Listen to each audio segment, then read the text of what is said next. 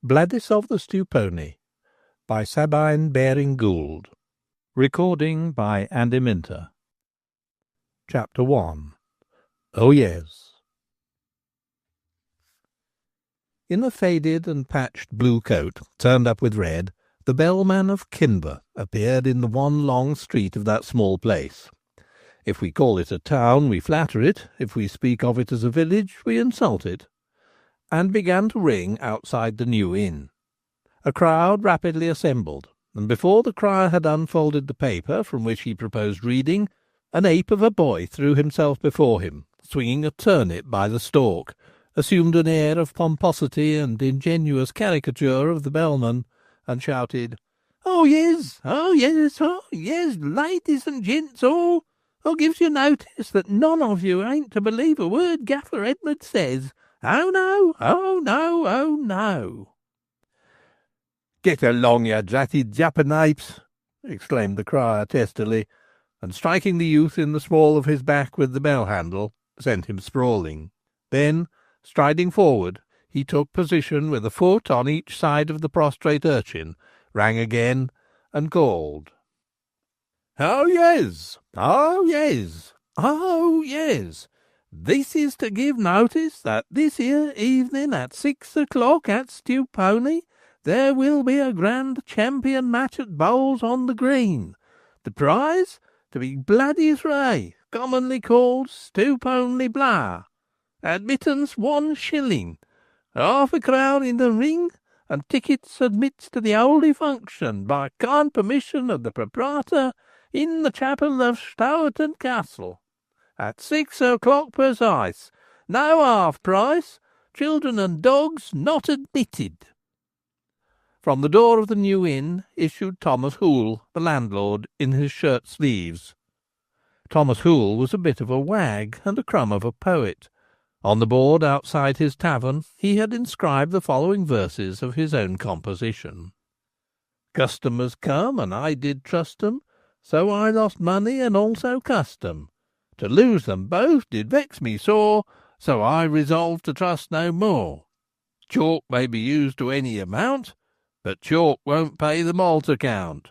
I'm determined to keep a first-rate tap, for ready money, but no strap. Goodwill to all is here intended, thus hoping none will be offended. I remain, yours respectfully, one who's no fool, that is, Thomas Hoole." "What's the meaning of this cry, Edmund?" asked the landlord. "Well," exclaimed the bellman, rubbing his nose with the handle of the bell, and holding the same by the clapper, "I can't say exactly. My instructions don't go so far. But I fancy the gentlefolk want a spree, and Cornelius Ray at the inn is going to marry again, and wants to be rid of his daughter first. It's an awkward affair altogether, and not altogether what it ought to be.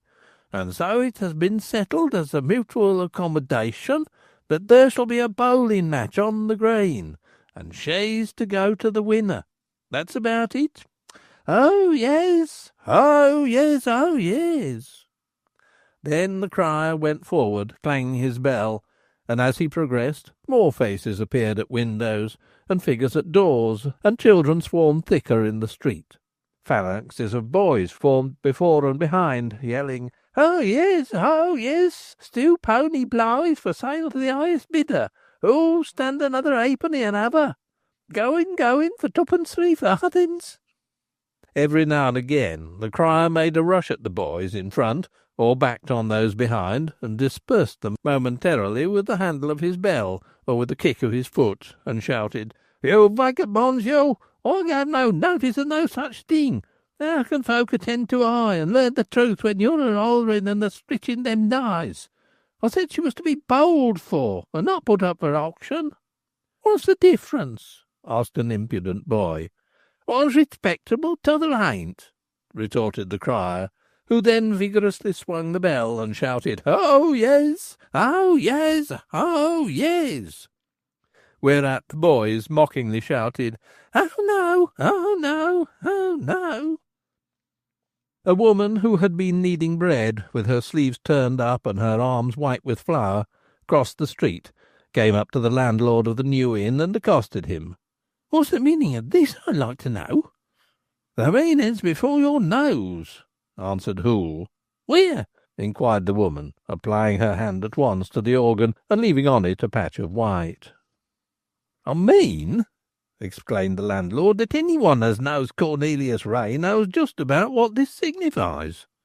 "Well, I know Cornelius for the matter of that," said the woman from the kneeling trough. "Can't my nose there's summat on it?" "'Tis pollen on your stamen, fair flower," said Hoole, "and if you'll not take it amiss, I'll just wipe your nose with my apron, and have it off in a jiffy, and an honour it will be to the apron." "Oh, Mr. Hoole, you're such a flatterer," said the woman, fresh, stout, matronly. "Then, but for all I don't understand." "But I do," said the host. "Cornelius is going to be married to that woman. You know who I mean," with a contemptuous shrug of the shoulder and a curl of the lip. "I don't know as it's worse than the goings on has been." "But she's not been in the house, and he can't bring her in till he's got Bladys out." "But to put her up to be bowled for?" "That's the doings of the gentleman, a parcel of books and good-for-noughts that frequent the tavern. He's not the man to say them nay. He doesn't go to the contrary to 'em. They spend a lot of money there." "But who will go in for her?" "Nay, that's more'n I can say. She's a wonderful handsome girl." "Can't see it," answered the woman. "No? I always say that for good-looking faces you might go through 3 counties and not see one like your own. But, Mrs. Fiddian, you're spoiled by looking at your own charms in the glass. It incapacitates you for seeing moderate beauty in another." "Go along, Mr. Hoole." "How can I go along when I'm opposite you? Come, have done with this nonsense. Who are they that have taken a fancy to this white-faced Malkin?" "For one, there's Crispin Ravenhill." "He can't take her, he hasn't got enough money." "He has his barge." "What's that? His uncle would have a word to say about that, I calculate. Who else?"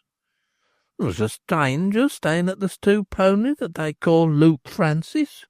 "What's his trade?" "Don't know." "Any others?" "There's Captain Stracey." "He can't marry her, he's a gentleman. And what about Nan? Has he broke with her?" "What others? Nibblers only." "Well, Mr. Hoole, I must be up to my bakery."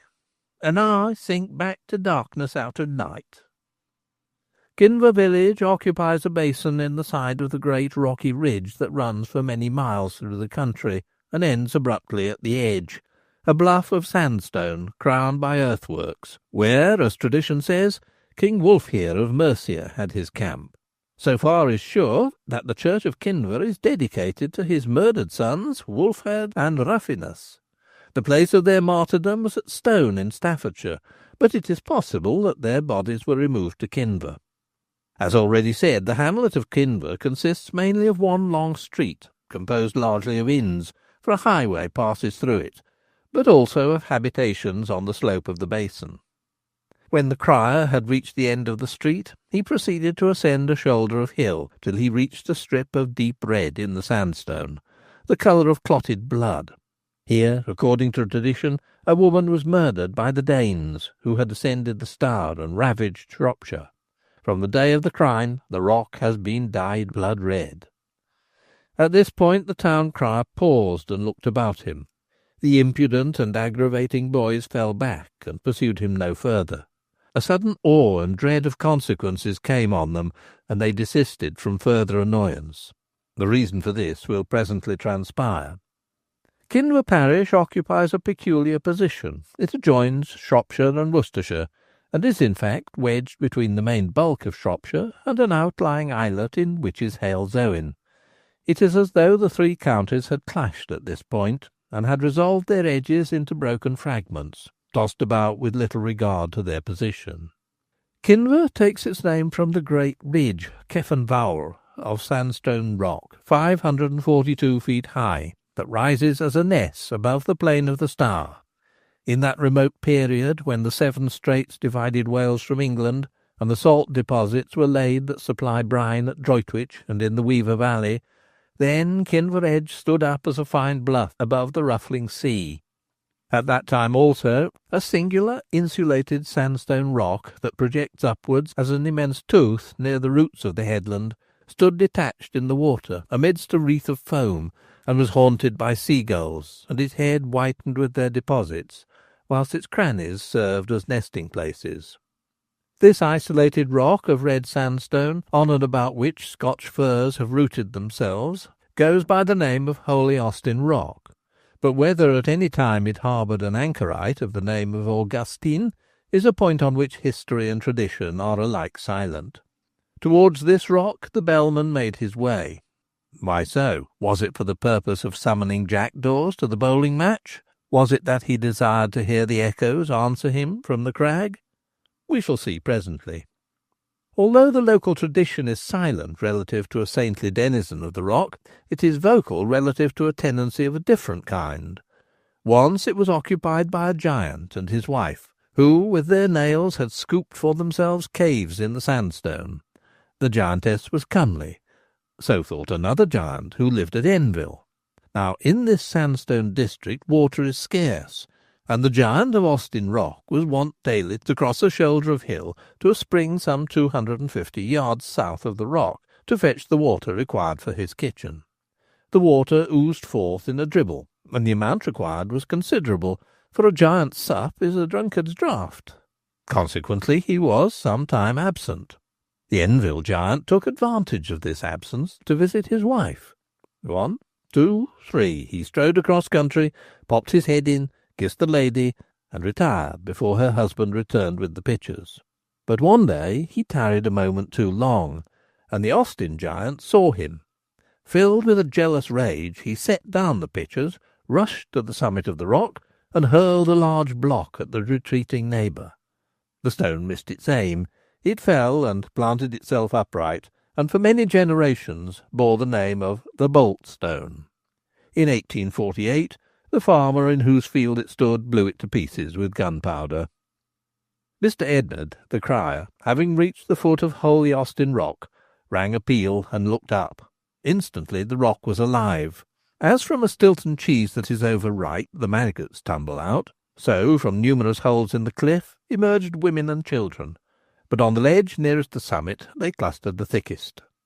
When the crier saw that he had collected an audience, and that it was attentive, he rang a second peal, and called, "Oh, yes, this is to give notice that this here evening at 6 o'clock in the Stewponey there is to be a grand champion match at bowls on the bowling green, and the prize is to be Bladys Ray, commonly known as Stewponey Blah. Admittance 1 shilling. Half the crown reserved seats, and them tickets admits the bearer to the holy function by card permission of the proprietor in the chapel of Stoughton Castle. No half price. Children and dogs not admitted." There were 3 stages of habitations on the rock. From out of the topmost, behind the children, emerged a singular figure, that of an old man in a long snuff-coloured coat with drab breeches and blue worsted stockings. A white cravat encircled his neck. In his hand he carried a stick. This old man now began to descend the rock with agility such as might not have been anticipated in one of his age. "Here comes Holy Austin," whispered some boys who had followed the crier at a distance. "Oh my, must we not be good, or we shall get wax."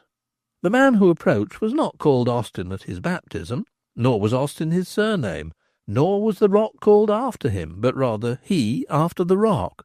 For having come to inhabit one of the dwellings excavated out of it, in which he kept a day school, the name that had attached to the prong of sandstone adhered to him.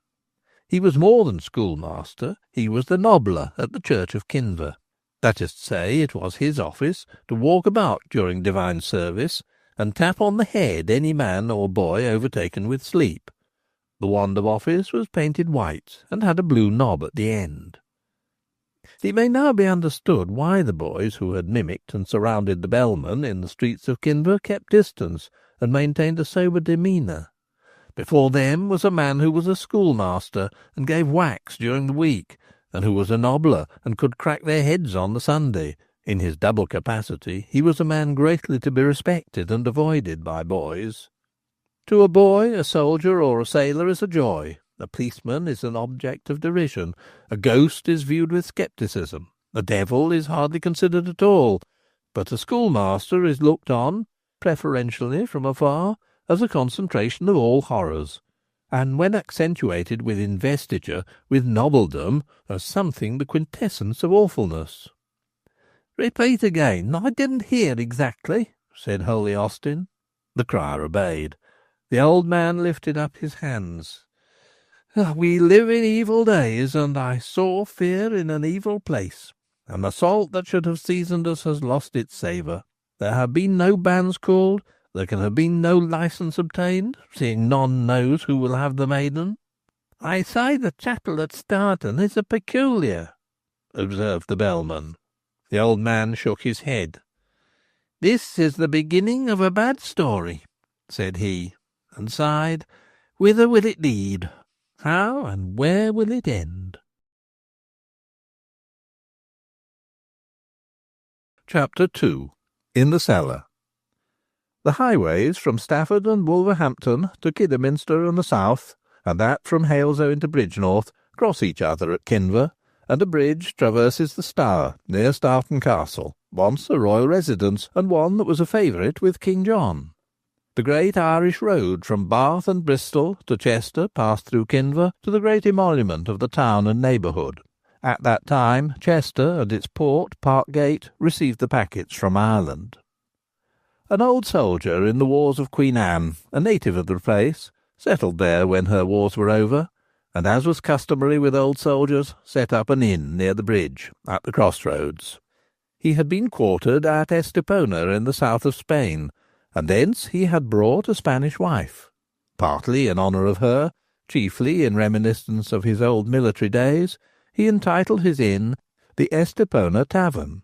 The Spanish name, in English mouths, became rapidly transformed into Stewponey. The spot was happily selected, and as the landlord had a managing wife, and provided excellent Spanish wine, which he imported himself, and with which he could supply the cellars of the gentry round, the inn grew in favour, and established its reputation as one of the best inns in Staffordshire. The present landlord, Cornelius Ray, was a direct descendant of the founder of the house. The Stewponey was resorted to by the gentry of the south of Staffordshire, Worcestershire, and Shropshire, on the approach of an election, to decide on the candidates to be proposed and elected. It was also frequented by travellers on their way north, south, east, or west, who arrived at Kinver at ebb of day, and were disinclined to risk their persons and their purses by proceeding at night over the heaths of Kinver, through the forest of Stoughton, and among the broken ground that was held to be a lurking-place for footpads and highway robbers. Indeed, the neighbourhood for a century bore an evil name, and not without cause. Several and special facilities were here afforded to such as found profit and pleasure in preying on their fellow-men. As already intimated, at this point on the map of England, the territories appertaining to the counties that meet have gone through extraordinary dislocations. There are no natural boundaries, and those which are artificial are capricious. Nothing was more easy for one who desired to throw out his pursuers, armed with a warrant signed by the magistrate of one county, than to pass into the next, and if further pursued by legal process there, to step into a third. A highwayman at the beginning of the century in which we live, who honoured Kinver with residing in it, planted his habitation at the extreme verge of the county, divided from the next by a hollow way, and when the officers came to take him, he leapt the dyke and mocked them with impunity from the farther side. But this was not all. The geological structure of the country favoured them. Wherever a cliff, great or small, presented its escarpment, there the soft sandstone was scooped out into labyrinths of chambers, in which families dwelt, who in not a few instances were in league with the land pirates. The plunder could anywhere be safely and easily concealed, and the plunderers could pass through subterranean passages out of one county into another, and so elude pursuit. The highwaymen belonged by no means to the lowest class. The gentlemen of the road comprised for the most part wastrels and gamesters of good blood, who thought it no dishonour to recover on the high road what they had lost on the green table. Occasionally, but only occasionally, one was captured and hung. But the gang was not broken up. The gap was at once refilled. Of applicants there was no lack, and the roads remained as insecure as before. The facilities for escape at the confines of 3 counties, and in a country honeycombed with places of refuge, were too many, and the business was too profitable to enable the sheriffs during an entire century to put an end to the condition of affairs, which was at once a scandal and a nuisance. The great canal, planned and carried out by Telford, runs from the Stour at Stewponey and passes under a low bluff that is dug out into houses still in occupation. This canal follows the river Stour and connects the Severn, where navigable, with the Grand Trunk Canal that links the Mersey with the Trent and connects the St. George's Channel with the German Ocean. At the Stewponey it is joined by the Stourbridge Canal. This point is accordingly a centre about which much water traffic gathers, and did gather to a far larger extent before the railroads carried away the bulk of the trade from the canals. Cornelius Ray, landlord of the Stewponey Inn, was in his cellar, tapping a cask of ale. He was a stout man, coarse in feature, yet handsome, with one of those vast paunches which caricaturists represent as not uncommon a century ago, but which we never encounter at present. We might suppose that these caricatures were extravagant, had we not here and there preserved, as bequests from the past, mahogany dining tables with semicircles cut out of them for the accommodation of the stomachs of stout diners. The face of Cornelius was red and puffed. It looked peculiarly so as he stooped at the spigot by the light of a lamp held by his daughter Bladys. He was in his shirt-sleeves, and wore a white nightcap on his head, a yellow long flap waistcoat, and black shabby knee-breeches. Bladys was tall and slender, an unusual feature in the district, where women are thick-set and short. She had inherited from her Spanish great-grandmother a pale face and dark hair and eyes. She held the light with a trembling hand, not above her head, lest she should set fire to the drapery of cobwebs that hung from the vault. What little daylight penetrated to the cellar fell from the entrance door, and lay pale on the steps that led down into it, in gradually reduced brilliancy, and left the rest of the cellar wholly unillumined. "It's well up, Prime," said the host. "Fine October brew, this. 1 cask will never suffice 'em. I'll then tap another. It spits out like an angry cat. It smells good." He heaved up his clumsy person. "This stooping don't suit me at my time of life, girl. What, has the ale spurted into and washed your face?" "No, father." "I say it has, don't contradict me. Your cheeks are wet, I see 'em glitter. Why just say no, father, when I say yes?" Then all at once a sob broke from her heart. The heavy man turned his red face and looked at his child. Instinctively she lowered the light. "Hold up the lamp that I may see." She obeyed, but let her head sink on her bosom. With an oath, he seasoned his every sentence with one. He thrust his hand under her chin, and forced her to raise her face. "Turn your cheek, wench. What's the sense of this, eh?" "Oh, father, you put me to shame." "Aye? By ginger, how so?" "By this bowling match that is hateful to me, a dishonour. I am ashamed to be seen, and then to send round the crier." "Sure, some wenches don't know when they're well off." "Father, you disgrace me in all men's eyes, on all lips." "Oh, never a bit. It's an honour to any woman to be bowled for. 'Tain't every wench can boast she's been an object of contest. My grandmother used to say that in Spain swords were often crossed ere a woman could be wed, and that a lady never deemed herself properly married till blood had flowed on her account. Now folks will pay their shillings and half-crowns to see which is the best man. Bless you! There come round a caravan with a giraffe and a laughing hyena and a roaring lion. Hundreds of people paid 6pence to see these beasts all the way from Africa. Just you think of that, a roaring lion, king of the beasts, for only 6pence, let alone the giraffe and the hyena. And a shilling and a half-crown to see you. There's honour and glory if you like it. I didn't think I'd have lived to say the day and feel such a father's pride. But I do, and I'll bless you for it. I'll bet you a spade guinea we shall take the money up in shovels." "I do not wish it, father." I don't care a hang now, Eamon, whether I wish it or not. It's as I choose. Who's the proper person to care and provide for his child but the father? I'm not going to be put off for any foolish girl's whimsies. All the take, every stivers'll go to you as your portion. I've none other to make. I do not desire at all to be married. Here you cannot stay. You understand well that you and she, as is to be your stepmother, can't agree. As soon as you've cleared out, then in comes she.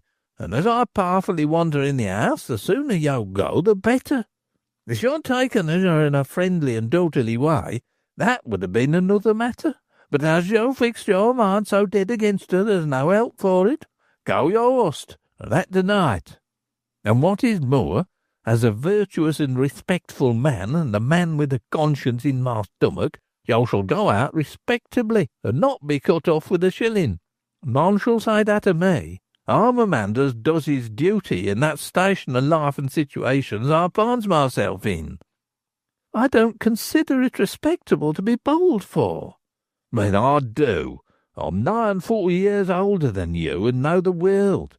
Which is most likely to be right? You or I? If you'll leave my house, you'll leave it respectable. If you would suffer me to be alone, I would do nothing that is not respectable. Whither would you go? Who'll take charge of you? In good sooth, until I put you into the arms of a husband, I have no freedom, and unless I do that, I'm responsible. Bladys set the lamp on the floor, sank on an empty barrel-horse, covered her face with her hands and sobbed. The host uttered an oath. This angers me. Folly all as does that. I'll leave you to yourself while I go fetch another spigot, and if you're not in the proper frame of mind when I come back, I'll wash your face with stale beer. The taverner staggered away. His daughter looked after him as he stumbled up the stair. Then she was left alone in the cellar. The lamp on the floor flickered uneasily in the descending current of air, and the folds of cobwebs waved, catching the light and then disappearing again. The air was impregnated with a savour of mildew and wine and ale. The floor was moist. Spilt liquor had been trodden over the tiles and left them wet and slimy. Bladys had not long been an orphan. Her mother had died but a few months ago, after a lengthy and painful illness. She had been a shrewd, firm woman, an excellent manageress, who had kept order in the house and controlled her husband. Cornelius was a weak, vain man, and he allowed himself to be swayed by his customers, especially by those of the best class. During the protracted illness of his wife, he had shown attention to a woman of indifferent character, showy in dress, whom he had introduced into the inn to relieve his wife of her duties. This had caused painful scenes, much recrimination, and the sick woman had with difficulty persuaded her husband to send the woman away. Her last hours had been embittered by the thought that her child might have this worthless creature as her stepmother, and by the vexation of knowing that the fruits of her care, saving, and labour would go to enrich this person whom she despised, yet hated. Hardly was his wife dead before Cornelius showed plainly what were his intentions. It became a matter of jest at his table, of scandal in the village. In talking with some of the gentle bucks and topers who frequented his house, Cornelius had had the indiscretion to comment on the difficulty he felt in disposing of his daughter before introducing his new wife to Stewponey, and the suggestion had been made in jest that he should have her bowled for, and give as her dower the money made on the occasion. He accepted the suggestion gravely, and then several chimed in to press him to carry it into execution. Associating as Cornelius did with men coarse-minded and, whatever their social position, of no natural refinement, casting aside when at his table or about his fire whatever polish they had, Ray was in no way superior to his companions. He was incapable of understanding what belonged to his duty as a father, and of treating with the delicacy due to her sex and situation the solitary girl who was dependent on him. Bladys loved her father without respecting him. He would not allow his guests to address her in an unseemly manner, but his protection extended no further. The girl was fully aware that she could not remain in the Stewponey after her father was married again. To do so, she must forfeit her self-respect and do a wrong to the memory of her mother. The girl's pale and stately beauty of foreign caste had brought many admirers about her. Among others, she had been subjected to the addresses of a certain Captain George Stracey, who occupied a small house in the parish, was in good society, and seemed possessed of means. But both she and her father were well aware that his addresses were not honourable. She had repelled him with icy frigidity. That was but an intensification of her ordinary demeanour to the guests. Another, who had been forward in his endeavours to win her regard, was a man then lodging at the inn, who had been there a fortnight, and gave Luke Francis as his name. His home, he intimated, was at Shrewsbury, his profession something connected with the law. He was a fine man, with broad shoulders, a firm mouth, and high cheek-bones. There was a third admirer, Crispin Ravenhill, a bargeman, owning his own boat on the canal. But although his admiration might be gathered from his deep, earnest eyes, he never addressed a word to the girl to intimate it. He was a reserved man of nearly 30, who associated with few of his fellows. It was held that the influence of his uncle, Holy Austin, who had reared him from boyhood, still surrounded him, and restrained him from those vices which were lightly esteemed in that age, and by the class of men to which he pertained. There was yet another, Lewis Falcon, a young man of private means sufficient to free him from the obligation of working for his livelihood, and who spent his substance in drink, gambling, and dog-fighting. Bladys looked at the cobwebs. Never had she seen a fly in the cellar, yet here they hung, dense, long, ghostly. And she? Was not she enveloped in cobwebs? Whither could she escape? In what direction look? Where see light? She remained with her head between her hands, till hope, expectation of release died in her heart. Her tears dried up, her agitation ceased. She had become as stone in her despair. Chapter 3.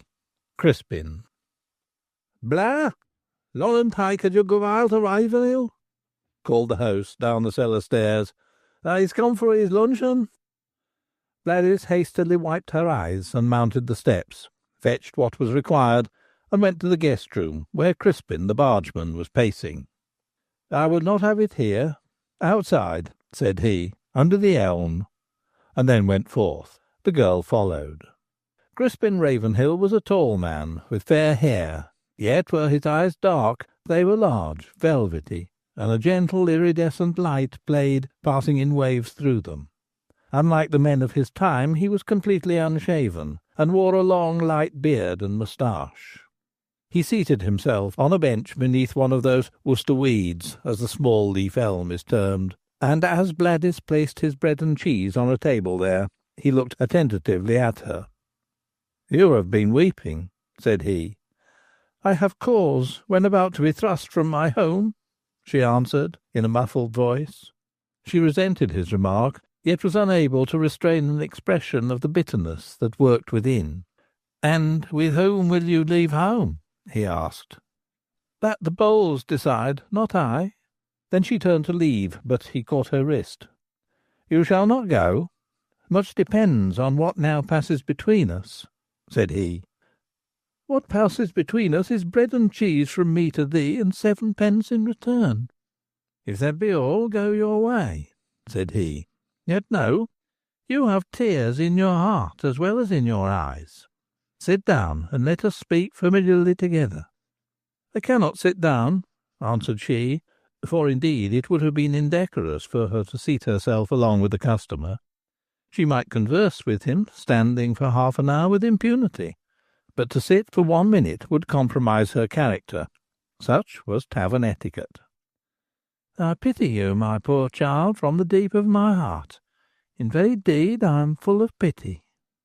There was a vibration in his rich, deep voice, a flutter of kindly light in his brown eyes, that sent a thrill through the heart of Bladys. In a moment her eyes brimmed, and he was conscious of a quiver in the muscles of the wrist he grasped. "They make sport of you.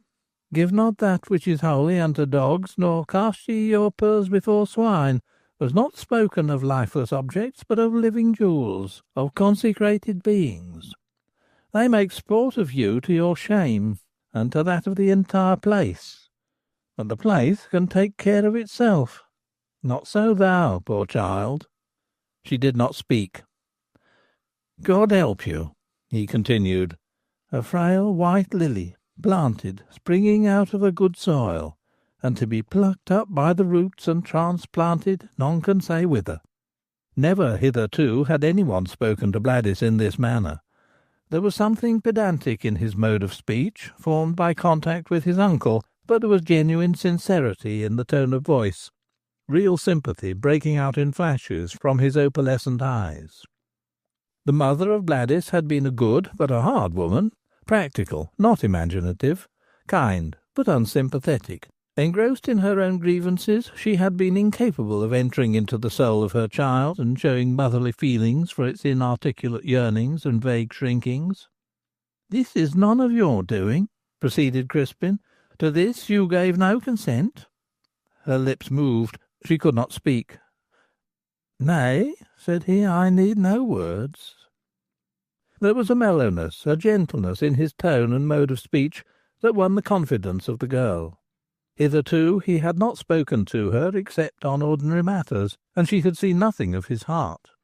In nature all is harmonious. The flower and its leaf are in one key.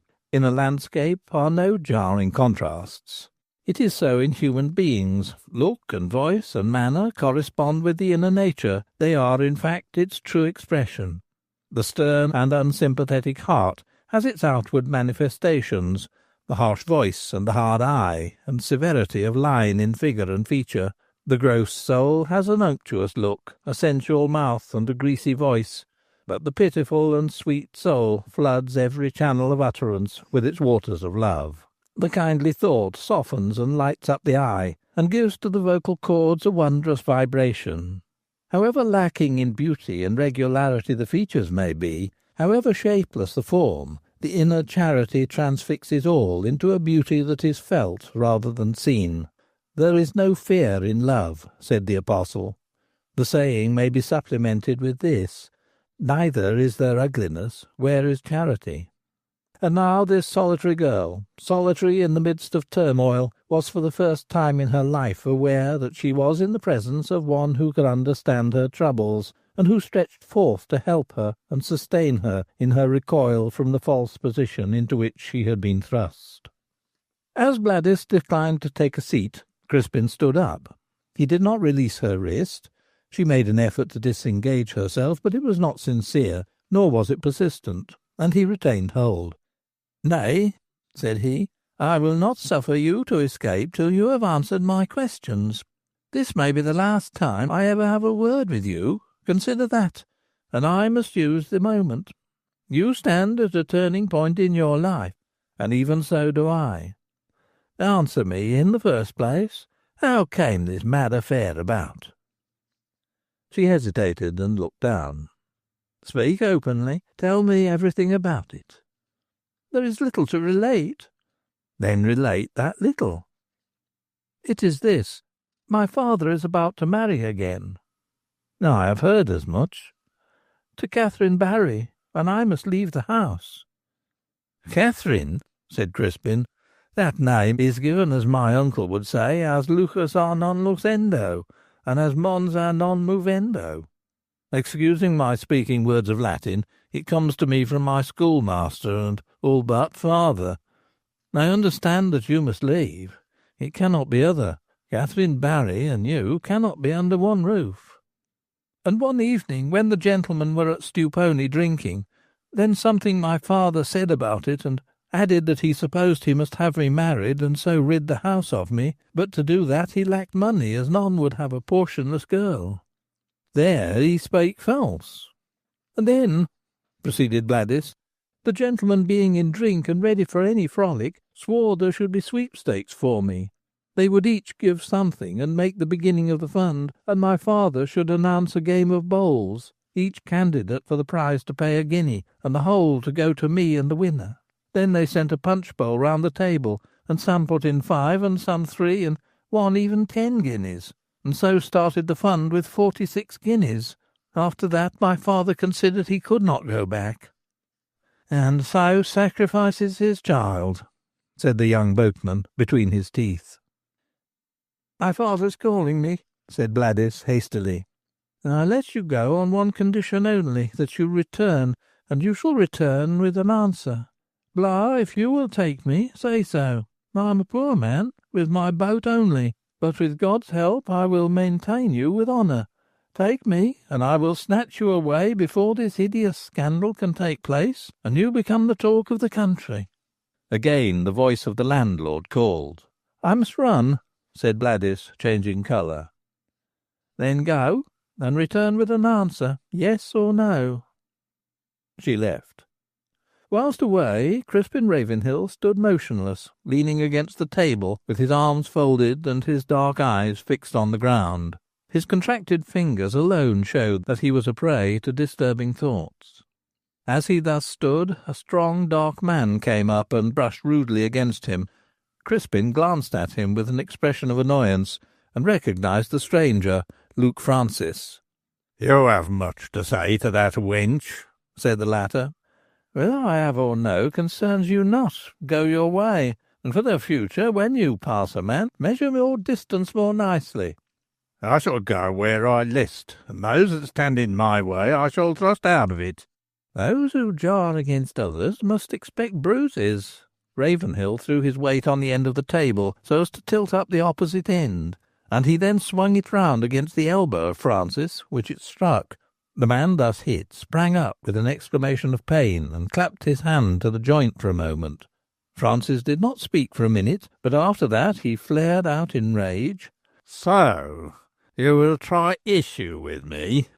"I have no further quarrel with you. You, having rudely thrust against me, have received a thrust in return. An account is balanced."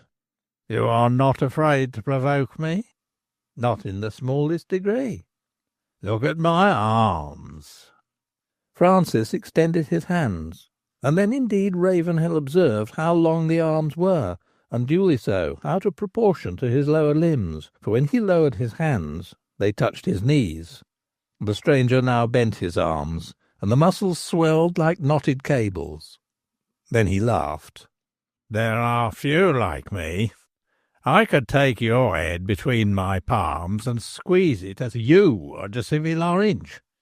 Are you one that has entered for the bowling match?" "I am not."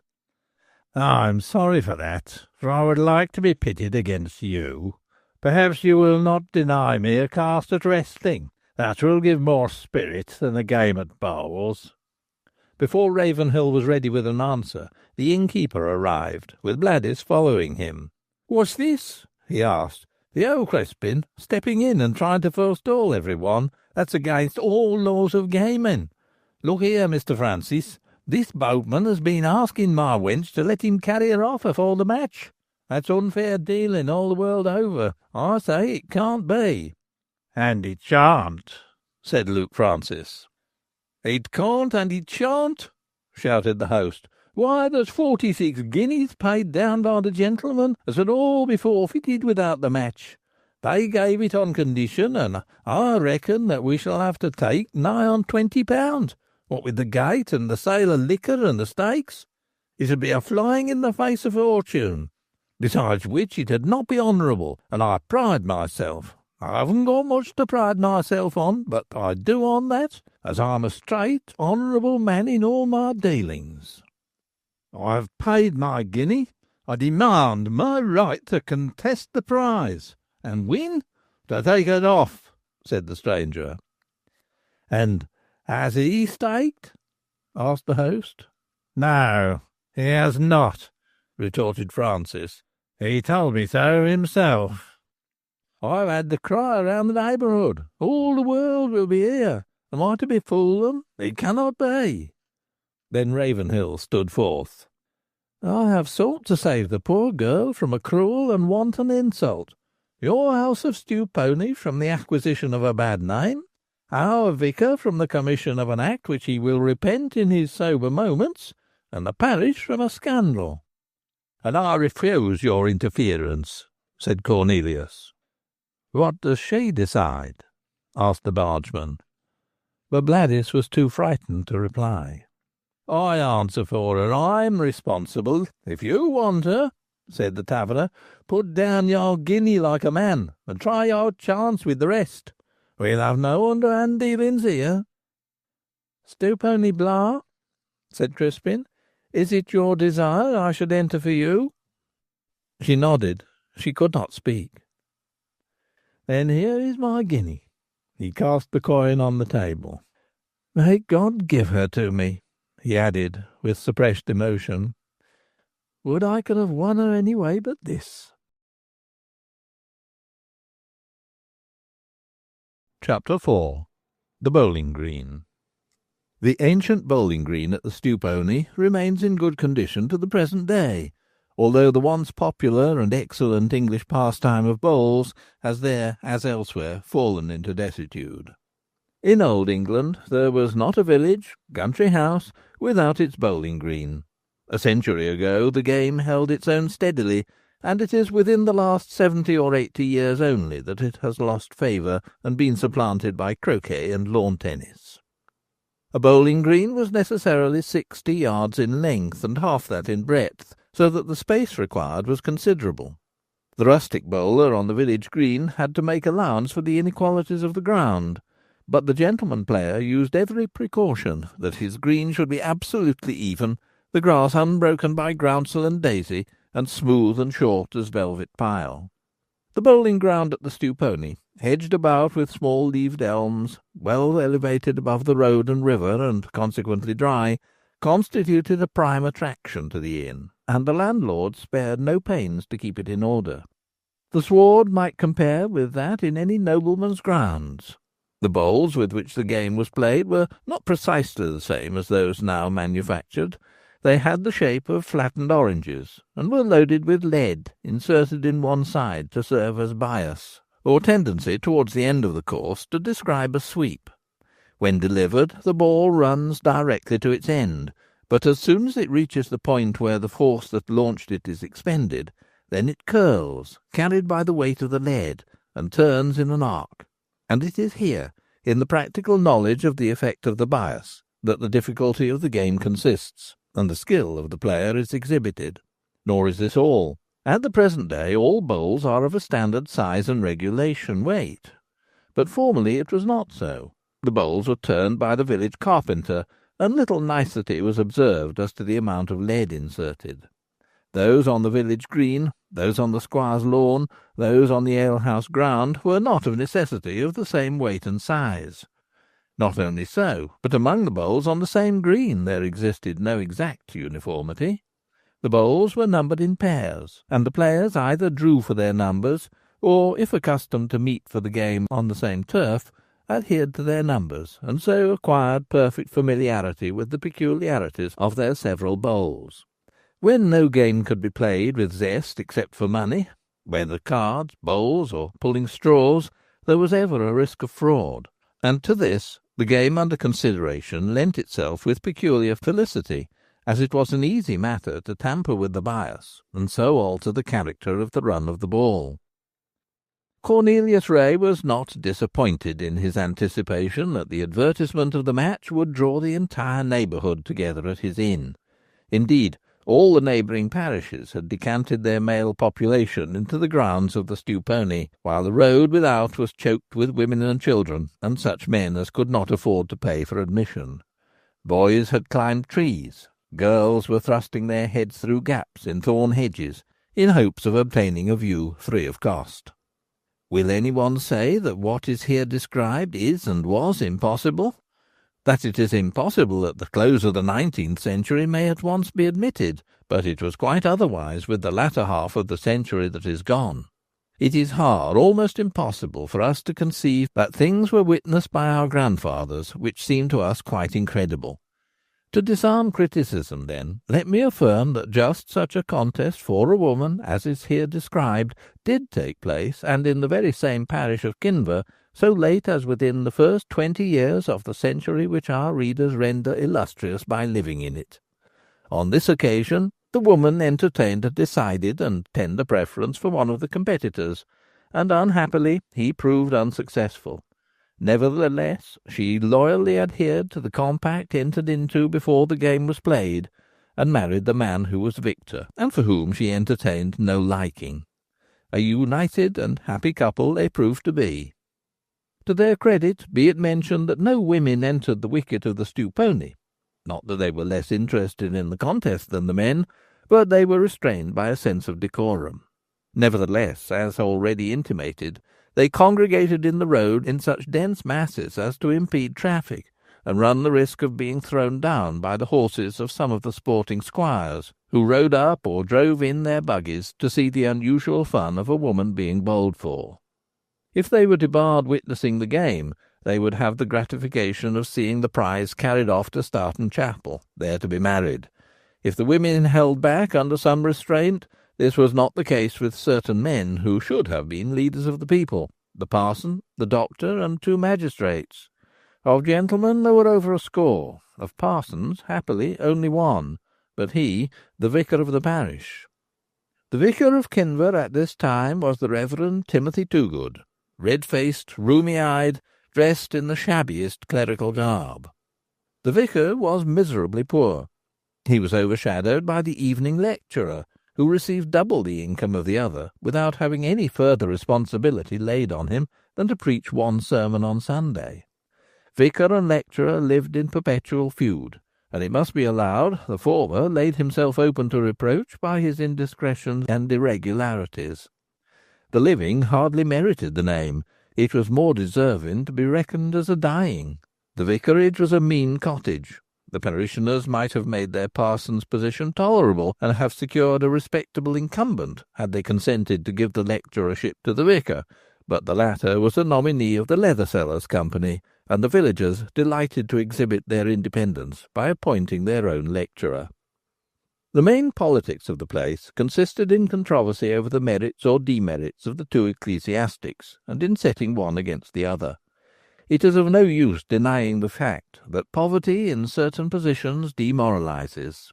A common workman can be poor and straight as a whistle, but a man of some education and parts, and born a gentleman, if in reduced circumstances, is tempted almost beyond the power of resistance to deflect from the straight course. Parson Toogood, had he been in comfortable circumstances, would have been respectable and have deserved respect. He was kind-hearted and unselfish, but his distresses deprived him of self-esteem and blunted his moral perception.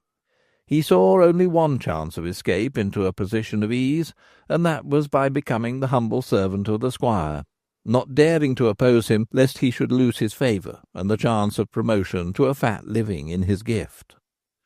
Some scruple did enter the mind of the vicar when it was announced to him that he was expected to consecrate the union determined by a game of bowls, but the scruple was laid at rest by the insistence of Squire Starton that unless he performed the sacred rite, the couple would go off without it, and he clenched the argument with a promise of 5 guineas as a fee. Some scruple did enter into the mind of the vicar because it was impossible to publish bans, or provide a licence before the contest decided who the man was who was to be united with Stewponey Blah, and no time afterwards was available, as the marriage was to follow immediately on the conclusion of the game.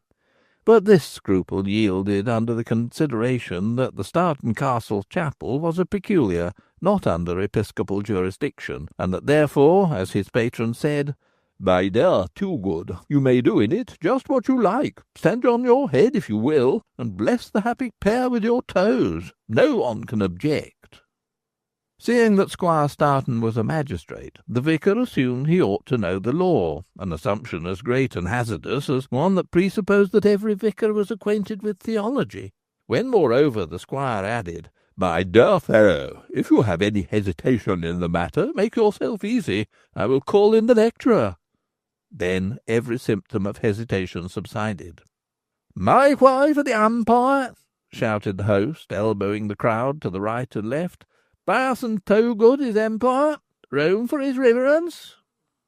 The garden was full to overflow with a coarse and noisy throng of men, and the drawers had difficulty in supplying them with ale, so closely were they packed, and so thirsty were the constituent atoms. As if to intimate to Bladys that retreat was impossible, the woman Catherine Barry had been called in to direct and control the house for that day. The host could not manage everything, Bladys was incapacitated by the part she had to play.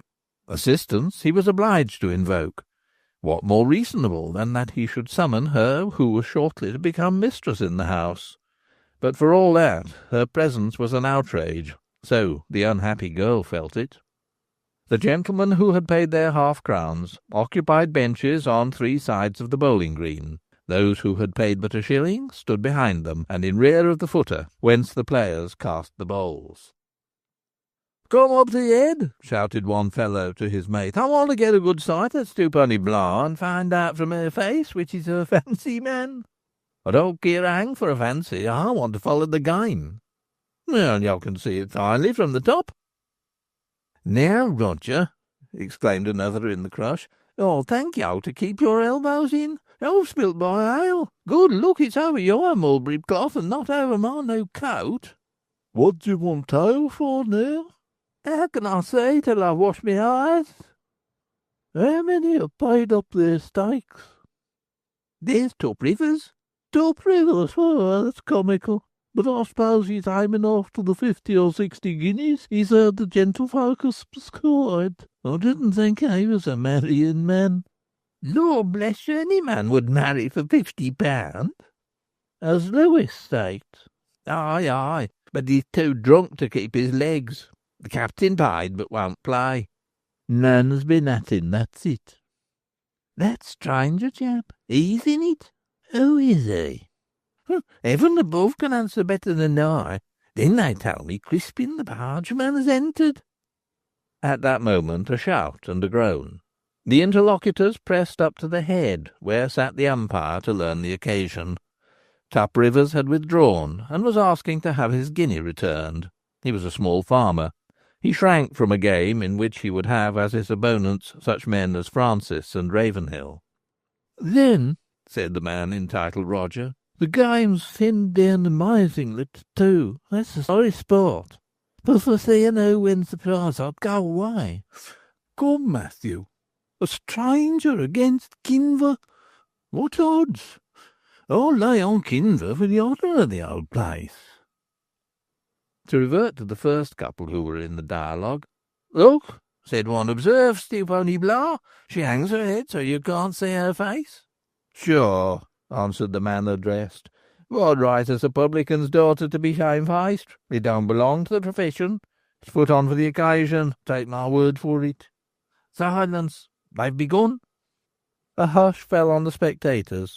It was as intimated. 2 competitors had withdrawn at the last moment, and one was incapacitated.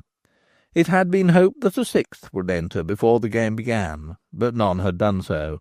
The number was reduced to 2. Precedence in entry entitled to selection of bowls. The choice lay with Francis. Each was to have 4. The stranger chose the 2s and 4s. The odd numbers were left to Crispin. A hush fell on the spectators as Luke Francis cast the jack and set the mark rightly enough beyond 21 yards from the footer. Having done this, he at once delivered his first bowl. That spun along merrily to the right, slackened its pace as it neared the point of distance required, then halted, turned, and ran with a sweep towards the jack and touched it. The ball was so brilliantly delivered, and the execution so admirable, that it was greeted with a shout of applause. But a louder shout welcomed Crispin's success, as, with a swift ball, he struck the bowl of his adversary from its place and knocked it from the green. "Dead!" shouted the onlookers. Francis played again, and this time came wide of the jack. Ravenhill looked steadily at his goal, swung his arm twice, and delivered the bowl. It lagged, came to an apparent rest, and then twisted away from the jack. The ball of Francis was not within standard distance, and therefore did not count. Again Francis delivered, and his bowl made a revolution and rested within a few inches of the jack. Crispin paused, took deliberate measure, and made his cast. To his surprise, the ball halted, turned over, and rested without further activity. At once he walked the length of the green to where the balls lay, stooped, took up his bowl, and strode before the umpire. "Parson Toogood," said he, "look here. Did you ever see bowl settle with the bias upwards? I demand that this be seen into." Several of the gentlemen sitting near rose and pressed round. The spectators in the rear jumped the bench and crowded round. The vicar took the bowl in question. "Fetch me Ravenhill's other," said he, and was at once obeyed. The vicar weighed one against the other in his hands. "I confess this one seems the lightest," he said, referring to the bowl that had rested with the lead mark upwards. "Hand it to the squire," said Ravenhill.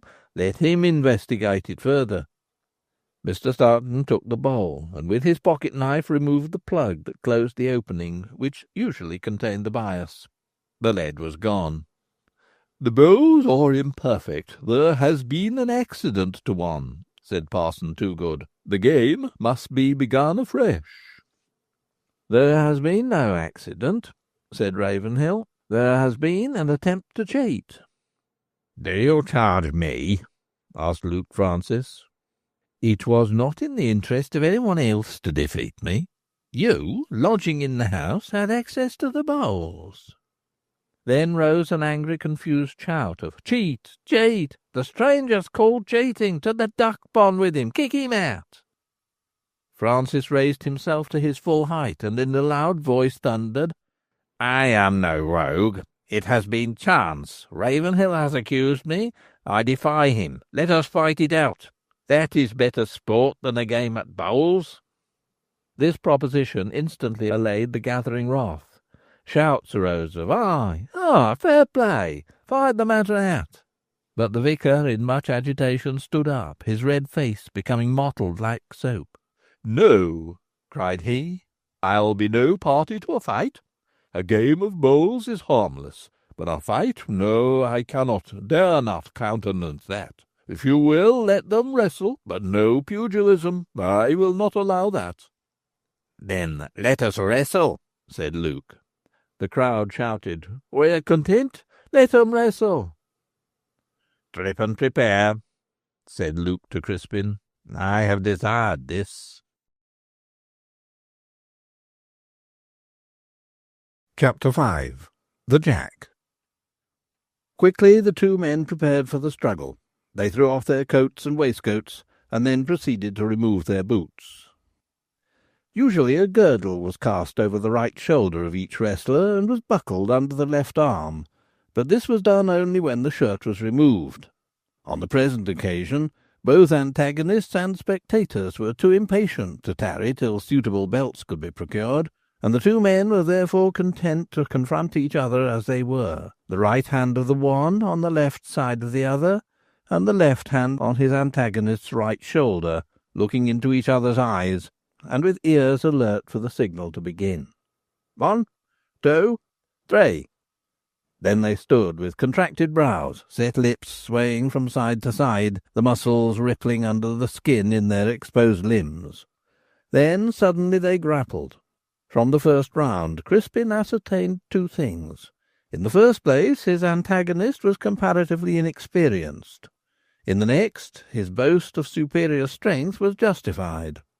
It was obvious to him that the contest would be one in which, in his opponent, moderate skill was combined with extraordinary force. Crispin had not played often, only occasionally had he tried a fall with a comrade, and he had never taken to the sport seriously. The clutch of Luke Francis's hand on Crispin's shoulder told him that, could his adversary get the other hand in the same position on his other shoulder, Francis would be able to double him backwards and throw him or snap his spine. But if Luke was the most muscular in arm, Crispin had superior agility, in that his legs were longer than those of his opponent. After the first round, that proved without result, they desisted so as to gather breath. Then they made ready for a second bout.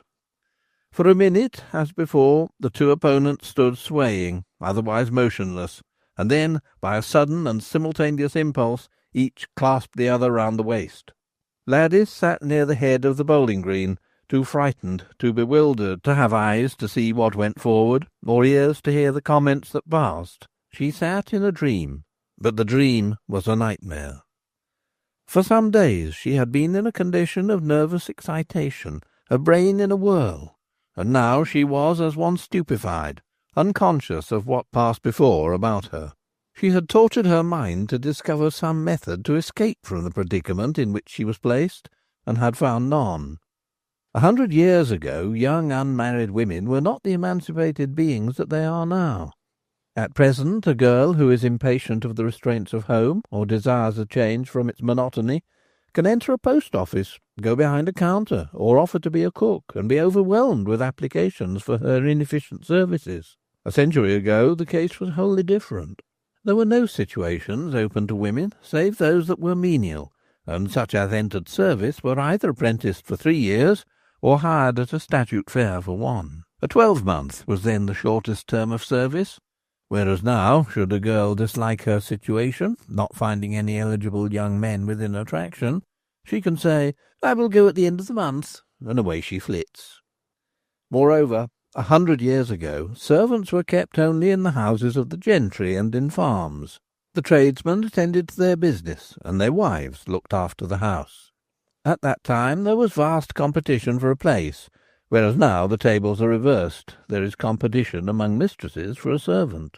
And further still, discipline was then drawn tighter, and the children dared not oppose their wishes to the will of their parents, least of all in such a matter as settlement in life. What could Bladys do as matters then were? In some instances a girl broke through the net and eloped.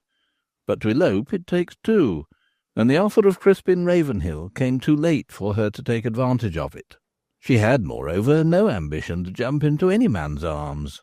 Her sole desire was to escape from the many arms which were extended to receive her. She had not slept for several nights, nor had she been allowed any repose during the day. Wounded to the quick in her self-respect, and with her Spanish blood, Bladys had inherited something of Spanish pride, trembling at the threshold of an unknown future, aching at being thrust from the home of her childhood, offended at the insult offered to the memory of her mother, she had been brought by exhaustion of physical and mental powers to a condition in which all her faculties were at a standstill. Now, at the supreme moment that determined her future, she was as one in a trance, in the very ecstasy of despair. Her face was white, her brow beaded with drops of agony, and her head declining on her bosom. Her hands, folded in her lap, twitched convulsively. Although she felt the vibration in her feet from the trampling of the antagonists on the sward, she alone of all the crowd seemed unconcerned as to the issue of the game. Now and then she raised her head mechanically and looked at the writhing figures, but it was with lack-lustre eyes, and she almost immediately let it fall again. When the green had been cleared for the wrestling match, the jack had been flung aside, and had rested at the feet of Bladys.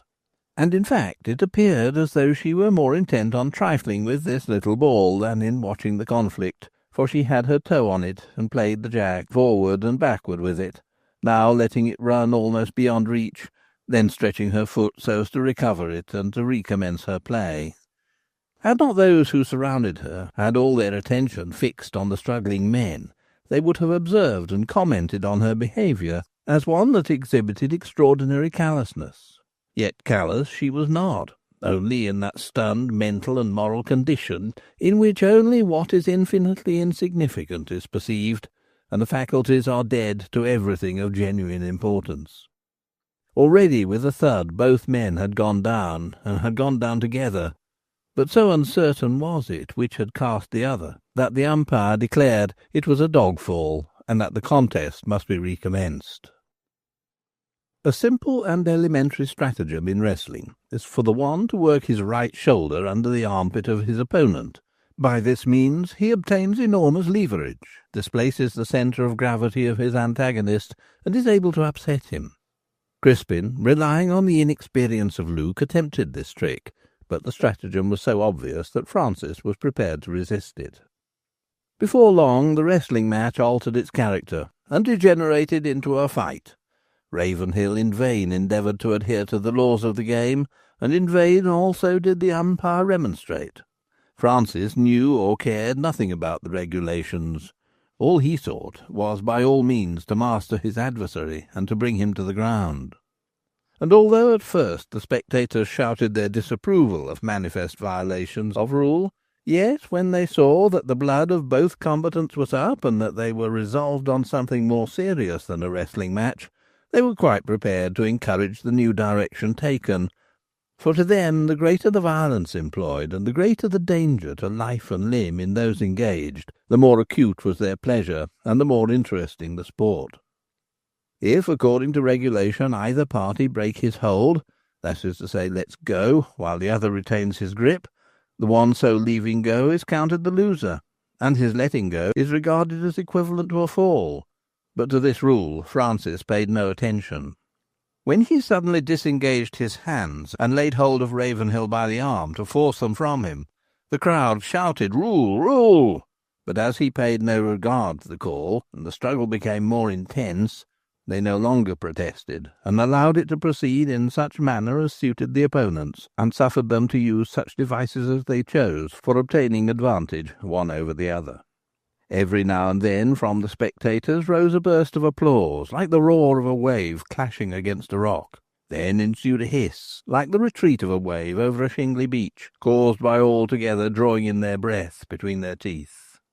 At one moment the eyes were dazzled by a whirl of limbs, in the midst of which one body was indistinguishable from another. Then followed a pause in which all was a quiver, and in that pause Luke was seen with his hands on one side of the temples of Crispin, endeavouring to work his thumbs to his eye sockets, so as to force out the balls, or compel his adversary to give way and let go his hold, so as to seize them. Crispin held Luke about the waist, and endeavoured to give him the click, which consists in drawing the opponent to the chest, so as to force him to resist and to drag backwards, then to strike his left leg with the right, and if he be pressing back at the moment, he is prevented from recovering his balance, and reels over. It was while attempting this well-known stratagem that Luke disengaged his arms, and was working his thumbs to the eye sockets of the boatman, only prevented from effecting his purpose by the movement of Ravenhill's head, and by his own uncertain footing. At this moment, unconscious of what she was about, Bladys pressed the jack with her toe so as to flip it from her. It shot forward and ran under the feet of the combatants. Crispin trod on it at the moment when he trusted to have his antagonist off the ground. Instead, he slipped, was upset, fell, bringing Luke down upon him, and, in falling, he came with the back of his head on the jack. Francis instantly disengaged himself, sprang to his feet, and waved his arms triumphantly. Ravenhill lay prostrate on his back, speechless and unconscious, blood running between his lips. The crowd had not noticed the incident of the jack. What they saw was the fall of Crispin, with Luke above him, and that the stranger was the victor. In a moment the bowling green was inundated by men cheering to get at Francis, slap his back, and shake hands with him. "Stand back!" shouted the vicar. "You will trample on the fallen man." "Has he broke his back? Or his head? Never mind him. Come on, parson, run for your surplice. There'll be a double entertainment, a wedding first and a burying after." "And a hanging as a finish off with all, if he has been killed." "That would be rare sport, but there's no chance of that. It's but accidental homicide, more's a pity." "I wouldn't have missed the sight for a crown. On to the chapel." Then the landlord bustled up to his daughter. "Blah," said he, panting and swelling, "along with me. Look, Francis is your man. You're in luck's way. The captain never meant aught but mischief, and Lewis is a drunken sot. Hey, wish you joy, Mr. Francis." The victor, breathless, hot, and dishevelled, was reinvesting himself in waistcoat and coat. Then he drew on his boots and adjusted his cravat. He did not trouble himself about the prostrate man. But the village surgeon was there, and he forced the crowd apart while he examined him. "How came the jack here?" he asked. "The jack was kicked off the field. I did it myself," said a man who stood by. "The jack is here now, and in falling on it Ravenhill has been injured," said the surgeon. "Yeah, I saw it spin over the turf, and he tripped on it," said a second. "Never heed, this is doctor's business," shouted several. "Come along to Stewponey Chapel. Parson's on the way." In another minute the bowling green was deserted, save by the surgeon kneeling over the insensible Crispin. and the crowd, as it swept like a torrent out of the garden along the road, carried Stewponey with it. Chapter 6. A Mad Wedding. Half-a-crown ticket holders alone admitted. We shilling people remain without. It is as well. The scene in the chapel cannot be edifying, considering who they are that press in, fox-hunting, dog-fighting, cocking, country gentry, some already half-tipsy. Lewis Falcon wholly so. The parson, a man of indifferent character. The marriage, the result of a fight. Stoughton Castle, once the favourite residence of King John, and possessing a venerable history, built originally of red sandstone, had been given a rakish modern aspect by a proprietor who conceived that what was old must be bad, and whose taste was at the service of the fashion of the day. He had delivered over this ancient structure to an architect to modernize, at the period when taste was at the lowest ebb in England. At one time the castle had been surrounded by an extensive deer park, in which were stately oaks of the growth of centuries. Card-playing, dicing, toping, lawsuits had reduced the squires of Stoughton to the cutting down of their oaks and the selling of them so as to pay with the proceeds their debts of honour and of dishonour. The second half of the last century was a period when something more than artistic taste had reached its lowest depth. Common morality and the sense of decency were equally depraved. At the close of the 17th century, moral corruption had been open and flagrant in high quarters, but a religious leaven was in the land, and there was a sturdy substance and inner core of virtue to be found among the middle and lower classes, an hereditary traditional respect for what was good and true and honest.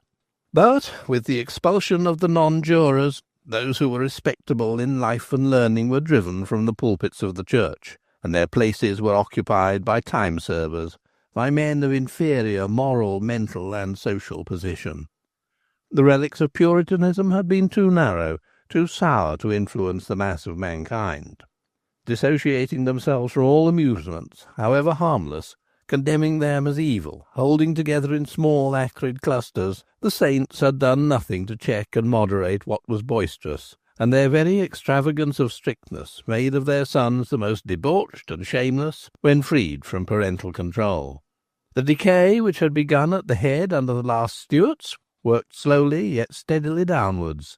It attacked the heart of the community, and then sent rottenness to the very roots in the time of the last Georges. In few parts of England was there more hard drinking, hard swearing, law-breaking, and licentious living than in that portion of the Midlands where the scene of our tale lies. There, as already intimated, the convergence and dislocation at point of contact of three counties afforded every opportunity for making light of the law. Often a fat living rewarded a complacent tutor who would marry the discarded mistress of his patron. As often the best way of preferment in the church was for the clerk in orders to be a fellow sot with the man who presented to the cure of souls where spread his acres. Had Parson Toogood lived near Lichfield, he would have been respectable in conduct, and only forfeited his dignity by cringing and spittle-licking to the bishop. But as Lichfield was a long way off, he toadied his squire. "Here I come!" The crowd became agitated, compacted itself closer, broke out into jocosity, and was broad in its mirth, noisy in its ejaculations. Out through the doorway burst a couple of gentlemen in top boots. One, Squire Stoughton of Stoughton Castle, and he in a claret coat, cracking a whip and shouting, "Clear a road for the happy pair! Clear the road, or I'll cut you across your faces!" "Clear the course, or be damned to you all!" shouted George, commonly designated Captain Stracey, who was armed with a silver-headed walking cane, with which he belaboured such as stood in the way. "Come along to Stewponey, and drink to their healths and happiness!" roared the squire. Then forth issued Luke Francis and Bladys. The latter walked as in a dream, her face colourless, her eyes glazed. She paid no regard to the congratulations showered on her, nor returned the salutations offered, nor did a particle of colour mount to her cheek at the coarse sallies that flew about her. She walked uncertainly, and unless Francis had guided her, she would have stepped off the path and into a bush. "No bells!" exclaimed the tipsy Lewis Falcon. "Odds bodykins, I don't hold it a proper wedding without bells." "Bells!" echoed Stoughton. "Gad, we'll have the dinner bell. Well thought on, Lewis. You take my whip and sweep away among 'em, and I'll fetch it in the twinkling of a marlinspike." Then, surrendering the hunting whip to the tipsy youth, he ran into the castle. A minute had scarcely elapsed before he returned, blowing a sax horn that he held in one hand, and clanging a bell with the other. The people cheered. Falcon cracked his whip. A boy started out of the crowd and twanged a jew's harp, but not a sound of this feeble instrument could be heard in the universal din. Thus the procession moved, drifted, tumbling along on the way to the inn, some of those in it treading on the heels of the others, now falling and being trodden on by those behind. Laughter, screams, oaths, jests, blasphemies, together with the clangour of the bell, the braying of the horn, and the cracking of the whip, forming an indescribable hubbub. At the tavern door appeared the landlord, waving his cap in one hand, flourishing a tankard of ale in the other, and spilling the contents over those near. He had not attended his daughter to Stoughton. He had asked the squire to act as his deputy and give her away. He knew that eating and drinking would follow on the return of the rabble, and he had to provide accordingly. "Well, Blah," shouted he to his daughter with boisterous mirth, "with your joy. It's right the parents should show the way to the child that it should walk in, but by George, you distanced me and given me to go by. I shan't be long after you." Bladys looked up at him, but said nothing. Neither was there intelligence in her eyes. Even he was struck at her appearance, and asked in a low tone, "Dost aught ail thee, wench?" She made no reply, and passed within. "Come here, son Luke, as I must now entitle thee. And so you have resolved to leave at once?" "I must be off. My duty exacts my presence at Shrewsbury." "A deed to be engrossed?" "No, executed." "And you'll start to-night?" "The day is closing in. Half an hour is the most I can allow. I must sleep at Bridgenorth, that I may be in Shrewsbury in good time to-morrow." The Stewponey was like to a hive into which a wasp had penetrated. The open space in front was dense with people. The interior was packed with them. The bowling green, the yard, the stables, every portion of ground belonging to it was swarming. People, unable to endure the crush and heat within the house, worked their way out, and simultaneously another stream was intent on forcing its way within, where ale and spirit were thought to be obtainable without charge. Outside the rabble was as in a dance. Men, women dived in and out among the rest in quest of friends and acquaintances. Knots were formed, then dispersed when a drawer appeared bearing refreshment. Then at once a rush ensued that upset him or his supplies, amidst curses and laughter and outcries. Tobacco smoke curled in the air. Tongues chattered.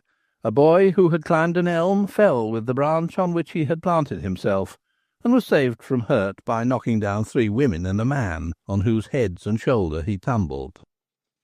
A Savoyard with a hurdy-gurdy and monkey arrived, and formed a nucleus around which the young congregated, and not the young only.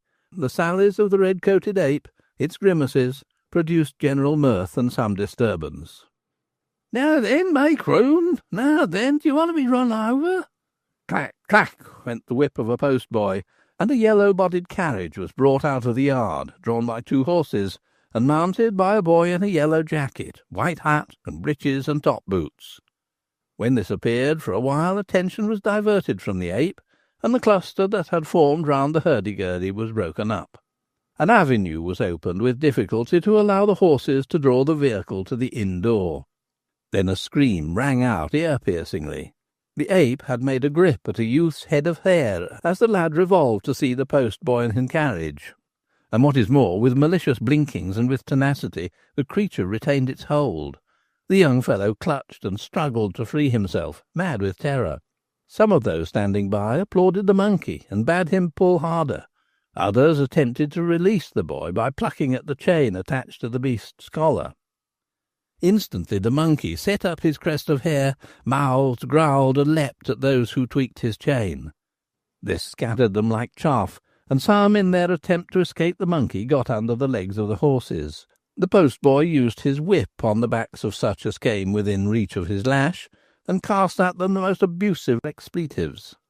The chain had been wrenched from its hold, the monkey was free, and the Savoyard, striving to forge his way after it, joined in the hubbub, dominating the uproar by his shrill cries that Jacko was loose, interlarded with oaths in Italian and entreaties in broken English. The ape, conscious that it was free, with cunning dropped out of sight to the ground, tucked up the chain, and dived in and out among the feet and petticoats of the crowd, who sprang apart as though the earth had gaped whenever they became aware of its proximity. Every now and then it ran up the back of some shrieking individual to take a look round, and then jumped down again. After the ape, as well as he was able to judge his direction, came the Italian, crying out for his Jacko, now appealing to the beast's sense of gratitude, then invoking the assistance of the crowd, then calling down imprecations on all alike. He was torn, distracted by alarm, lest he should lose his monkey, and by solicitude for his instrument that was subjected to jolts and crushing by the crowd. None attended to the Italian. All were on the look-out to escape from the hoofs of the post-horses, the wheels of the carriage, or the hands of the ape. Then, none knew exactly when, not at all how, Jacko ceased to provoke uneasiness. It was gone. Whither, none asked. Where, none cared, glad to be relieved of menace from him. The alarm of the rabble abated. They formed hedges, leaving an open way for the travelling carriage, and the postboy drew up before the inn door. At the same moment the bride and bridegroom appeared in the entrance, he triumphant, with a flame in his bold dark eyes, and a flush on his cheeks, she as white as death, impassive, inanimate, some women said indifferent. Cornelius followed, his bloated face gleaming as a poppy. In his hand was a leather bag. "By gad, it's heavy," said he, "and ought to be. A good take to-day. Help you on with the housekeeping. All to-day's profits in silver, and about 50 in gold in a canvas bag to itself. It shan't be said that my daughter has left the Stewponey like a beggar. But I don't half like your leaving at this time of the evening, and with all this money. The roads are not safe." "Safe enough for me," said Luke. "There have been highwaymen about. Not afraid?" "Aye, afraid of highwaymen," scoffed Francis. "I should consider rather that they would fear me." "Oh, the law, all well enough in a town, but no protection in the country." "I have a pair of loaded pistols in the chaise. If any man come to the window without leave, I shall add a dab of lead to his already stupid brain." "Oh, you know best. Where's Captain Stracey?" "Captain George!" shouted those near, but there was no answer. "Haven't seen him since we left Starton," said the squire. "We must start," said Luke, and the ostler opened the door of the travelling carriage. "By George!" laughed Ray, and drew himself up. "My daughter's marriage is like that of a lady, with carriage and pair, and driving away for a honeymoon." "You haven't put the money bag on the pistols?" asked Francis. "Not such an ass. The pistols are at the top." "Jacko! Who has seen who stole my Jacko?" cried the Savoyard, running forward. "I'll be hanged with your Jacko. Stand back," said the landlord. "Now then," to the postboy, "Tom, off." The postilion cracked his whip, the horses pranced and dashed ahead. Then from the spectators rose a cheer. It was repeated, again repeated. The maids looked from the windows and waved kerchiefs and aprons. The vicar, already in the tavern, smoking, stumbled to the door, and waving his three-cornered hat in one hand and his clay pipe in the other, shouted, "It's a mad wedding, my masters." "It is one of your making," said the evening lecturer, who was outside. "Your brother priest had a merry one, because mine, if yours, 'twould have been a dull, deadly dull. My masters, it is a mad wedding." Chapter 7. Stand. Deliver. The post-carriage from the Stewponey, was one the like of which is never seen at the present day, although on the continent, in places, some venerable survivals linger on to excite our astonishment and amusement. It was a calash, constructed to hold 2 persons only, with a hood something like that of a hansom, and glazed in front. It was perched on enormous wheels behind, those in front being disproportionately small. The body of the vehicle was swung on immense C-springs. It was painted the colour of a marigold, the back being black. This carriage was far from being incommodious. Although there was no third seat within, there was a bracket on which any such article as a reticule could be placed, but only retained if tied there. No box seat for a driver obstructed the view. Those within commanded a prospect of the scenery, interrupted only by the bobbing form of the postboy. The powerful springs and the massive construction of the vehicle were of necessity at a period when the roads were unscientifically made and badly kept up. Throughout the Middle Ages and down to the beginning of the present century, stones of all kinds and sizes, picked up anywhere, off the fields, dug out of quarries, gathered from watercourses, were thrown over the highways, and thrust into ruts, without an attempt being made to reduce their size. It is now considered a primary law that a roadway should be convex in structure, so that the water falling on it may run off at once, and be carried away at the water table. No such law was then known. The traffic of horses in the middle wore away the centre, and the section of the road was concave, so that all the mud and water settled in the middle, and resolved the way into one great slough. A journey over such roads was almost as bad as one along a torrent bed. It consisted in an alternation between bouncing over boulders and dragging through mire. Nothing was more usual than the fracture of a spring, or the embedding of the wheels in a profound rut, from which the horses were powerless to lift the carriage. In the neighbourhood of Kinver, where sandstone prevails, and the only alternative is conglomerate, there is no proper material for metalling roads. Nor does the river Stour brawl down from mountains and roll hard pebbles along its bed. Consequently, notwithstanding that the roads which met and crossed at the Stewponey were of first importance, one being the great artery of communication with Ireland, yet all were equally bad. When the ruts in the highway became dangerous, then carriages and coaches were driven on the turf at the side, so long as that held together. But when that had been resolved into a quagmire, then the welted roadway had again to be resorted to as preferable. On our macadamized and steam-rolled roads we spin along as if on ice. 100 years ago, travelling on the King's Highway was slow, laborious, and painful. A short journey sufficed to resolve the lily-white human body into a purple and yellow mass of bruises. For the first half-mile, to keep up appearances, the postboy maintained a rapid pace by constant application of the whip and by much objurgation. But as soon as the Stewponey and Starton Castle were out of sight, he relaxed his energies, and the horses perfectly understood that no more violent exercise was required of them. Their master's carriage, its springs, its wheels, its axle were to be considered, and they subsided into their normal pace, one which a lusty man might have surpassed by exerting himself in walking. "The moon is rising," said Luke Francis. "See, our honeymoon." If so, it presaged a cold and cheerless state. Through the trees glimmered a sallow light. The sun was setting, and setting in torn and tattered cloud, but it diffused light sufficient to render the lesser orb wan and ghost-like. She appeared as lifeless as the bride. Opposite to the rising moon was the sinking sun, like Hercules in his riven robe of Nessus, all shreds of blood and fire. His face was like that of the bridegroom, flushed with triumph and passion. "I have been for 5 years seeking about to find a wife, and unable to get one," said he.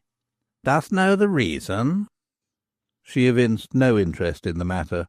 She neither spoke nor looked towards him. "You will discover in good time. When we come to Shrewsbury, you will come to know my mother. She has a will. Have you one? I doubt it. So much the better. Your submission will cost no clash, give no pain. Come, wench, your hand. Ay, and I'll have more. A kiss." Bladys recoiled from him, withdrew her hand as he extended his, and thrust hers behind her. Shy, are you? He laughed. Bah, we must have none such whimsy-whamsies now. I should have supposed that in a tavern every trace of shamefacedness had been laughed out of you. But women are made up of pretences. You are affecting that which by the nature of things you cannot have. She offered no remark. Come now, Blah, by heaven, I will have the hand that is mine. He made an effort to secure it. Let go, she said hoarsely. It was the first word she had spoken. He tried to kiss her. The carriage lurched, and he was flung back. Do not touch me, she said, in the same unnatural voice. Oh, giving yourself high airs, that will never answer with me. I shall have a kiss. He laid hold of her shoulders to twist her about. I will take them, said he. 1, 2, 20, 100. The more I shall take if you resist. God help me, through her teeth. You fool, mocked he. Do you know with whom you try your petty opposition? No, but you shall learn that soon. Mark you, wench, it is best that you submit at once. Call not on God. Heaven has not helped me. I call on hell. Then it was that a strange thing took place, something that made Luke Francis quail. This was none other than the sudden apparition of a small, black, half-human figure that emerged from the boot, as if in answer to the invocation of Bladys. It mounted the little shelf opposite, facing the travellers, blinked, drew up its guns, displaying white fangs, then uttered a low, strange, guttural growl. It looked at Bladys, and put forth a long arm, and spread forth a black hand. Neither Francis nor Bladys had seen or heard anything of the Savoyard and his monkey. The sudden visage in the carriage before them turned their hearts to stone. They conceived that an evil spirit was before them. Instantly recovering himself somewhat, Luke threw open the window on his side, and yelled to the postboy, For God's sake, stop, stop! This was just after the carriage had reached a small piece of road, and the man had urged the horses to a fast trot. He now reined them in, but without waiting for the carriage to be brought to a standstill, Francis had flung himself out, and holding the open door, ran alongside, crying, Stop, boy! What is it in the name of everything that is holy? What can it be? The postilion succeeded in arresting the horses. He descended from the saddle, and came round to where Luke stood. Within, cowering in the extreme corner, was Bladys, her white face faintly discernible like the moon, and her hands uplifted to shut out from her the sight of the imp that she had conjured up. That imp was mouthing and jabbering. It stood up, reseated itself, drew up a chain, shook it, and dropped it tinkling again. It is a devil, said Francis. It is a monkey, laughed the postboy. Whoever would have supposed it had concealed itself here? A monkey? The Italian's Jacko, about which he raised such an outcry. A monkey? Is that all? Then I'll drive out the pestilent beast forthwith. At once Luke put his hands to the creature, but the ape flew at him, bit, clawed, screamed, and Francis found some difficulty in disengaging himself. He cursed and shook his hand. That bled. He had been bitten in the thumb, and the lappet of his holiday coat was torn. "Deliver!" a deep voice in his ear. Francis started back as one electrified. He saw surrounding him 5 men, masked, with swords at their sides and pistols in their hands. At once, aware that he had to do with highwaymen, he made a dash to enter the carriage and get possession of his firearms. But the man who had spoken thrust himself in the way, intercepting him. "No," said he, "you have saved us trouble by leaving the coach without obliging us to stop it and invite you to descend. Deliver without ado, and go on your way with the girl." "I have nothing," said Francis, recovering self-possession, but speaking in surly mood. "Nay, that will not avail with us. We know you." "You know me. Who am I?" The men laughed. "Have you not been married today? Have you not got your wife's dower with you?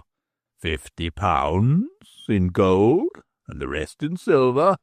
You see, we know all, "That is what you know," said Luke, with something of relief in his tone, but also with a spice of mockery. "What more would you have us know?" "Oh, certainly nothing more." "You have the money with you in a leather wallet. Pardon me, Stewponey Blah, if I disturb you, and excuse the intrusion on you at such a time. I must obtain possession of that bag. Hold him, two of you, while I search the interior of the calash.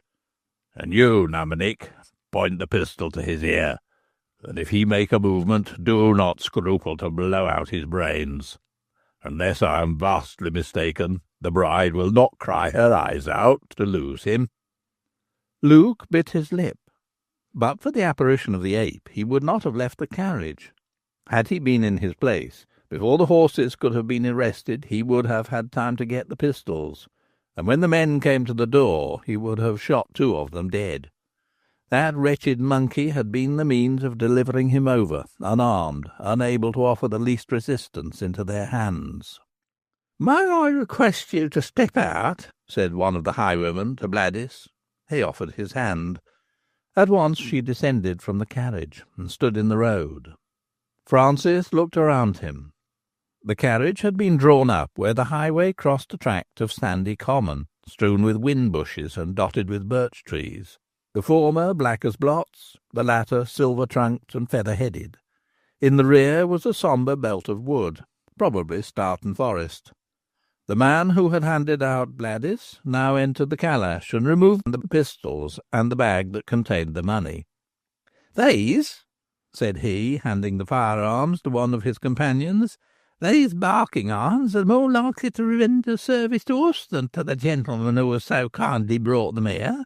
Now, sir, unless the captain has any more commands for you, when it pleases you to go forward, we will not interfere with your will." The sun had disappeared. A yellow halo hung over the place where he had sat, and the moon had mounted above the mists and displayed her orb lustrous as burnished silver. Every birch trunk stood out as a thread of moonlight. "Major! Major!" called a voice, and up came the Savoyard, out of breath. "Well, Major, me thought him with courage. He climb up, me run." The man paid no attention to the masked footpads. Nothing concerned him save his ape. At his voice, the creature that was cowering on the ground uttered a scream of recognition. It had arrived at the conclusion that it was safer with its master than elsewhere. It ran to him and leapt on his shoulder. "Comrades," shouted the man who acted as leader of the band, "a wedding party this, and no dance? That should never be. I'm sorry, my good sir, further to delay you, but such an occasion as this is not of nightly occurrence, and it is a maxim in life to seize opportunities as they pass. Take a purse when you can, stop a coach when there is money in the mails, and foot it when there is a partner to be had. Here we have a smooth turf as any parquet, a musician with his instrument, and the bonny bride herself, with whom I shall do myself the honour of opening the ball. Run, some of you, and constrain Nan Norris to come.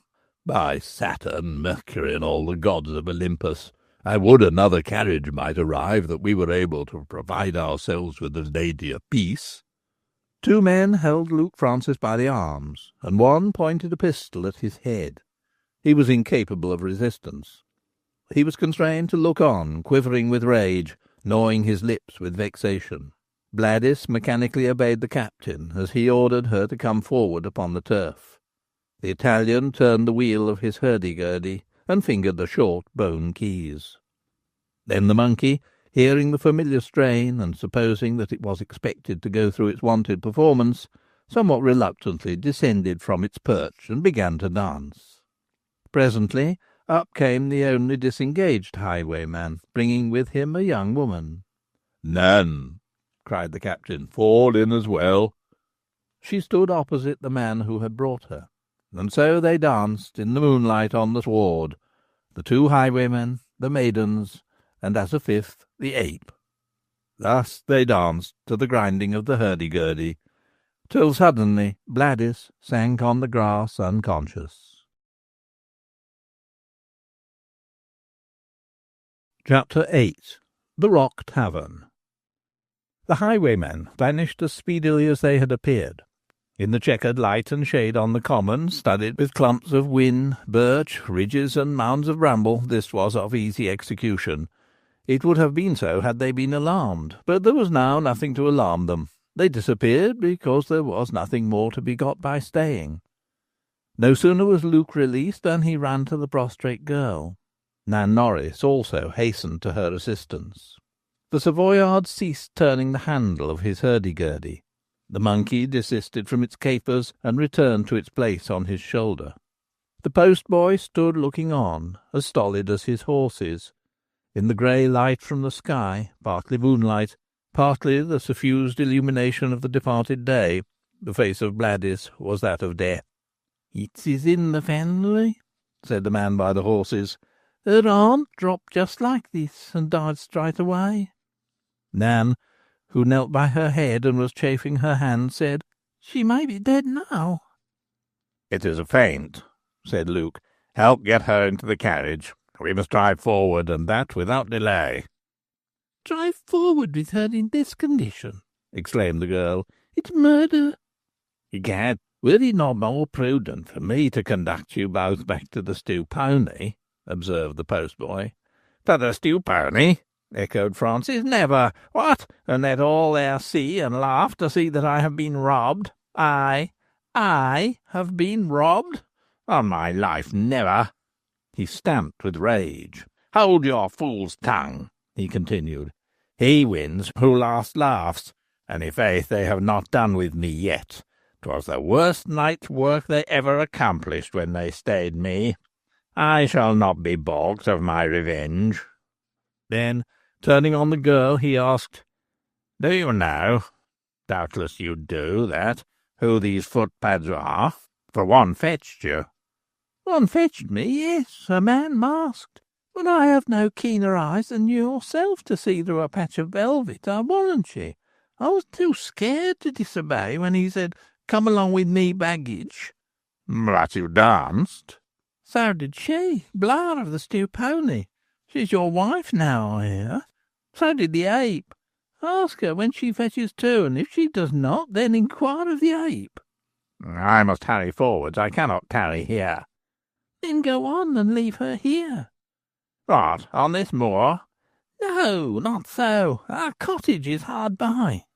"Old Lydia Norris has a tavern nigh this," exclaimed the postboy, "and Nan is her daughter." Luke hesitated what to do. He was in the utmost perplexity. He could not allow Bladys to remain longer unconscious on the grass in an open common. He was impatient to be away from a spot where he had been robbed and exposed to humiliation.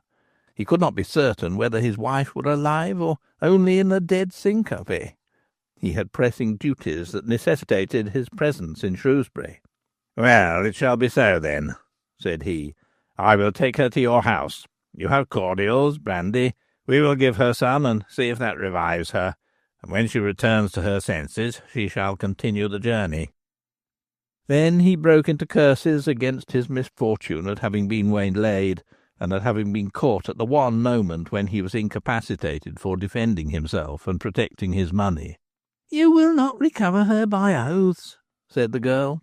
Then to the postboy, "Prithee, Tom, turn about the heads of the horses, and we will remove her to the rock." There was obviously no better course to be taken. Francis acquiesced, sullen and muttering threats.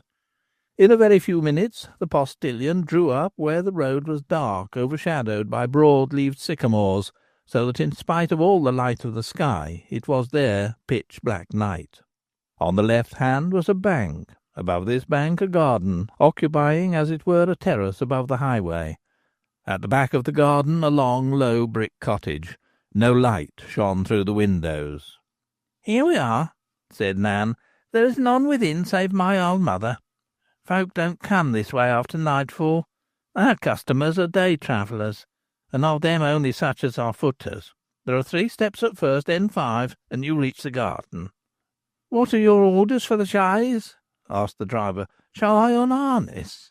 "Unharness, you fool," answered Francis. "Do you not see there are no stables here, nowhere that a horse could put his head in? Turn the carriage about. In 5 minutes my wife will be better and able to resume the journey. What art laughing at?" he inquired sharply, turning on the young woman. "By goals, that was purely," exclaimed Nan. "I was laughing to think that we should have stables, mother and I. Odds bodykins, whatever should we do with horses?" Bladys, still unconscious, was conveyed into the cottage. The building was but 1 room deep, but had a face that showed it comprised 3 chambers. These were in communication within. The house was constructed against a bank, on the top of which grew sycamores. Wooden shutters were before the windows. When the door was opened, then it was seen that the tavern was constructed against a face of rock, which served as an inner wall, and this face was dug in to form recesses for shelves, and pierced by a door that probably gave access to the cellar. A fire was seen burning on the hearth, and an old woman sat crouching over it with hands extended, so that the flames threw gigantic shadows on the walls and ceiling. "What have you here?" croaked the crone. "Man, I have no corpses brought in. Anything but that. I have ever set my face against that. I have no fancy to wear onions this colour." Luke Francis started and looked inquiringly at the speaker. "Mother," answered the daughter, "this is the Stewponey wench that was married to-day, as you have heard tell. She's ill, in a faint. God knows, perchance dead." "I have no corpses here. They'll inquit her in the house, and I won't have it. I don't like the look and smell of crowners. They turns my stomach." Nan explained to Francis. "Mother is a bit hard of hearing, and she's full of old woman's whimsy-wamsies. Don't you heed a word she says." "Lay my wife by the fire where she can have warmth. Is there a surgeon near? She may need to be let blood." "I'll have no blood here," screamed Mistress Norris. Gold if you will, and welcome, for blood has no profit in it." Nan helped to place Bladys on the tiled floor by the hearth. The red glow of the turf and the wood fire fell over her death-like face. The mouth was partially open, and the teeth glinted in the firelight. The eyelids were also ajar, and there was a glitter of the white of the balls below the lids. "Have they shot her or run her through?" called the hag. "I've always said 'twas folly to shed blood." She leant forward and peered at the insensible girl on the floor. "She's in a faint, mother," said Nan, and took the beldam by the shoulders, twisted her round, and said, "Look to the pot with the tatties and bacon boiling for supper, and don't speak another word." "I don't want to have nothing to say to onion," persisted the old woman. "No, will you, mother? Hold your tongue. We must attend to the guests." "I won't have no corpses brought in here. I hate 'em," said the hag, stamping her foot on the hearth, and then beating with her clenched fist on her knee. "There's the getting rid of, and that's a difficulty. I always said, keep off." "Mother, mind the pot, it's boiling over." At that moment the doorway was entered by the Savoyard, who pulled off his hat, and bowing asked, "Me here asleep? Take little place. Do you not see," said Nan Norris irritably, "that we have the sick woman to attend upon? We cannot receive you. Go your ways further." But the monkey had seen the fire. With a leap it reached the floor, ran to the hearth, and jumped upon a stool opposite the old hostess, seated itself and stretched out hands and feet, much as did she, blinking and grinning with pleasure as it enjoyed the heat. Mistress Norris saw the creature, and fell into an ecstasy of laughter. Her thoughts were diverted from Bladys, and riveted on the monkey. Nan immediately saw the advantage, and signed to the Italian to take a seat by the door. "Oh, me little Beelzebub," croaked the hag. "Not come for me yet, have you? Rubbing your hands? Have you the soul of that pretty lady in your pouch? Done your job today, Beelzebub? Well, we're all friends together here." Nan, kneeling beside Bladys, unlaced her stays, applied vinegar to her temples, poured it over her throat. She endeavoured ineffectually to force some drops of brandy into her mouth. The Savoyard shut the door. "Leave it open," ordered Nan sharply. "We require fresh air." Francis stood by in great unrest and impatience, looking into the face of his inanimate wife. Suddenly Bladys drew a long inspiration and opened her eyes. "There, exclaimed Nan triumphantly. "I knew she was not gone. She will return to herself shortly. Sit up, my love. Sit up and let me stay thee." Nan put her arms about the hardly conscious girl and lifted her to a sitting posture. "Now," said she coaxingly, "take a drop of cordial. It will bring the colour back into your dead lips." Bladys looked around her with a puzzled expression. Now she fixed her eyes on the young woman who was supporting her, then turned them searchingly on Francis, but instantly averted them, caught sight of the ape in so doing, as it made passes over the fire and grinned and nodded its head at the old mother, who bobbed and laughed in response from the farther side of the fire. Bladys shivered, turned her head sharply away, and hid her face in Nan's bosom. She trembled in every limb. "Oh, Beelzebub!" jested the old hostess, who had eyes, thoughts for nothing save the monkey. "We've always been prime friends, always, and ever shall be, eh?" And she broke into a harsh cackle. "Can you stand?" asked Nan of Bladys. "Don't mind that creature. It is but a monkey in a red coat. I'll drive it forth out of the house if it affright thee." "Beelzebub!" laughed the old woman, thrusting a long brown arm through the smoke, signing to the ape with one finger to demand attention. "We may be returning the civility of this call shortly, there's no telling. They've brought a corpse into the house, a corpse of a young wench, and that may bring us everyone into the hands of Onion. Onion, phew!" she screamed with laughter. "That's your master waggoner as brings you consignments of souls, all bound with hemp and halter. Eh? Eh?" Nan, with her arms about the waist of Bladys, had been endeavouring to raise her, assisted by Francis, but something said or done disturbed him to such an extent that his attention was drawn away from his wife, and he allowed the entire burden to fall on the girl. She was strong-armed and lusty, and did not let go her hold. Nan now pressed more brandy on Bladys, and persuaded her to swallow a few drops. A point of crimson, like the bursting out of a sudden flame, came in her cheek, but died again as quickly. "Come now," urged Francis. "Time presses. I shall not reach Bridgenorth before midnight, and there I must sleep, that I may be in Shrewsbury to-morrow, and to-morrow in Shrewsbury I must be." "The judges are going to Shrewsbury," said the old woman. "Beelzebub, wilt accompany the gentleman? There'll be rare doings at Shrewsbury. Tom Matthews, he's certain sure to be convicted. Good lad, but 'tis a pity. It's a poor trade, stealing sheep.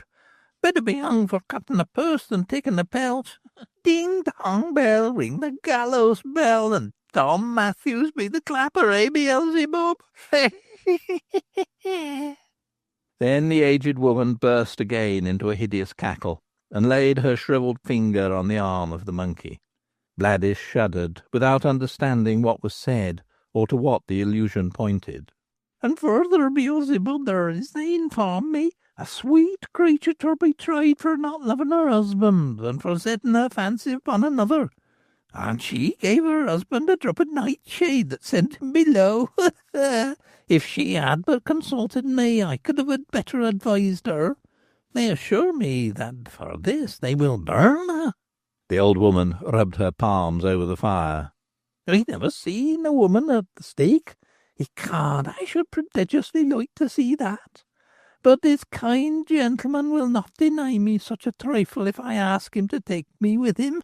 And she to be burned alive, that's poor. I should enjoy myself extravagantly."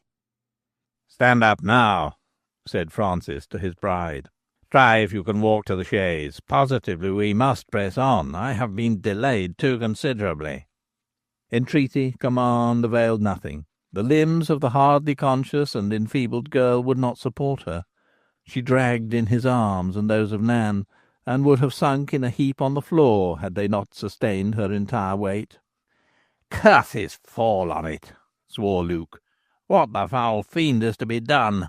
I must go on my way. I cannot, I dare not tarry. Most important matters call me. She must and she shall come." "She cannot," said Nan firmly, "and I swear to your face she shall not. If you attempt to take her along with you, she will die in the chaise. and when you reach Bridgenorth it will be along with a corpse." "We have no corpses here," yelled the hag.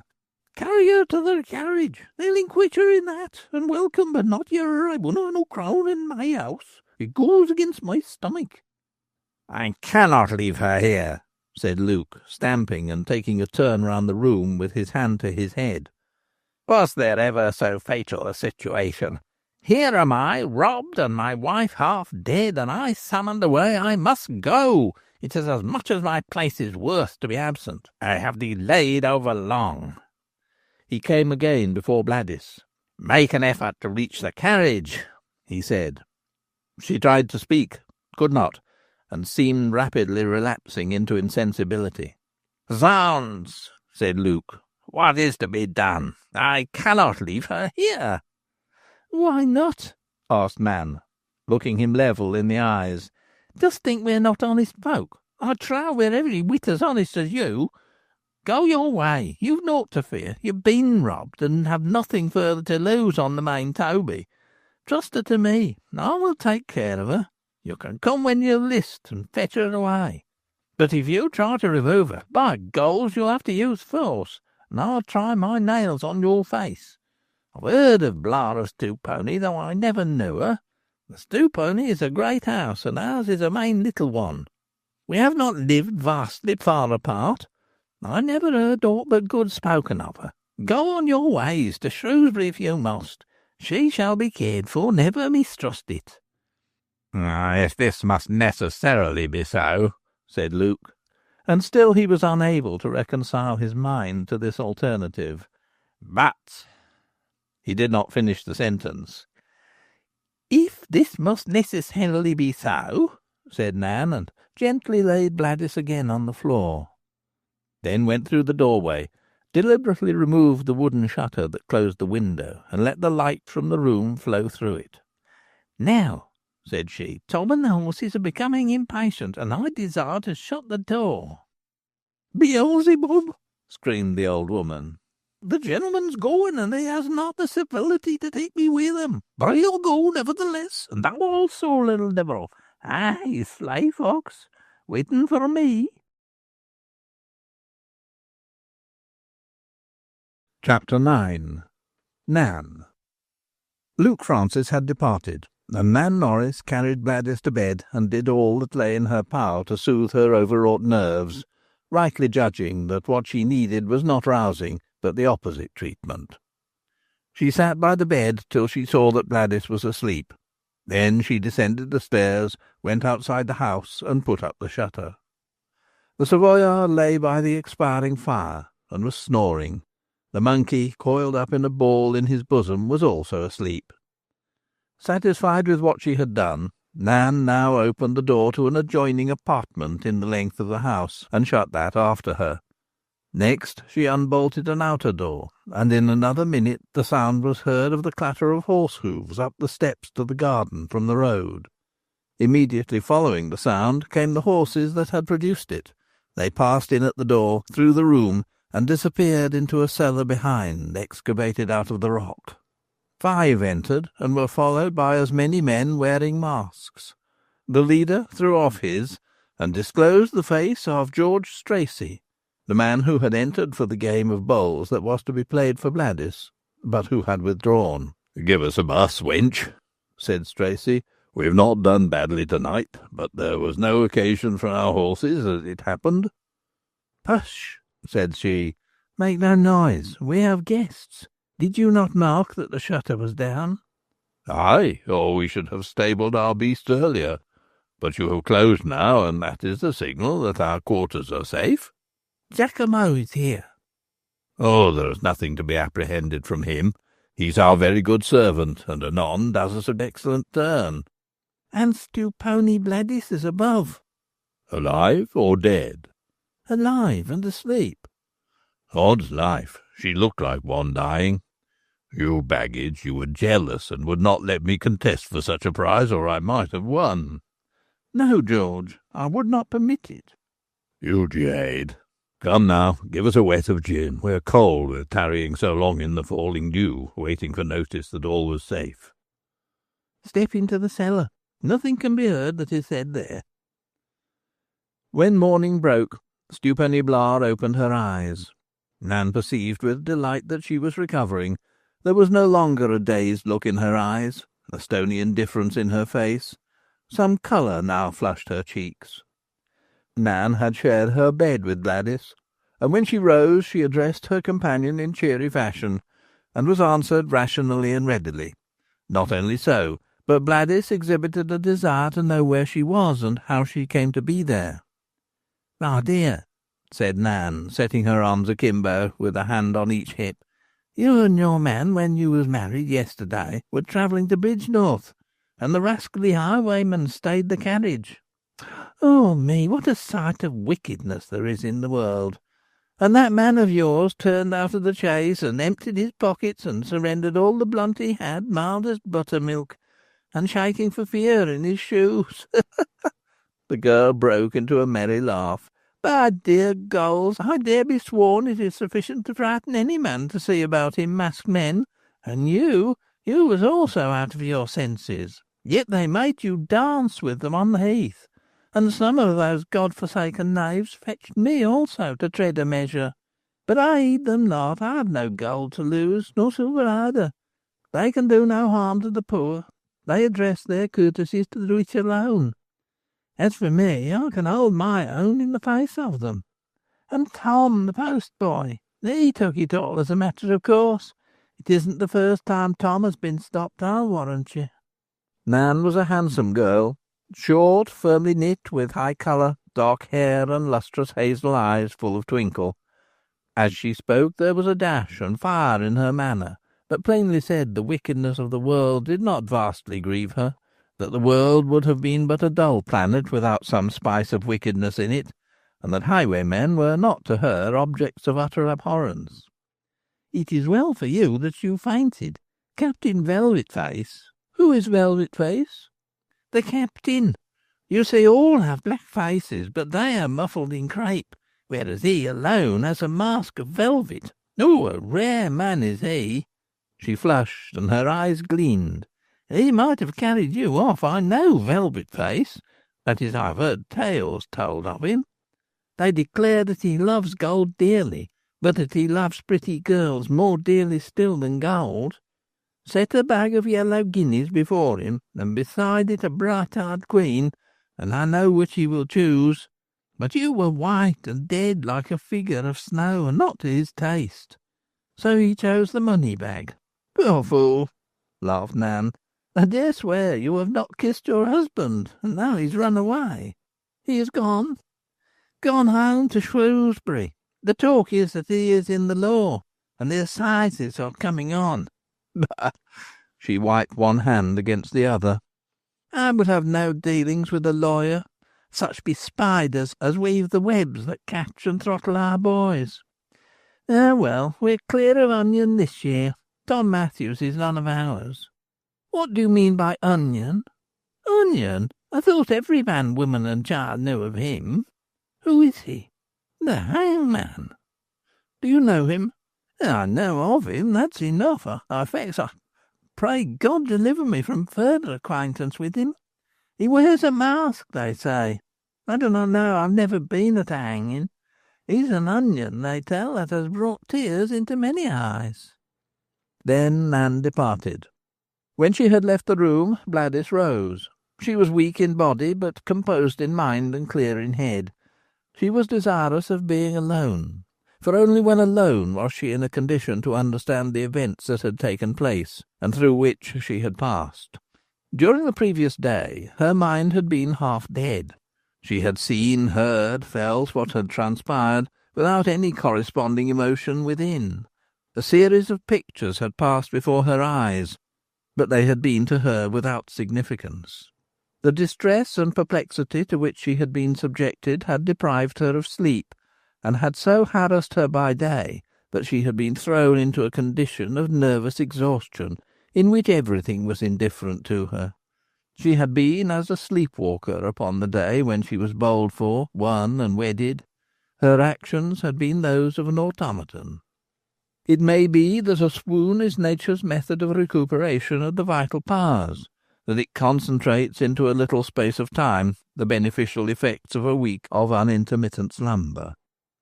The long lapse into unconsciousness, followed by even sleep, had restored the mental activity of Bladys. She was glad to be left alone, that she might review what had taken place, and orientate herself for the future. She dressed slowly, then seated herself on a stool by the latticed window, looking forth into the foliage of the sycamores, through which the light twinkled as the morning wind agitated the leaves. Now she was able to summon before her every picture that had presented itself to her eyes on the day before. It was as the Witch of Endor calling up ghosts and quaking before the apparitions that answered. The proceedings of the previous day unrolled themselves before her in their proper sequence. She could recall every incident, even the most minute and trifling, every word that had been spoken, even the intonation of the voices that had spoken them. But now, and now only, did she understand what those pictures and utterances signified. As the melody in Baron Munchausen's post-horn was frozen, and at the time it was sounded remained mute, but afterwards, by the fire, became unsealed, and the notes flowed in their proper order and harmonic propriety, so it was now with the recollection of the events of the day that was past. As Bladys sat at the window, looking at the twinkling foliage, she saw them not, but instead contemplated a retrospect. Her father had been impatient to be rid of her, that he might bring Catherine Barry into the house, one of whom she could not think without a shudder, as the element that embittered her mother's last days, the cause of the acceleration of her end. Branded into her convictions was the thought that it would not have been possible for her to remain at the Stewponey when that woman entered it, to assume therein a position as mistress. There was a sufficiency of good feeling in her father's dull and perverted heart to make him aware of this, but the manner in which he sought to rid himself of his child was in itself an outrage, hardly inferior to that of introducing Catherine Barry into her mother's room. There was no other excuse for his conduct than the lame one of weakness, and indeed more mischief is worked in the world by feebleness than by vice. This impotence of will had led Cornelius Ray into the scandal of setting his daughter as a prize to be gamed for, and of thrusting her into the arms of a man of whom he knew nothing and for whom she did not care. She saw before her eyes the bowling green. She was alone on it with Crispin Ravenhill.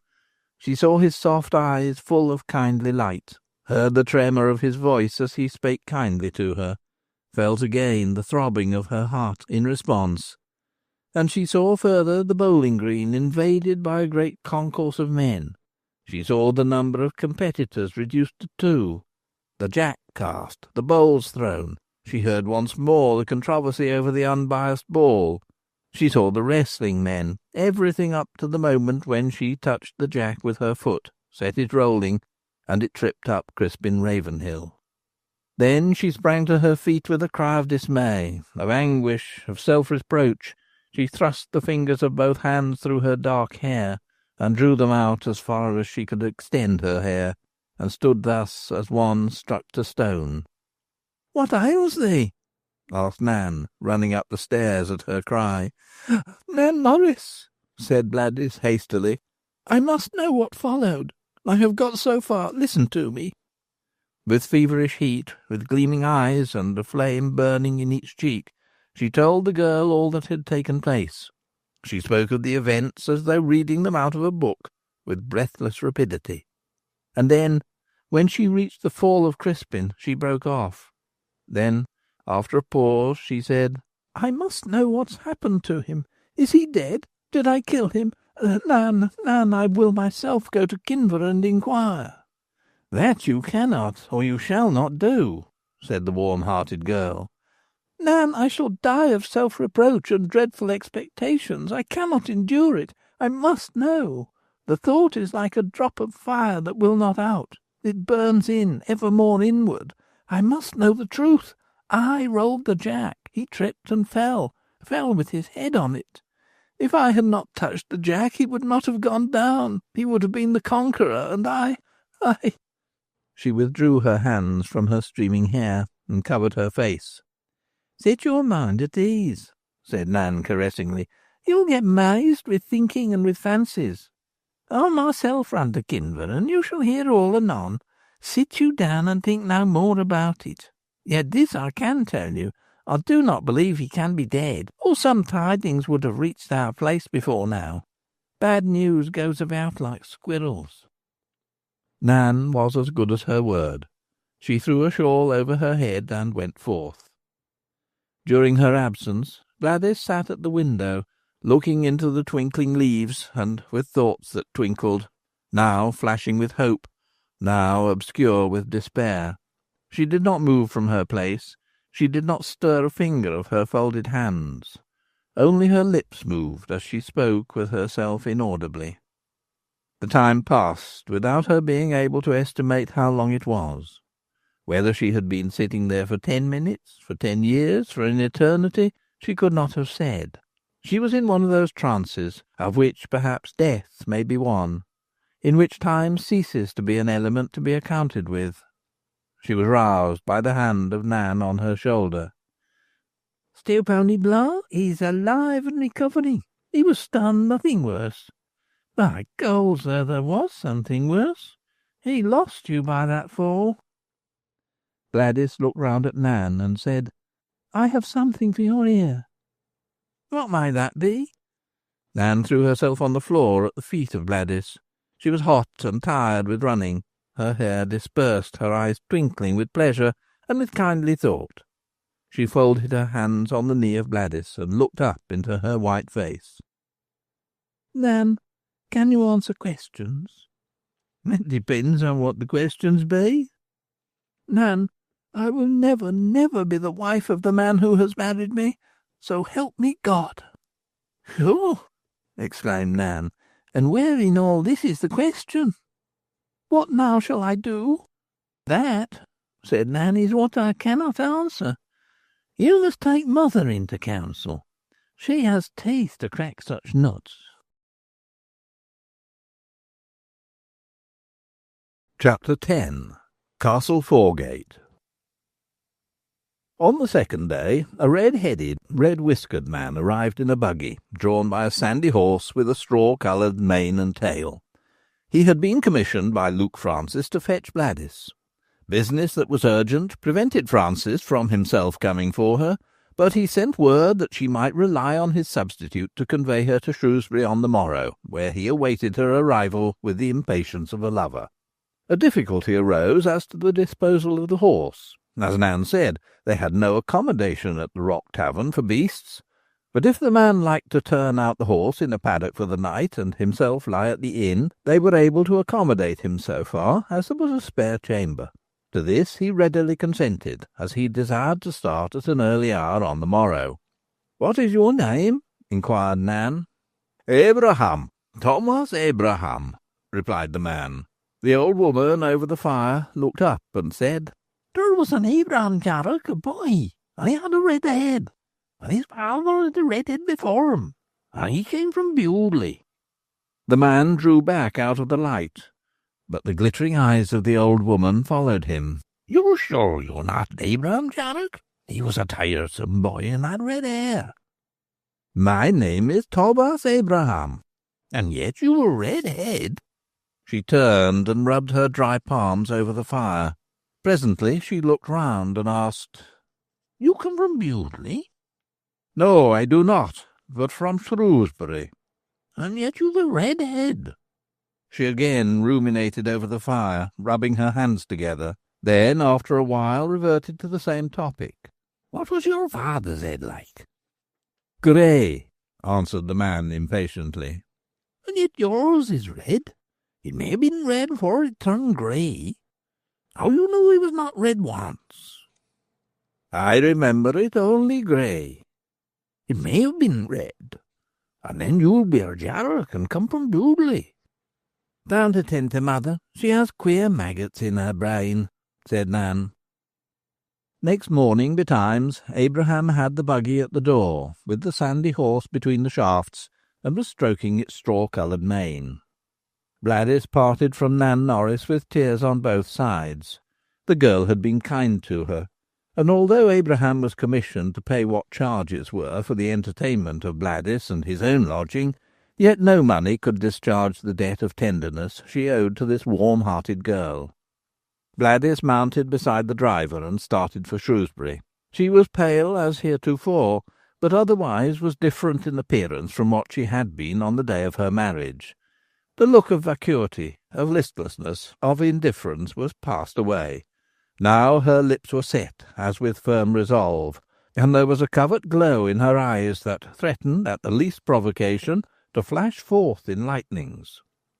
Abraham found her indisposed for conversation, but he himself was prone to talk, and he endeavoured ineffectually to engage her in conversation. But his efforts were not pleasant. He was of a churlish and acrid disposition, and his thoughts turned mainly in the direction of abuse of every person above him in station, and of every institution of his country. He abused the roads, the magistrates, the tavern where he had lain overnight, and the hostess. After this had gone on for some time, he said, "After all, the old woman was right. I am a Jarrock. My father had red hair, and I come from Bewdley." "Then why did you deny it?" asked Bladys. "It is inconvenient to tell everything to everyone who asks." "Why should it be inconvenient unless there is something that has to be concealed?" "Oh, you think everyone tells you his name and profession, do you? There may be reasons why both have to be kept back. Foolish prejudices exist. You will understand that by and by." "What do you mean by and by?" "When you reach Shrewsbury." Bladys said nothing further. She was not concerned about so trifling matter as the real name of the man who drove her, and the colour of his father's hair. Jarrock growled his dissatisfaction at the uncommunicativeness of his companion. He set her down in his black list as one of those against whom he entertained a grievance. Said he presently, "Have you travelled along this road afore?" "Never." "Except when coming to be robbed. The master has told me of that. He is in a take about it, and hardly knows what course to pursue. On the one hand, if he disclose it, he may become an object of mockery, but then he will secure the rogues who robbed him. But on the other, he would rather bear his loss than expose himself. There is one comfort to him. The rascals do not know whom they lighten of his blunt." To this also Bladys said nothing. After a while Abraham proceeded unabashed. "It is time the net was drawn. It makes a man mad to see how they take one and lay him by the heels, and wait and do no more. Then into his place steps another. There are gentlemen among them. The last taken was one. You'll see him shortly." "Is he at Shrewsbury?" "My child, no. On the road to it. Strung up 2 years ago. We passed the gallows." Bladys shuddered. "'Twas brought home in a curious way. The gentleman he robbed had been in Wales and had shot an eagle, so he had a claw set in gold for a pin to his cravat. When he was stayed in his carriage by footpads, one of them clicked his pistol at his head, for he struggled hard, but the pistol would not go off. Good for him. So the highwayman made free with the gentleman's pin to prick the nipple of his piece, thinking it choked, and forgot to return it. 2 nights after, the squire who had been stopped was at the Assembly Rooms in Wellington at a county ball there, and in the country dance who should be opposite him in the set but a gent with an eagle's claw set in gold in his cravat. He seized him there, and no escape was possible. He was taken and tried at the next assizes, and look up, there is the gibbet, and there he hangs." Bladys, in horror, raised her hand to screen from her eyes the ghastly object suspended by the wayside. She averted her head, but could not shut her ears to the croak of the crows that swarmed about the gallows and sat on the crossbeams. "What?" laughed Abraham. "Don't you like to see that? Well, that's queer, and you're strangely made. When Adam Bell was slung by the neck for shooting Squire... dang me if I recall the name. To obligate the family, they put the gallows where it could be seen from the withdrawing-room windows. That was by special request of the ladies. You, when you arrive at Shrewsbury, have a real treat awaiting you, such as you have not a chance of seeing often." He paused, expecting to be asked to explain. As, however, Bladys exhibited no curiosity, he continued in a churlish tone. "There's no pleasing some folks. If you give them simnel cake, they will say they prefer mince pies. And if you offer them a roast loin of mutton, they'll say, 'We eat only fomity.' I'll tell you what to expect. There is a woman going to be burnt at Shrewsbury. None of your common sort, but a real gentlewoman. She was wed to a man she did not love, and she loved another.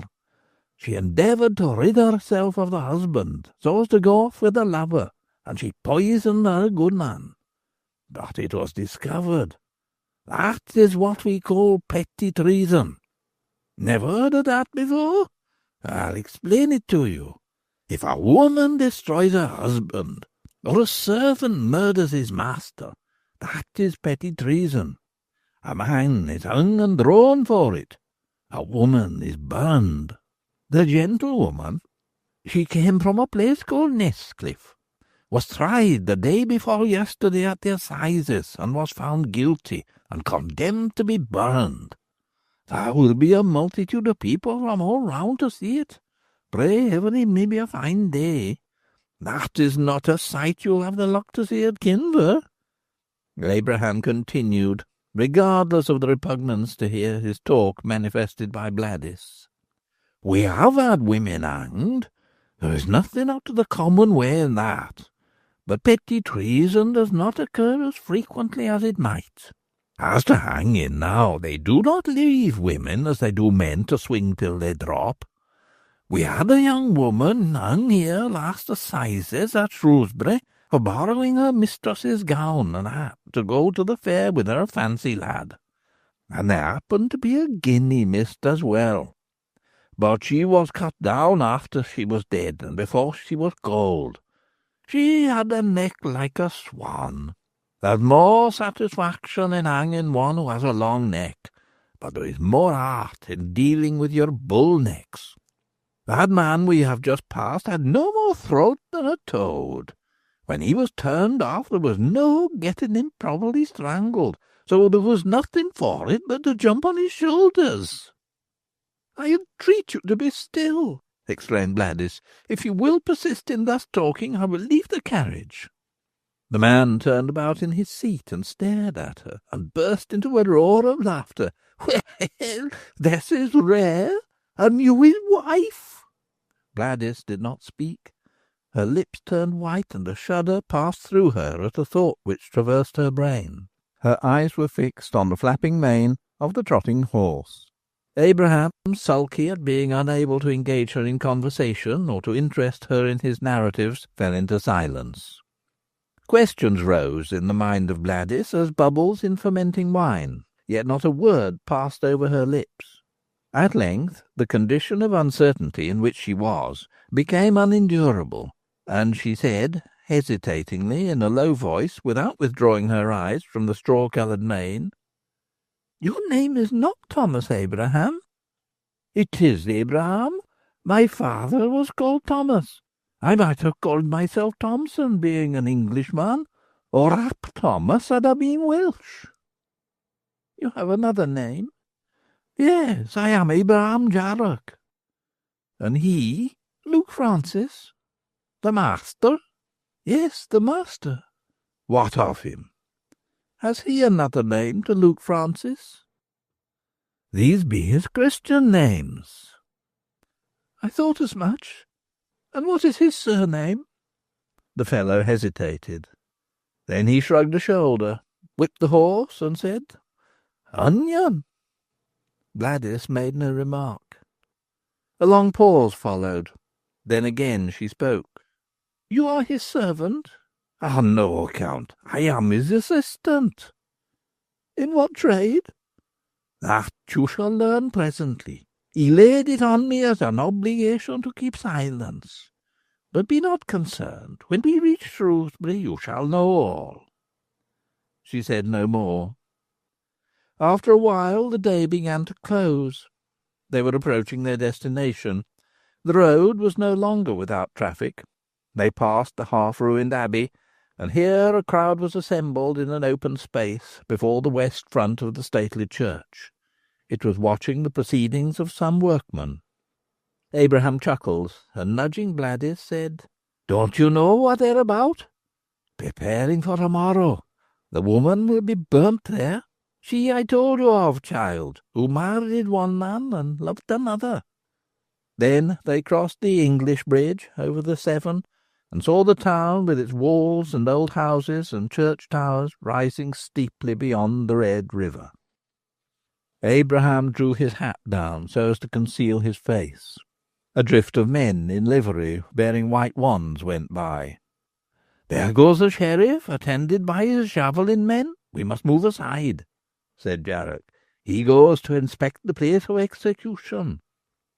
The street was alive with people following the sheriff and his retinue, or hanging round a ballad singer, or clustering together to discuss some point of interest or controversy. A woman was bawling out the information that she had for sale the last confession of the murderess, price 1 penny, the whole set forth in rhyme. Then she chanted in a cracked voice, "Come all you feeling-hearted Christians, wherever you may be, attention give to these few lines, and listen unto me. It's our cruel murder to you I will unfold. The bare recital of the same will make your blood run cold. Confined within a lonely cell, with sorrow thus oppressed, the very thought of what I've done deprives me of my rest. Within this dark and gloomy cell, in the county jail I lie. For murdering of my husband dear, I am condemned to die." The clog in the street, occasioned by the passage of the sheriff, was removed. Jarrock drove on. The street had ascended. Now it descended rapidly.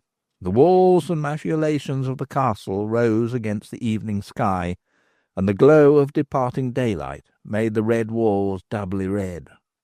Abraham pointed to the town gate below the castle, a gate with a chamber above it, and over that, in a sort of tower, a large bell. At the side of the gate was a door. "Step down," said Jarrock. "Your home is here?" "Here, in the hangman's house."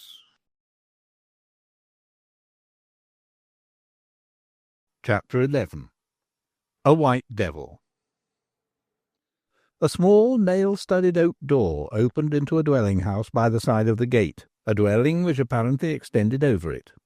A flight of 5 steps led to this door. In the doorway stood an old woman, tall, with a black shawl drawn over her iron-grey hair. She had thin, strongly marked features, eyes set unduly near her nose, and these hard, the irises like polished agates. Her lower jaw was strong, prominent, and the mouth large and unfurnished with lips. As she held a candle over her head in order to see Bladys, her own sharp, ungainly features were illumined. She admitted the girl at once, and fastened the door behind her, then proceeded to ascend the stairs before her to a chamber on an upper floor, level with that above the gate with which it communicated. Then she put the candle on the table, and looked steadily at Bladys by its light and that of a wood fire. "You are white," said the woman. "I am always white," said the girl. "And cold?" "Always cold, unless angered, then fire." "I am the mother of Luke," said the old woman. "He is out at present, but will be home shortly. You are hungry. I spread the table. Will you sup?" Bladys seated herself. "Yes," she said composedly, "I can eat." "Eat at once. I cannot say at what hour my son returns. This is his busy time." The old woman watched Bladys attentively as she ate, not without marvel at her self-possession. She leant one sharp elbow on the table, and with her bony hand shaded her eyes while she studied the new inmate of the gatehouse. "How old are you?" she inquired. "I am 21." "You are not troubled with diffidence. You come from a tavern?" where I have learnt to hold at a distance such as are disposed to be forward. You know to what house you have come? I know. You know what is the name of my son? I know. You know what is his trade? I know. And that does not trouble you? Oh, no. Have you any notion what my son is engaged upon now? That he is not here to receive you? Then Bladys laid her knife on the table, and looked across the table into the stony eyes of the woman, and said, "He is planting the stake, and is heating up the faggots for the burning of a woman to-morrow, who was married to a man against her consent, and who put him away. And there is an iron hoop that is fixed to that stake, which is to surround her waist, and hold her upright in the flames, and retain her, lest she attempt to break away. And your son is hammering in the staples that make the hoop fast." Then she resumed her knife, and continued to eat. The old woman raised her eyebrows. A look of perplexity like a film passed over her beady irises. When Bladys had eaten, she stood up. "You bid no blessing on your food," said Mrs. Onion. "No blessing can come on it in this house." "And you given no thanks after it?" "To whom?" "To God." "It is no gift of God. It is the meat of the hangman." The old woman rose. "I will show you to your chamber," she said. "But tell me, what think you of my son Luke? He is a fine man, handsome fellow." Bladys made no reply. The woman repeated the question. "What think you of Luke?" "I think of him only as the hangman." Again the mother turned to stare at her. "Come now, child, I am his mother, and yet you have not kissed me."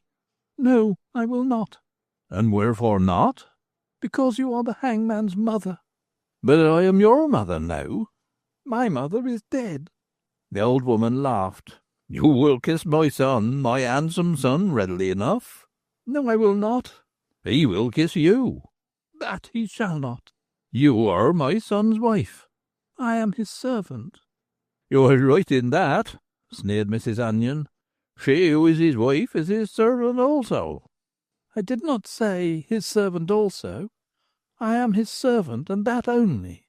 "Come now, this is arrant folly. I will show you to your room." "That cannot be my room. It is the hangman's room. Give me a chamber to myself, as befits a servant." "Oh, you shall soon see to this," exclaimed the mother in concentrated white rage. "What sort of woman are you that Luke has brought home?" "He did not bring me hither. That did his assistant, Abraham Jarrock, and he brings to this house one other than she whom your son married. He was wed to a frightened girl, thrust from her father's house, made an object of jest, the prize of a game at bowls. But that is not the woman who comes here to-night." "How so?" "He did not win me. That did another." "Oh, was it so?" "And that other who won me I love." "Is it so?" jeered the mother. "And to that other alone will I give myself." "Ha! Take the candle. Hold it on high, that I may look well into your face." Bladys did as she was desired. Elevating the light, she held it steadily, so as to let her white, cold face be flooded by it. The features were set, the mouth firm, the eyes resolved. "You are my son Luke's wife," said Mrs. Onion. "That you cannot change. That which is done cannot be undone." "He married me without giving his true name." "Luke Francis is his name." "He married me without telling his profession." "That matters naught." "I will never be his wife." "Then why did you come to this house?" "I had nowhere else whither I could go. I will be the hangman's servant, but I will not be his wife." "Pshaw!" said the old woman. "They have scared you like a child. They have represented my son as a bugbear. He is a good man, and reads his Bible, and I am a religious woman. Why should he be worse than the judge that condemns, than the jury who convict, than the men who make the laws? He doth but execute what they order. His is the hand that performeth what the head directeth. We are given free lodgings and are paid, and moreover we have a right to the clothing of such as are sent to the death by the hands of Luke. If there be crime, must it not be punished? And is he not worthy of esteem who executes the decree upon the criminal? What would the world come unto save violence and savagery, if it were not that justice stands forth to protect the weak? Thy son is but the minister of justice. For what saith the Scripture? Wilt thou not be afraid of the power? Do that which is good. For he is the minister of God to thee for good. But if thou do evil, be afraid, for he beareth not the sword in vain. He is the minister of God, a revenger to execute wrath upon him that doeth evil. What are you to scorn what the word of Scripture deemeth honourable? I am content to be his servant, said Bladys. Mrs. Onion had opened the door to lead from the room. She shut it again with impatience, and returned to the table and placed the candle upon it. "This is perversity," she said. "His wife you are to love, honour, and obey, and his wife you shall be. He will know how to tame you and make you docile. You will fall on the hand you now slight." I will never be other than a servant. "Do you defy my son?" I do. "You?" The woman broke into a discordant laugh. You defy him, a weak girl just out of the nursery and want to play with dolls. He has strong hands and iron nerves." And I have a strong will and a resolve of steel.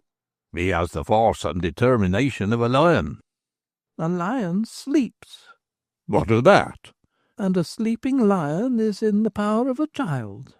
The old mother stepped back and looked with startled and contracted eyes at the cold, pale girl. His wife I shall never be. I will cook for you, scour for you, do what you will about the house, and so earn the meat for my mouth. But let him attempt to urge me, seek to kiss me, let him even venture to address me as his wife, and the county of Shropshire may seek itself another hangman. "What mean you?" I will kill him."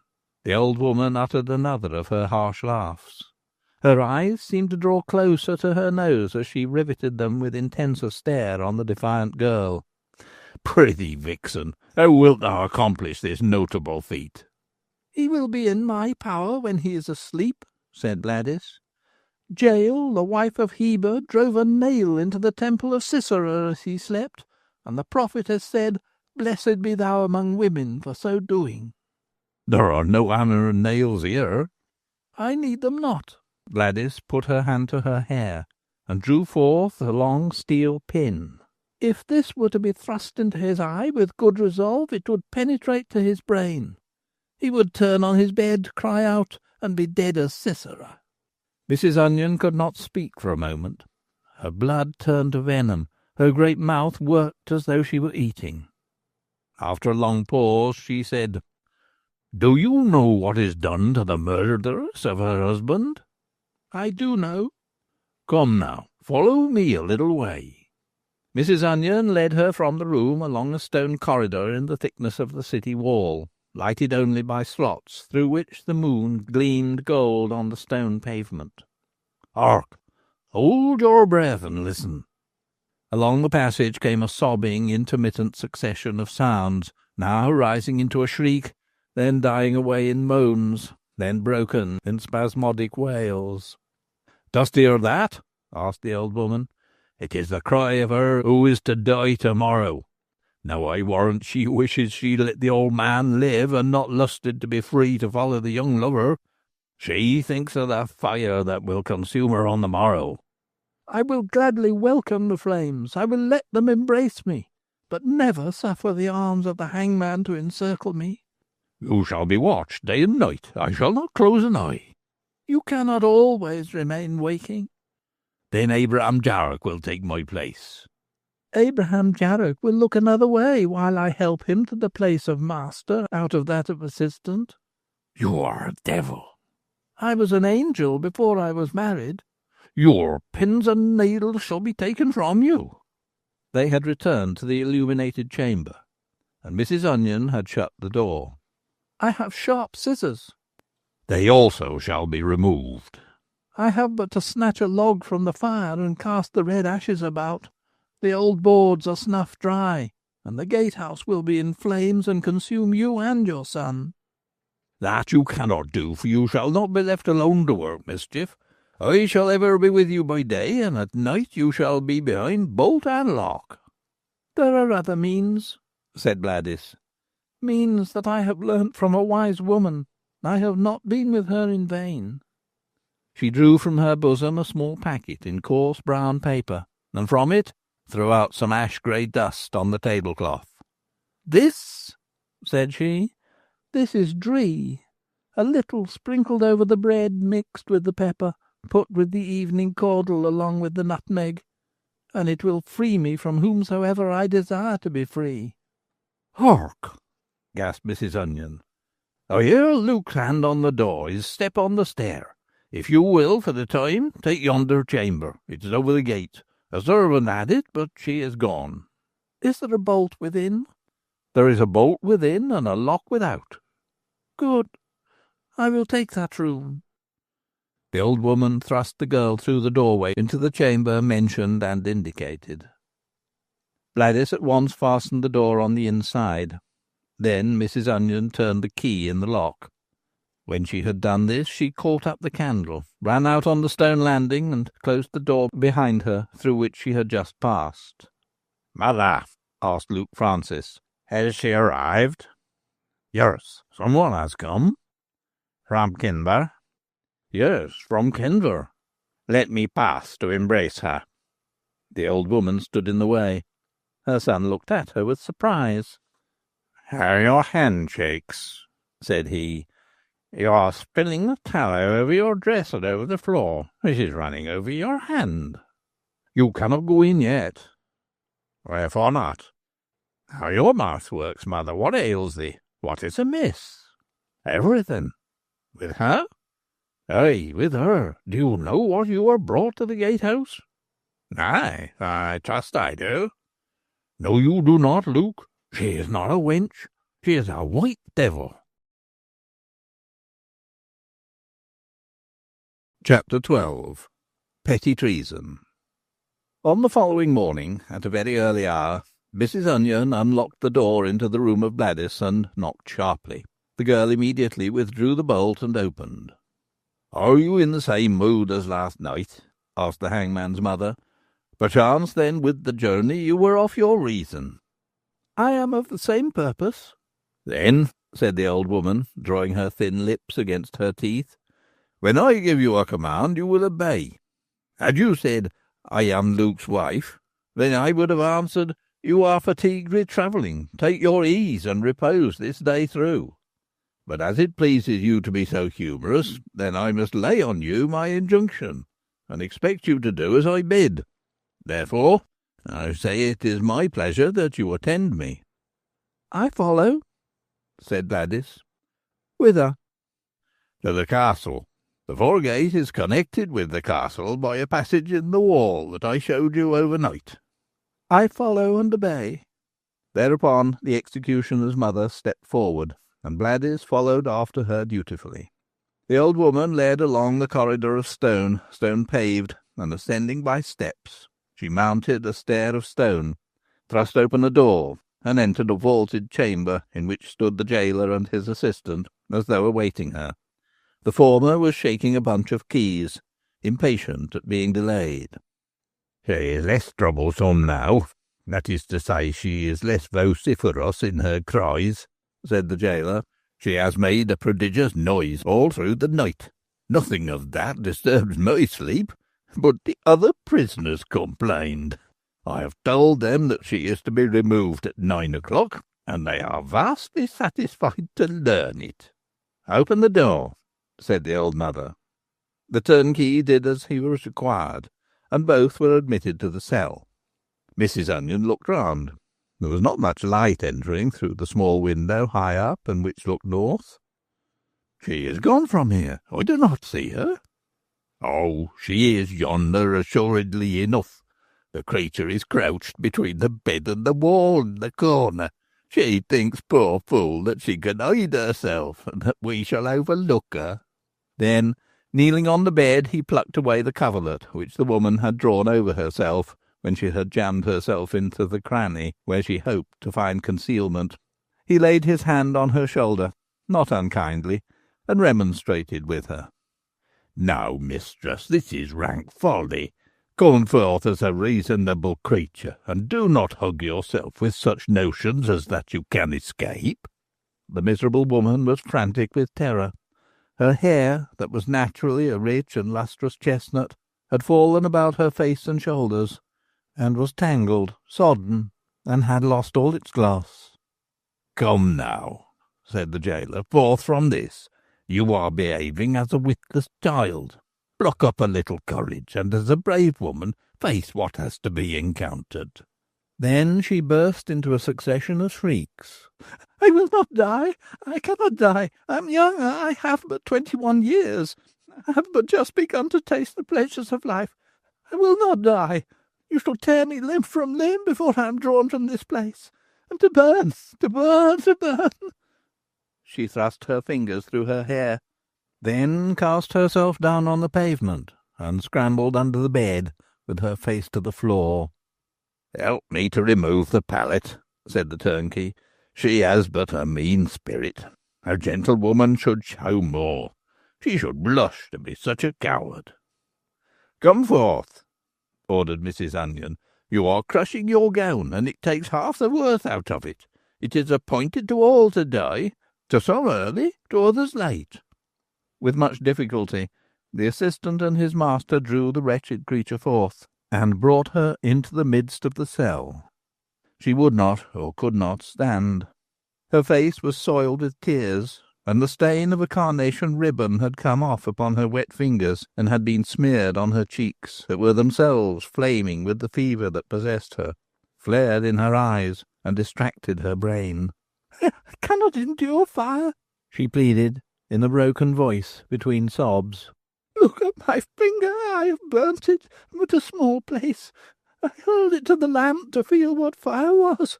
I could not bear it for a second. It made me mad. It was but a little place. It has not raised a blister. How then can I endure that my whole body should burn?" She gasped, turned her face about, sharply looking from one to the other, eagerly, for a token of reprieve. Her breath was hot as fire. "It will begin at the soles of my feet. There, worst of all. And then if a flame springs up to my eyes, they will bind my hands that I cannot hold them up to save my face." "See this now," said the executioner's mother. "You conceive of matters far worse than they really are. There is indeed no requirement that one who is sentenced for petty treason shall not really burn alive. But we are God-fearing and kind-hearted people, and my son is ready to strangle you before the fire takes hold on your body." "He will strangle me? How? When? With what?" "Be cheerful, and do not be alarmed without cause. He will loop a stout twine round your throat and the stake. Then with a bit of stick he will give a twist. He has a strong hand, and all will be over. There was a case a few years ago when the executioner failed to do this in time, and recalled before the flames, so that the woman was burnt alive and was long a-dying. But he was a sad blunderer. My son is not like that. He never fails to do a good deed promptly and right thoroughly." Then the unhappy prisoner shrieked. "I will not be throttled with a string. I love my life. Life is sweet, it is sweet. Death is more bitter than wormwood." She covered her heated face and swung from side to side, moaning, the gaoler and his assistant holding her, one on each side. "Why did my mother force me to marry? I did not know him. I could not care for him. I had no wish to be a wife, but she drove me to it. She tortured me into it. Why do they not burn my mother instead of me? It was her doing. I would never have done him any harm, but they forced me to be his wife. Why did he take me when he knew that I loved Paul? My mother knew it. He was told it. I swear that I did not mean to kill him.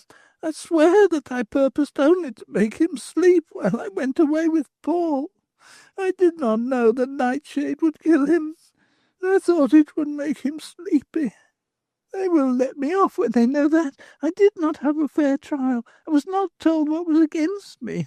I ask to be tried again. I am unjustly condemned. I will not die. No, I will not die." She started to her feet, by a sudden convulsive effort released herself, and ran round the room, beating the walls with her hands. Then she made a rush at the door, but was intercepted by the under-jailer. "Let me out," she cried. "I will go to the judge and tell him it was a mistake. I did not purpose to kill him. It is he that commits murder when he sentenced me to death." Again she fell into a paroxysm of grief. Then Mrs. Onion said to Bladys, "Lay hold on her, and force her to be seated on the bed." The girl obeyed. The power to resist further had left the prisoner after her last desperate effort to escape. Assisted by the turnkey, the girl succeeded in controlling her. She took hold of both her wrists. "Hearken quietly to me," said Mrs. Onion. "I have seen many women suffer, but none have got so poor a figure as yourself. In 1/2 hour you must be conveyed through the streets. If you have any sense of decency, you will be ashamed to be seen as you are, with bedabbled face, stained cheeks, and tangled hair. A woman desires to look her best, even when going to her death. You are a gentlewoman, and should set an example. As a person of fashion, you should not appear in this disordered state. Moreover, consider that every woman would wish to awaken regard, pity. Such as you are now, you will provoke none. People will protest. She is grumpish, and the world is well rid of such baggage. Let her burn. But if you will permit me to comb your hair, wash your face, and take off this habit, that is altogether too smart and unsuitable, and draw over you one of plain serge that is more seemly, then it will wear another aspect. Folk will look at you with approval, and mark that you are young and pretty, and say that it is a prodigious pity that you were not also honest." "I cannot, I will not be burned." "That gown," said Mrs. Onion, "is far too good to be thrust into the fire. Waste is sinful, and you cannot go before your Maker with a fresh crime on your soul. Moreover, it is my perquisite." "I do not heed my gown. It is I, this tender flesh of mine. See how thin the skin is on my throat. I cannot endure it. I feel the smallest prick of a pin." Then someone rapped at the cell door. The jailer opened, and the chaplain entered. "My poor woman," said he, "I have come to direct your mind to things above." "I will not be burned," shrieked the woman. "And they threaten to throttle me. I will not be throttled, and I will not be burnt. Why is Paul not here? Why has he done nothing to deliver me? Why should I die, and not he?" Then the tears streamed over her cheeks, and being unable to wipe her eyes with her hands, she thrust her wet face against the bosom of Bladys. Thereupon said Mrs. Onion to the chaplain, "I must ask you, reverend sir, to withdraw a little while. We have to unclothe her and recover her with a proper garment. We must wash her face and turn up her hair." Again the poor creature screamed and battled. Mrs. Onion lost patience. "This passes all reasoning. Time is hastening on. Listen, do you not hear? There is the bell of St. Mary's. There are people coming from all quarters, and the execution cannot be stayed to please your humours."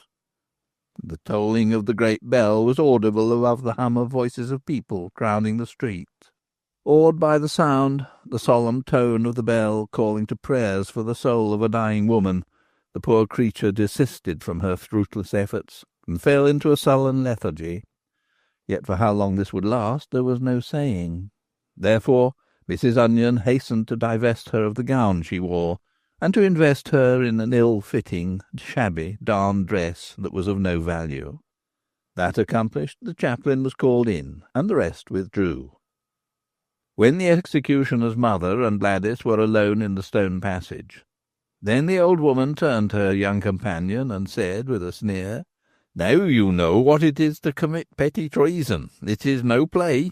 Now you have seen what is the agony of the expectation of death. You shall see further the agony of death itself. What think you of petty treason?" "I think, nay, I am confident," answered Bladys, "that I would gaily endure the same condemnation rather than be your son's wife. Woe betide him if he venture to forget that I am a servant and no wife." She smiled a frozen smile. "How do you like this gown?" "Passingly. It is the best that I have. It is that wherein I was wed. Do you covet the gown? Then send your son Luke to kiss me, and it is yours by the same title as that you now carry on your arm." Chapter 13. The Last in England.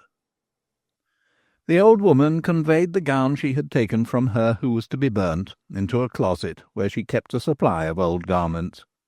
Whilst she was absent, tears streamed over the pale cheeks of Bladys, and a shudder ran through her frame. But by the time Mrs. Onion had disposed of the spoil, and was able to return to her, all traces of emotion were past. She was self-possessed as before. "The cart is already at the gate, and we must attend her," said the executioner's mother. "I doubt not that we shall have trouble with the creature." An appealing look from the poor woman, and a clasp of the hand had been given to Bladys, and had been answered by her. Instinct, and not reason, had told the condemned murderess that there was one heart present that pitied her, that bled for her. The paroxysms of terror and struggle to be free were past. She had subsided into a condition of stupefaction as the dreaded moment arrived. Despair, like a sudden frost, had enchained all her faculties. She suffered herself to be partly led, partly carried, from the cell through the castle yard and gate, and to be lifted into the cart that was to convey her to the spot where she was to die. Manacles were about her wrists, and an end of the chain attached to them was fastened to a portion of the side of the tumbril. It was deemed advisable to secure her against another outbreak of frenzied effort to escape. On her way down the stair of the castle, the unhappy woman held the hand of Bladys. She would not let it go. When it became necessary, at the moment of her being placed in the conveyance, to disengage her hold, she became restive, and stretched her arms beseechingly towards Bladys, and yet not a word had passed between them. Until that morning neither had seen the other. The chaplain walked by the side of the tumbril, addressing exhortations as best he could, but few of his words were audible, owing to the rattle of the wheels over the pavement, the effervescence of the crowd, and, strangely incongruous, the drone of a hurdy-gurdy. The Savoyard had come to Shrewsbury, and, regardless of everything else, sought to gain a few coppers by the exhibition of his dancing ape. His efforts to attract attention were in vain. The crowd had other and more interesting matters to engage their eyes and thoughts. The tumbril was guarded by the javelin men of the sheriff, who himself followed in his coach. The miserable woman looked with staring, wild eyes from side to side, and then into the face of Bladys, who sat beside her in the straw. Then, drawing herself up so as to speak in her ear and to be heard above the noise, she said, "There will be a reprieve, a pardon. Tell me there will. They will not really burn me." The hum of the populace was like the mutter of the sea after a storm, when the rollers come in on the beach, but without a wind to propel them. The hurdy-gurdy was no longer audible. It had been left behind. St. Mary's bell boomed, sending throbs of sound overhead that beat against the walls of the house in one street, and came back, muffled in recoil. The street was thronged with people. Some houses had the blinds drawn down and the doors shut, and no signs of inhabitants showing. Others had windows, doors, parapet crowded with people. Some lookers-on had awe-stricken faces. Others exhibited only curiosity. Few, apparently, had any sympathy with the woman who had been untrue to her husband and had compassed his death, but some felt that the mode of execution was barbarous. Already, at the close of the 18th century, the notion had begun to be entertained that the punishment inflicted by the law was cruel and disproportionate to the offence, and this feeling manifested itself intermittently where were drawn blinds and closed shops. Eyes were directed upon Bladys, as well as on the condemned woman. Some asked, "Who is that young female in the cart?" To which answer was made, "We have been informed that the hangman has been outside of the county to get himself a wife." "Ah, the querists would throw in. He must needs go where he is unknown, for no girl would have him who was aware of his trade. Then another would remark, anyhow, she takes vastly kindly to the business. Not so. See how pale she is. Odds life, she might be going herself to execution. The tumbril arrived at the descent towards the Severn, and those seated in it could see the narrow street winding among black-timbered and plastered houses, packed with people, and the javelin men thrusting and pushing their way with difficulty, so as to effect a clearance and open a road for the cart. The woman on her way to death was shivering, as though with frost in the marrow of her bones, and her teeth chattered. Turning a ghastly face on Bladys, she stammered, "There is the bridge, there is the—" And with a shriek she threw herself upon the girl who was sitting with her. Save me, and I will give you something worth your pains. I will give it you. It shall be all your own." The cry of the woman had produced a sudden lull in the voices. They sank into stillness, only broken by the boom of the bell and the clatter of the wheels over the cobblestones. Now also the voice of the chaplain rose, as he recited a penitential psalm. "Wash me thoroughly from my wickedness, and cleanse me from my sin. For I acknowledge my faults, and my sin is ever before me." When the procession attained the bridge, then the poor woman looked towards the water, and made a spasmodic effort to free herself, with a half-articulate desire in her troubled mind to throw herself into the river. A death by drowning were preferable to that in store for her. But there were boats on the water, and men in the boats, stretching their necks to have a sight of the convoy. Had she cast herself in, she would have at once been fished out. Moreover, she had been fastened to the cart by the executioner, who had foreseen some such attempt. Now there went by a rush of swifts, screaming, pursuing one that had robbed a nest, or had been faithless to her spouse. The bird that was chased turned in the air, and did battle with its pursuers, and the posse of swifts, regardless of the human crowd below, dashed hither and thither, but a little way above their heads, making a loud and angry din, plucking out feathers from the bird they had combined to punish, and attentive to their own concerns, and the execution of their own judgment only. In front rose the magnificent half-ruined minster, in our own days nobly restored to be one of the grandest churches in England. Hard by, among the fragments of the conventual buildings, stands a solitary pulpit of stone, of exquisite design. This was now occupied by a strange figure. It was that of an old man in a patched coat, with a rolling collar and white cravat. He was gesticulating and declaiming. This man was, in fact, Holy Austin, who had come from Kinber, moved by inner wrath and zeal against injustice in the execution of justice, seizing occasion to address the crowd.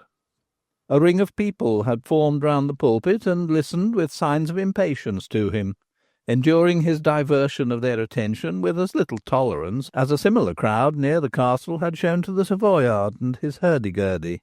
Now, as then, the appearance of the principal personage in the tragedy drew away attention at once.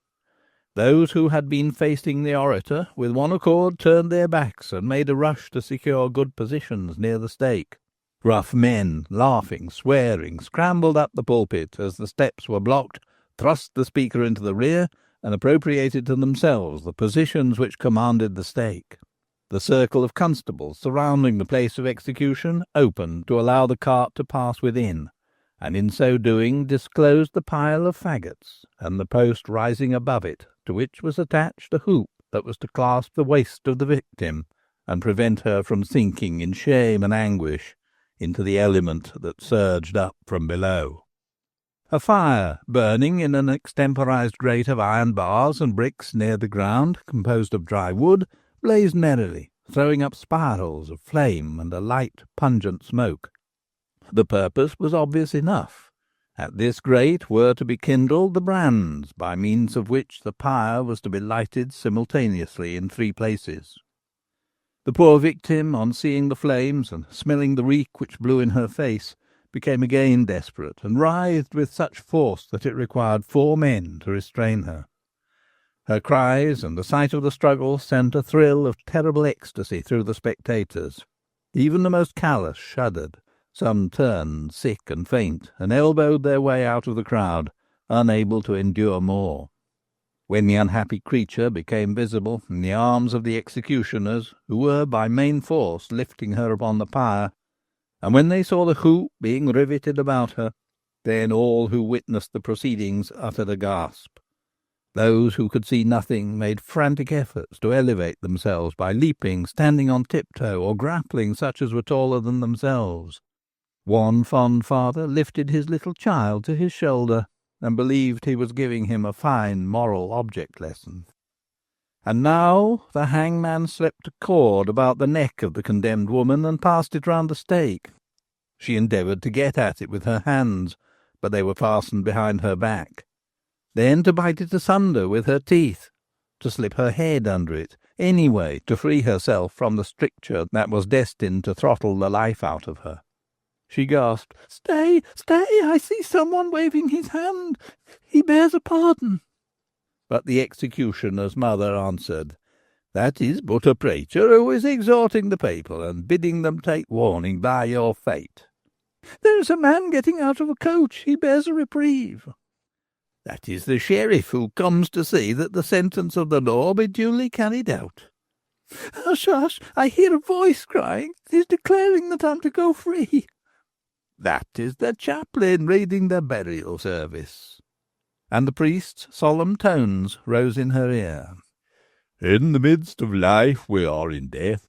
Of whom may we seek for succour but of thee, O Lord, who for our sins are justly displeased?" One moment more, let me say a word to her." She signed, with her head to Bladys. Then the latter stepped upon the file of faggots and drew close to the poor woman. She, with ashen face, leaden lips, and starting eyes, turned to her and said, "I have no hope now. It is nearly over. Put your hand into my bosom. They did not find it when they stripped me of my gown. It is for you." "What is it?" "What I spoke of before. It is for you only. I cannot die with the secret and leave it to any one who may chance to find it. You alone had compassion. You alone pity me. I have none else to think for, to care about. It is for you." Then Bladys thrust her hand where desired and drew forth a small packet. "Put it away," sobbed the unhappy woman. "Let none else see it. Let none else have it, or any share of it. It is all for you." She panted, and then in a hoarse voice said, "Wipe my face." With her handkerchief Bladys dried the tears, the sweat of mortal anguish which bathed the livid face. And that whole vast concourse of sightseers kept silence. There was absolute stillness. The executioner who stood behind the stake had his hand on the tourniquet and delayed, but there was a glitter in his eye, and he signed to the girl with a movement of his head. Then it was that, moved by intense pity, Bladys kissed the poor victim on the cheek. Instantly a mighty roar, like the bursting of a dam, the invasion of a flood. Next moment Bladys was snatched from the pyre, plucked down and thrust back. Still the roar continued. It swelled in volume. It grew to an ominous thunder. It spurted into articulate cries of "Stone him! Cast him into the fire! Smash the sheriff's carriage! Save her! It's not yet too late!" But it was too late. The woman was dead. What the people were about was this. That kiss, given by Bladys to her that was condemned to a horrible death, was seen by the vast concourse, and that sight had wrought an effect extraordinary, incredible, revolutionary. Instantaneously it had unlocked and set free all the humanity that had been sealed up in 10,000 hearts. It had struck a film from the eyes of every man and woman present, and they saw plainly, for the first time in their lives, that this execution, with its publicity, its barbarity, was a worse crime than that committed by the woman under sentence. That pitiful kiss given on the pyre, given in welling over human love to the poor broken victim, had let loose the Christian compassion that had been in the death trance for more than 1700 years. It had been proclaimed as a divine law by him who stooped and wrote in the dust when the sinful woman was brought before him by her judges. Christian prelates had not felt it stirring when they sent heretics to the stake, nor Christian kings when they had condemned traitors to be drawn and quartered, nor Christian legislators when they adjudicated to the gallows the man who stole a sheep and the maid who purloined half a crown. The excitement, the emotion roused by the kiss of Bladys, as is so generally the case with an unthinking crowd, took a wrong direction. In an explosion of resentment it vented itself against the hangman who had strangled the woman, against his assistants for igniting the pyre, against the sheriff who had conducted the execution, against the constables who had endeavoured to keep order. But there was more than a roar of human voices. Waves of human beings swayed to and fro, actuated by one passion of indignation. They sent up a foam of brandished sticks and hands in agitation, casting stones. There were to be seen men flying, wands wavering. There were heard cries from such as fell and were trampled on, or were thrust against the blazing pile and were singed, by such as trod in the oozing tar, or stumbled over the preparatory fire, or were jammed between the wheels of the sheriff's carriage. Yet above all rang the shrill cry of holy Austin from the stone pulpit. "My brothers, you do wrong. It is not the hangman who is in fault. He but fulfils the duty for which he is paid. Nor is the sheriff to blame. He sees to the execution of the laws. It is with the inhuman criminal laws of England that the sin lies. They are a disgrace to a Christian land. They are a stain on modern civilization. You have votes. You send your deputies to Parliament. Unite and insist on this, that such barbarous enactments be swept away." The kiss of Bladys and the words of Austin were not lost.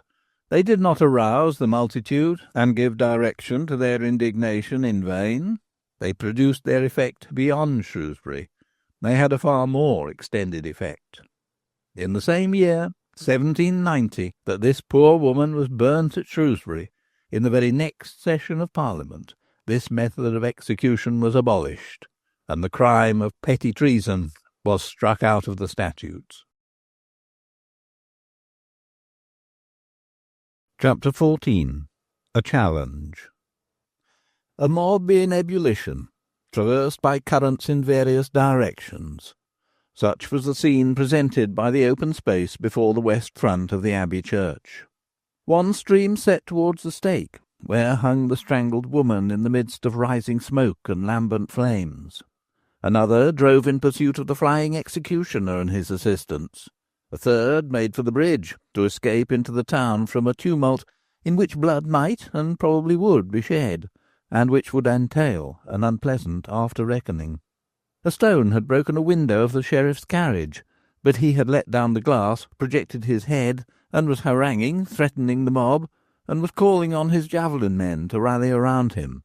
These, however, had been dispersed, and no longer formed a homogeneous body, and having lost cohesion, had lost with it all the little courage they possessed. On the bridge was a jam, caused by a horseman endeavouring to make way through the mass of human beings encumbering it, and constricted between the parapets. He had been dispatched to invoke the aid of the military. The wind was from the east, and it drove the smoke over the bridge, sickly with the odour of the singed and now burning garments of the dead woman. Some of the rabble insensately began to tear the fire to pieces, as though that would avail the poor creature. She was in fact dead before the flame had leapt up and licked her face and curled around her bowed frame. The attempts made to level the pyre only served to scatter the blazing faggots, endangering those who stood near, and such as were thrust into dangerous proximity by the press of the crowd.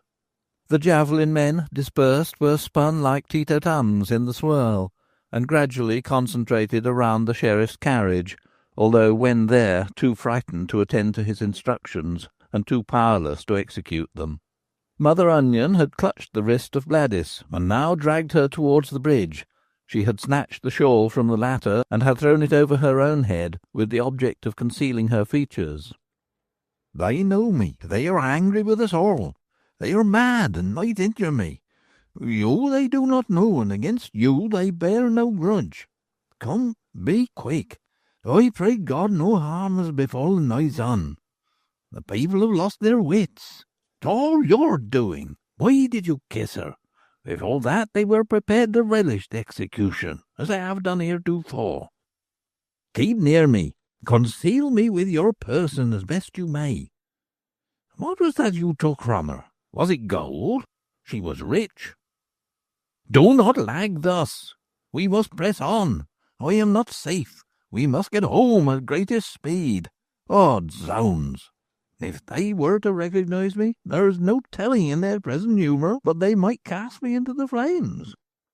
As the old woman, grappling Bladys, worked her way over the bridge, she rang changes on her alarm for herself, concern for her son, and impatience to learn what that was which Bladys had taken at the last moment from the woman on the pyre.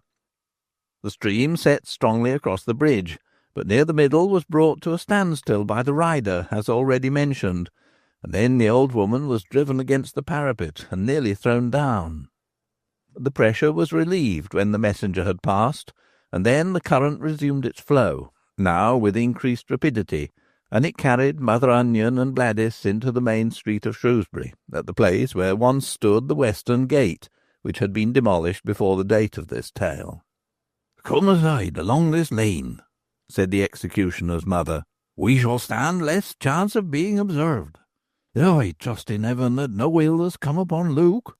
He was discharging his duty. He was acting the Good Samaritan. The law requires that the woman sentenced for petty treason shall be burnt alive. But my son, as a humane man and one that fears God and loves his neighbour, mitigates the penalty. He is not required to do it. He does it because he has a good heart, and those sentenced usually pay handsome to be spared the greater pain of burning. Why then should the people be incensed against him? What did you take from her?" "I obtained nothing but an old gown that will not fetch a guinea. She had none of her rings on her fingers, not even the wedding ring. They belong to me by rights.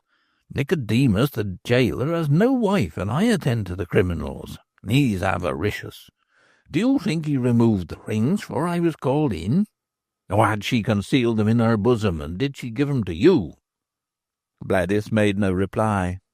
As there was now no crush, and the lateral alley was clear of the crowd, the old woman halted, and tugging at her daughter-in-law's wrist, said impatiently, "I must be told. What did you get from her?" "I do not know," answered Bladys coldly. "But look you, I must learn. She was rich. She had gold. She was a jeweller's daughter." "I took from her a small package, but I have not examined it, nor have I opened it. Let that suffice." "It shall not suffice. I must see the contents." "Whatever the contents may be, they are not for you."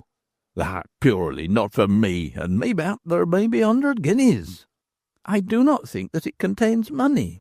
Mayhap it is but a commission, perhaps a lock of hair, perhaps a message of love, perhaps a confession of guilt. I have not looked, and I shall not look till I am alone in my chamber with the door locked against intrusion."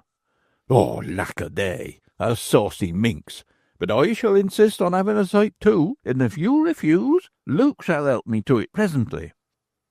"Whatever it is," replied Bladys in a dispassionate tone, "it is not for you. She said to me, 'Take it, I give it to you alone. You only have shown me kindness. Whether it be a trust or a bequest, whatever it be, it is to me sacred from prying eyes and impertinent curiosity.'"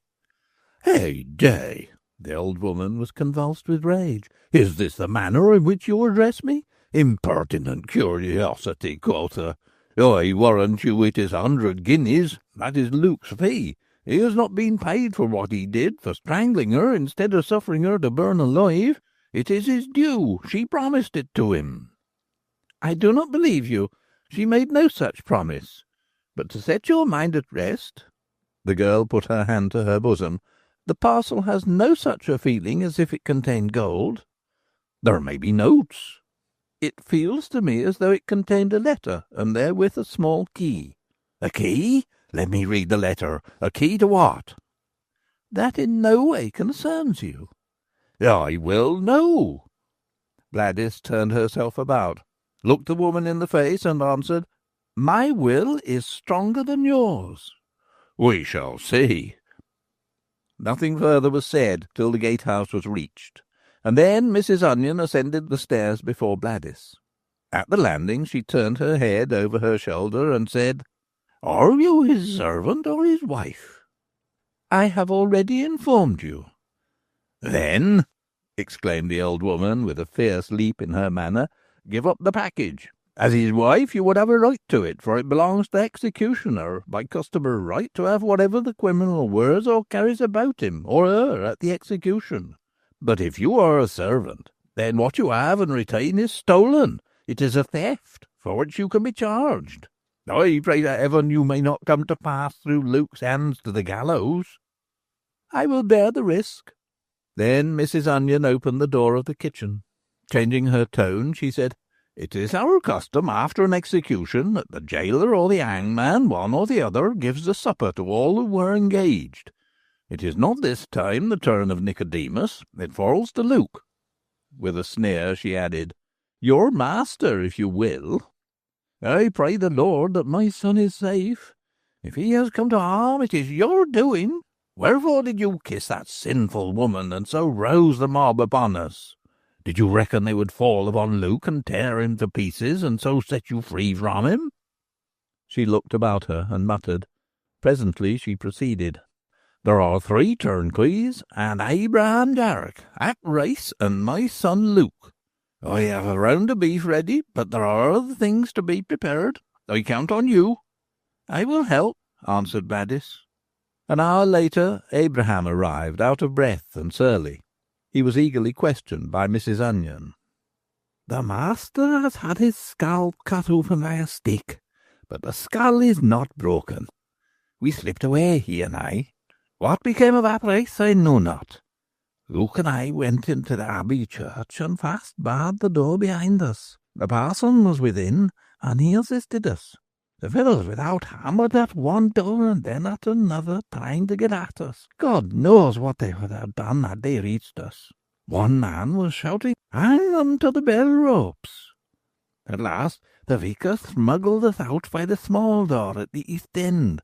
And you'd have laughed, for Luke wore his cassock and looked like a parson. The vicar lent him his wig to cover his cut scalp. He was taken to Surgeon Betts to have his head sewn up. No harm done. There he abides till night falls, and he can return without risk."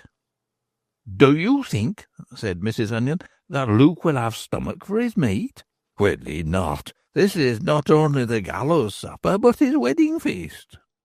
"His wedding feast?" echoed the old woman. "Well, my pretty mistress," said the assistant, turning to Bladys, "how goes the honeymoon? Sweet, eh?" "Sweet?" repeated Mrs. Onion, and her bile overflowed. "What think you to this, Abraham? She denies that she is his wife. She threatens that she will burn down the gatehouse if he do but touch her. Is it not so?" Mrs. Onion turned to Bladys, her eyes contracting with malice. The girl replied with coolness, "I said as much." "And further, she protests that she will poison him, as did that woman we burned to-day." "Anything rather than be his wife," said Bladys. "That is not all," pursued the hangman's mother. "She threatens that when he sleeps she will drive her hairpin into his brain." Then Abraham Jarrock set his hands to his side and broke into loud laughter. "Does Count Victor suggest," asked Mrs. Onion angrily, "that he has brought such a woman into this house?" "I do laugh," answered Jarrock. "Be without concern, madam. A woman who brags, that is not the woman who will do the deed. Sure, the doers are not the talkers." When darkness had settled in, Luke Onion arrived. His cut scalp had been patched. He was haggard and in evil mood, answering his mother's questions churlishly, and manifesting impatience at her expressions of sympathy. He looked out of the corners of his eyes at Bladys, to observe whether she was disposed to pity him in his battered condition, but she vouchsafed him neither look nor word. "Is the riot at an end?" asked Mrs. Onion. The riot? Aye. The disturbance? Not. The streets are full of people, and the constables have been arresting, of course, the wrong folk, letting the ringleaders run free." "Luke," said his mother, "dost know how and by whom this riot was stirred up?" As her son made no reply, she went on. "It was all her doing. She who has been at trouble since she entered this house. It was she who stirred up the people against you. It is to her you owe the shame, the disgrace of this day. It is to her you are indebted for your cut head, and she has thieved as well. She has taken from us that which is ours, not hers. Come, Luke, we have had naught but unpleasantness since she entered the house. Let her surrender what she took from the woman, and after that cast her out of the house." "Let her go," laughed Luke sardonically. "Not I, indeed. That would be rare jest, that, for I should be robbed of my money and wife together." "She has taken gold of the woman." "Whatever I received," said Bladys, "that I retain. I have had time to look at what she gave me. Be assured there is neither gold nor jewel therein, only a scribble of a few words." "What words?" "They are for me alone." "You said there was a key." "Yes, a small key." "To what?" "I cannot tell." "Now, hark you," said Luke Onion. "Petty treason involves forfeiture. If there be gold, I take it as my fee. You cannot retain it." "There was, as I said, no gold." "Luke, send her away." "Mother, set your mind at ease. She does not escape me. I am not one to be opposed or frightened by a woman. As to threats, I laugh at them." Then, swinging himself about, he gripped Bladys with both hands, holding her head as in a vice, and looking straight into her eyes, he said, "Do you still defy me, hussy?" "Still." "Is it to be a struggle between us until one buckles under?" "Or dies?" "Or dies. Very well. I accept the challenge." Chapter 15. Vashti. The day of an execution was one that gave satisfaction alike to turnkey, hangman, and their assistants, for it was to them the conclusion of a harvest reaped out of the unfortunate who had fallen into their hands, and in the evening it was customary with them to make merry over the plunder and to keep their harvest home. No sooner was a prisoner sent to the castle than a system of pillage began, to which he and his relatives were subjected, and which did not cease till he was discharged or executed. Within the jail his comforts, almost his necessaries of life, had to be bought of the head turnkey. A poor prisoner fared badly. He had a miserable cell, where he was abandoned to filth and famine. The discomforts of a recalcitrant prisoner were rendered daily more acute till his resistance was broken, and he submitted to the exactions of those who held him in control, till he allowed himself as a human wreck to be boarded and pillaged until nothing was left on him that was worth taking. He had to pay for his food, for his drink, for clean bedding, for fuel, even for privacy. The jailer was well aware that the most intolerable annoyance to which he could subject those of a better class was to crush them into a common day-room with the worst criminals of the most degraded order, and to associate in one bedroom the most unsuitable companions.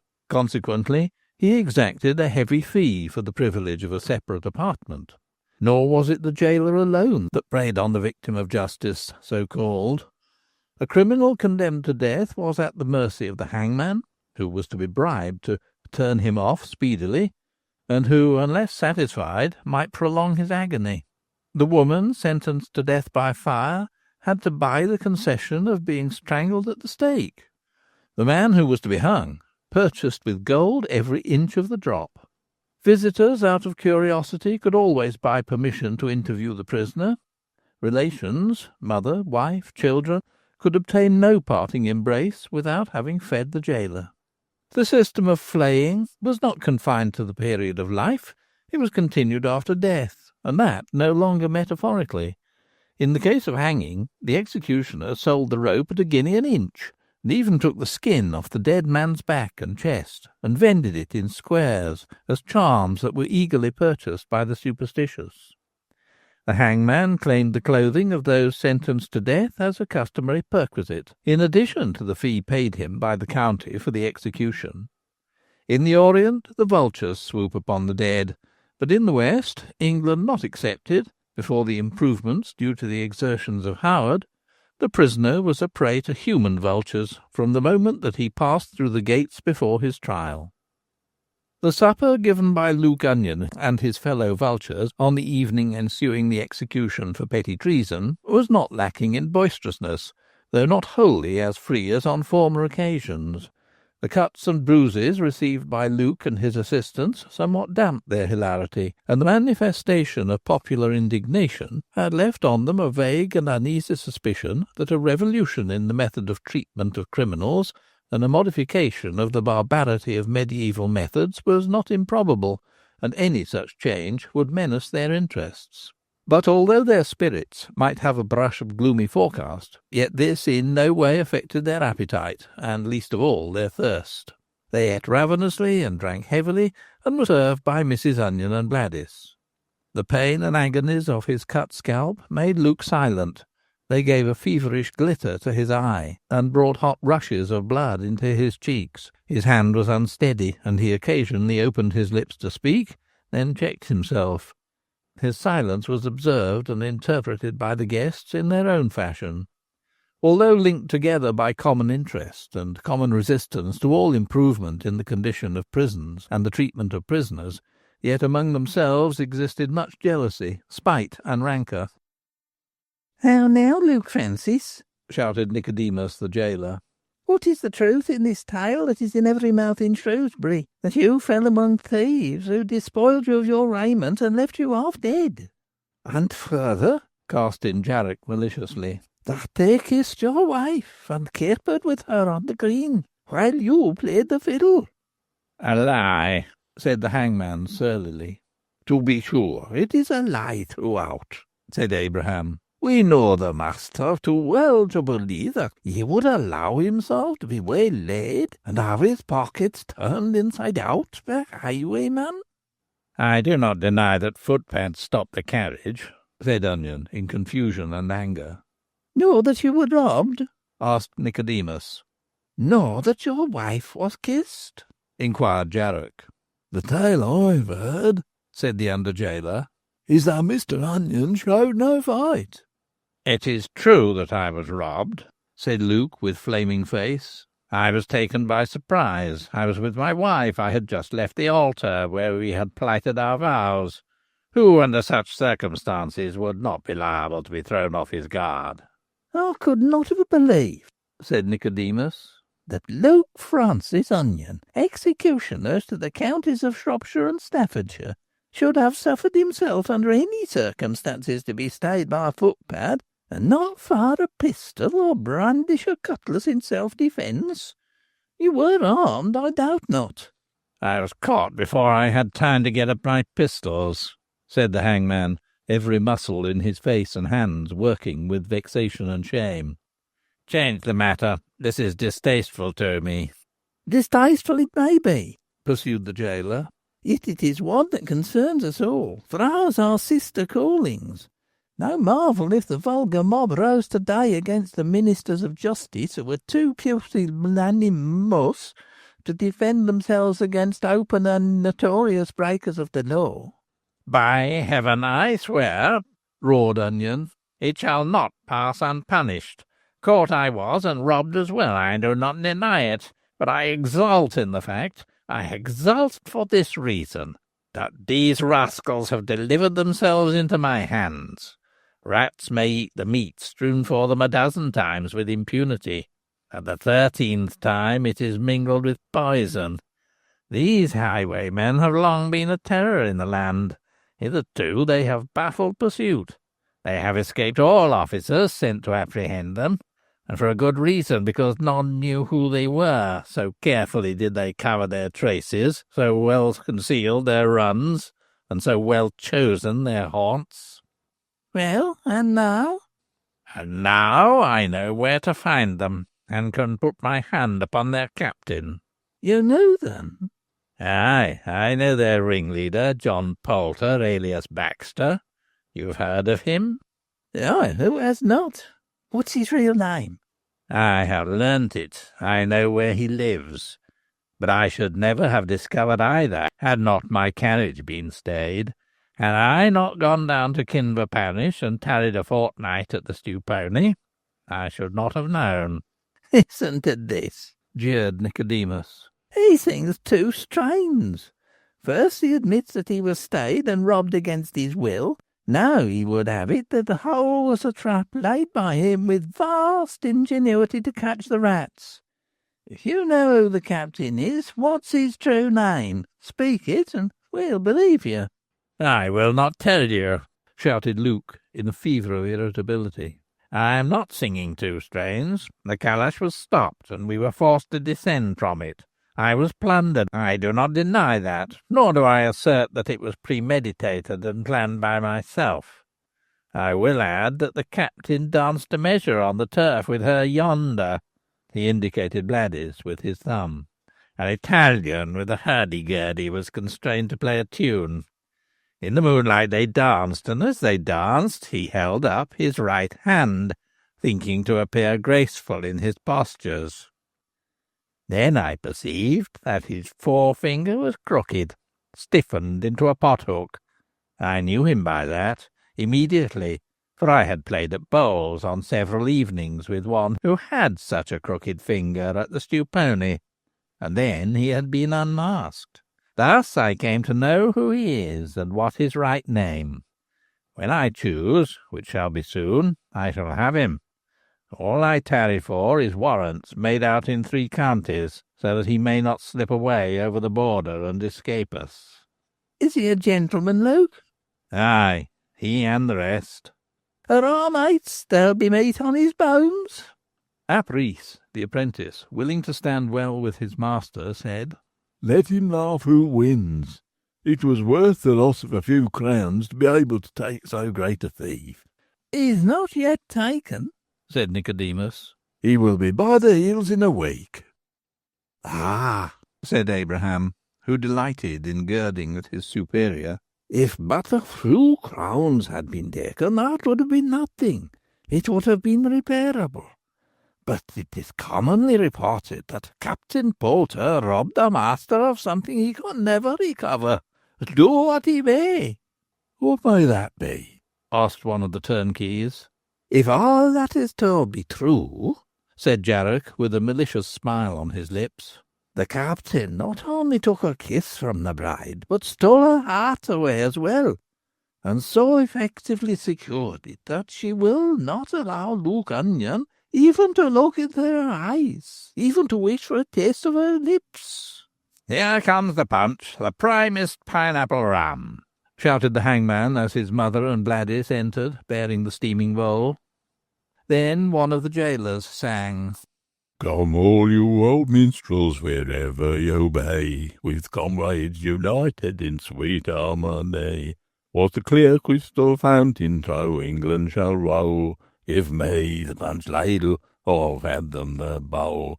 Let nothing but harmony reign in your breast. Let comrade with comrade be ever at rest. We'll toss off our bumper together, we'll troll.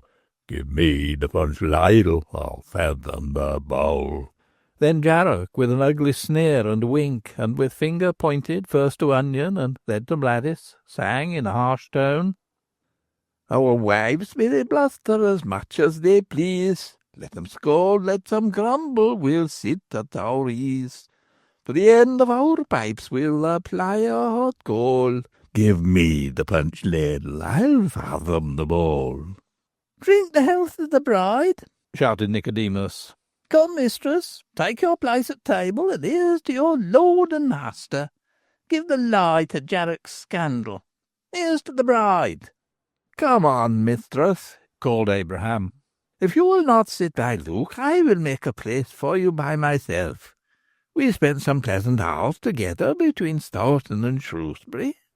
"Sit down," shouted all. "Luke, make her honour and obey if she cannot love. Sit down. We are going to toast you." Then all rose with a roar and waved their glasses. Bladys escaped through the doorway into her room above the gate and bolted the door. "Now, Onion, make her come. She don't show you nor us proper respect," called Nicodemus. Onion, infuriated by the banter, galled by the words of Jarrock, stung by the slight put upon him by Bladys, leapt to his feet, rushed to the door, and striking it with his feet and fists, bellowed, "Come out instantly, I command you!" All present became silent, holding their punch glasses in hand, some of which were filled, others extended to be supplied, and looked towards the door expectantly. No reply was vouchsafed to the command. The bolt was not withdrawn. Again the hangman struck at it, and with an oath called, "Come forth, or I'll break it open." Still no reply, no movement. The men at the table tittered, nudged each other, and twinkled their eyes at one another. The head turnkey said, "It is very like to that scene in the Scripture where the king sent for Vashti and she would not come." "Aye," said Jarrock, "but when Vashti refused to come, he took another in her room. By heavens, there's the rub. There'll be no Esther who will have him. He's been 5 years questing a Vashti." This sally produced a burst of laughter, and roused Luke's anger to madness. He became livid with rage, and in the excitement the stitches that had closed his wound gave way, and blood trickled down the side of his face. He set his teeth, his eyes glared. He went to an outer chamber, and returned with a crowbar. With this he smote at the bedroom door. "Come out!" he roared. "I will beat in the panels. I will drag you forth by the hair." Then he belaboured the door with a fury that gathered at every blow. Splinters came off and flew about the room. Mother Onion hastened to her son and endeavoured to pacify him by representations that the scene was not a seemly one to exhibit before his guests, that she whom he summoned was unworthy of his anger and was best left to herself. But he would not hearken. His blood was boiling, his brain on fire. He flung himself with his full weight against the oak door. He drove the point of the bar in at the joint, that he might work the hinges out of their sockets in the solid stone into which they were soldered. Then suddenly the alarm bell that hung above the gate rang out its summons fast and vehement. Instantly every glass was set down on the table. Onion lowered the bar and fell back. A look of dismay spread over his face. "She will rouse the town. She will bring the mob on us again. They'll murder us all this time." Then Nicodemus, in an agitated voice, said, "Make her cease. Promise anything." Luke leant on his crowbar, panting for breath, his eyes flaring as with summer lightnings. Then Nicodemus himself went to the door and called, "Mrs. Onion!" Still the bell continued to peal. Jarrock laughed and said, "She will not respond to that name." "Then how shall I call her? But we must stay the bell." Thereupon Abraham Jarrock took his place against the door and shouted, "Stewponey, Bladys, name your own terms, and you shall go free." At once the bell ceased, and in the lull that ensued was heard a hubbub of voices without. "The people are gathering," whispered Mother Onion. "They will break in the door," gasped Apries.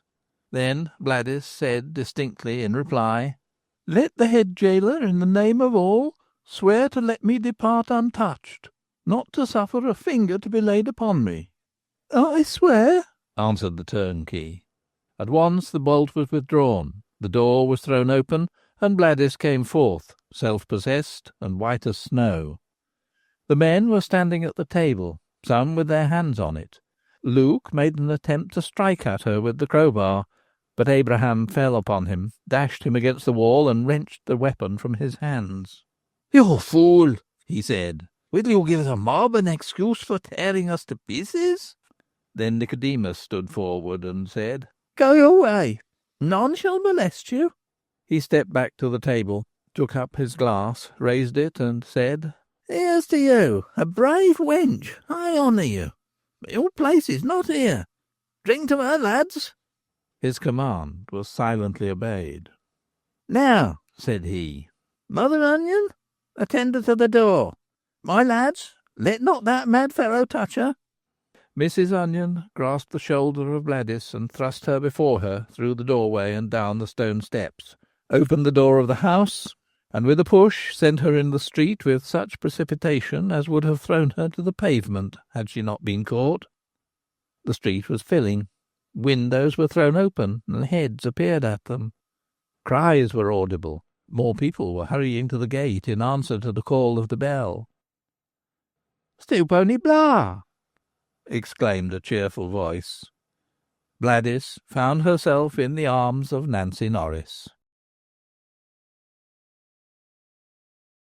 Chapter 16. Dree. In the obscurity, rendered doubly obscure by contrast with the lighted room she had left, Bladys might not have recognised the person who received her in her arms and with a kiss, but there was no mistaking the fresh voice of Nan. "So we've got you!" exclaimed the latter. "We have found out about you. But what's the meaning of that bell? Did you ring it? Folks are running from all the town." "Yes, Nan, I did sound it." "What is the matter? Is there a fire anywhere?" "There is no fire. I rang to oblige them to release me." "Them? Who dost mean? Then you're free?" "Yes, I will never return to them." "That is brave. Now that we have recovered you, we will carry you away. It was cowardly of the fellow to take you to church and marry you, without letting you know to whom and to what manner of man you were wed." "Let us go from this place. A crowd is collecting." "It is so. By Goals, it's you who have summoned it, and they desire to be told what is amiss. That is, they say, the fire bell, and people think some house burns." There rose on all sides shouts and a general clamour about the gate. The window of the chamber lately occupied by Bladys, that immediately over the gate, was thrown open, and a man appeared at it, Nicodemus, the turnkey. "Good people of Shrewsbury," he called, "have no further concern. There threatened to be a conflagration here in the county executioner's apartments, but the danger is past. The fire has been extinguished. Return to your homes." Then one in the throng shouted, "If the gatehouse had burnt with the hangman and his dam, and with the rest of you in it, we would have been well rid of the crew." "Ay," vociferated another, "and not one of us would have put forth a finger to save you." "Mates," cried a third, "what say you? Shall we kindle the fire again and stir it well, that this time it shall not go out?" "Where's the good of tempting it," asked another, "when they can escape into the castle?" "Here arrive the constables," said another. "Come from hence," said Nan to Bladys, and linking her arm within that of the girl from Stewponey, she forced a passage through the crowd. "So you have deserted him. That's as it should be. I fancy Abraham before him, and he is a currish and a hangman's assistant, and will be head executioner some day. Oh, by Goals, when the gentlemen stayed the carriage on the heath, had they known who he was there, they would not have contented themselves with taking his silver and kissing his wife." "That was not done," interrupted Bladys. "What odds? They danced with you, and any wench would be proud to be kissed by a gentleman of the road, and a captain to boot. But as I was saying, had they suspected who this Luke Francis was, then I protest they would not have suffered him to run, for they would have strung him to the first tree, and let him taste of the medicine he has administered to so many good boys." Nan continued working her way forward, drawing Bladys along with her. "What do you think now? My old mother's in Shrewsbury.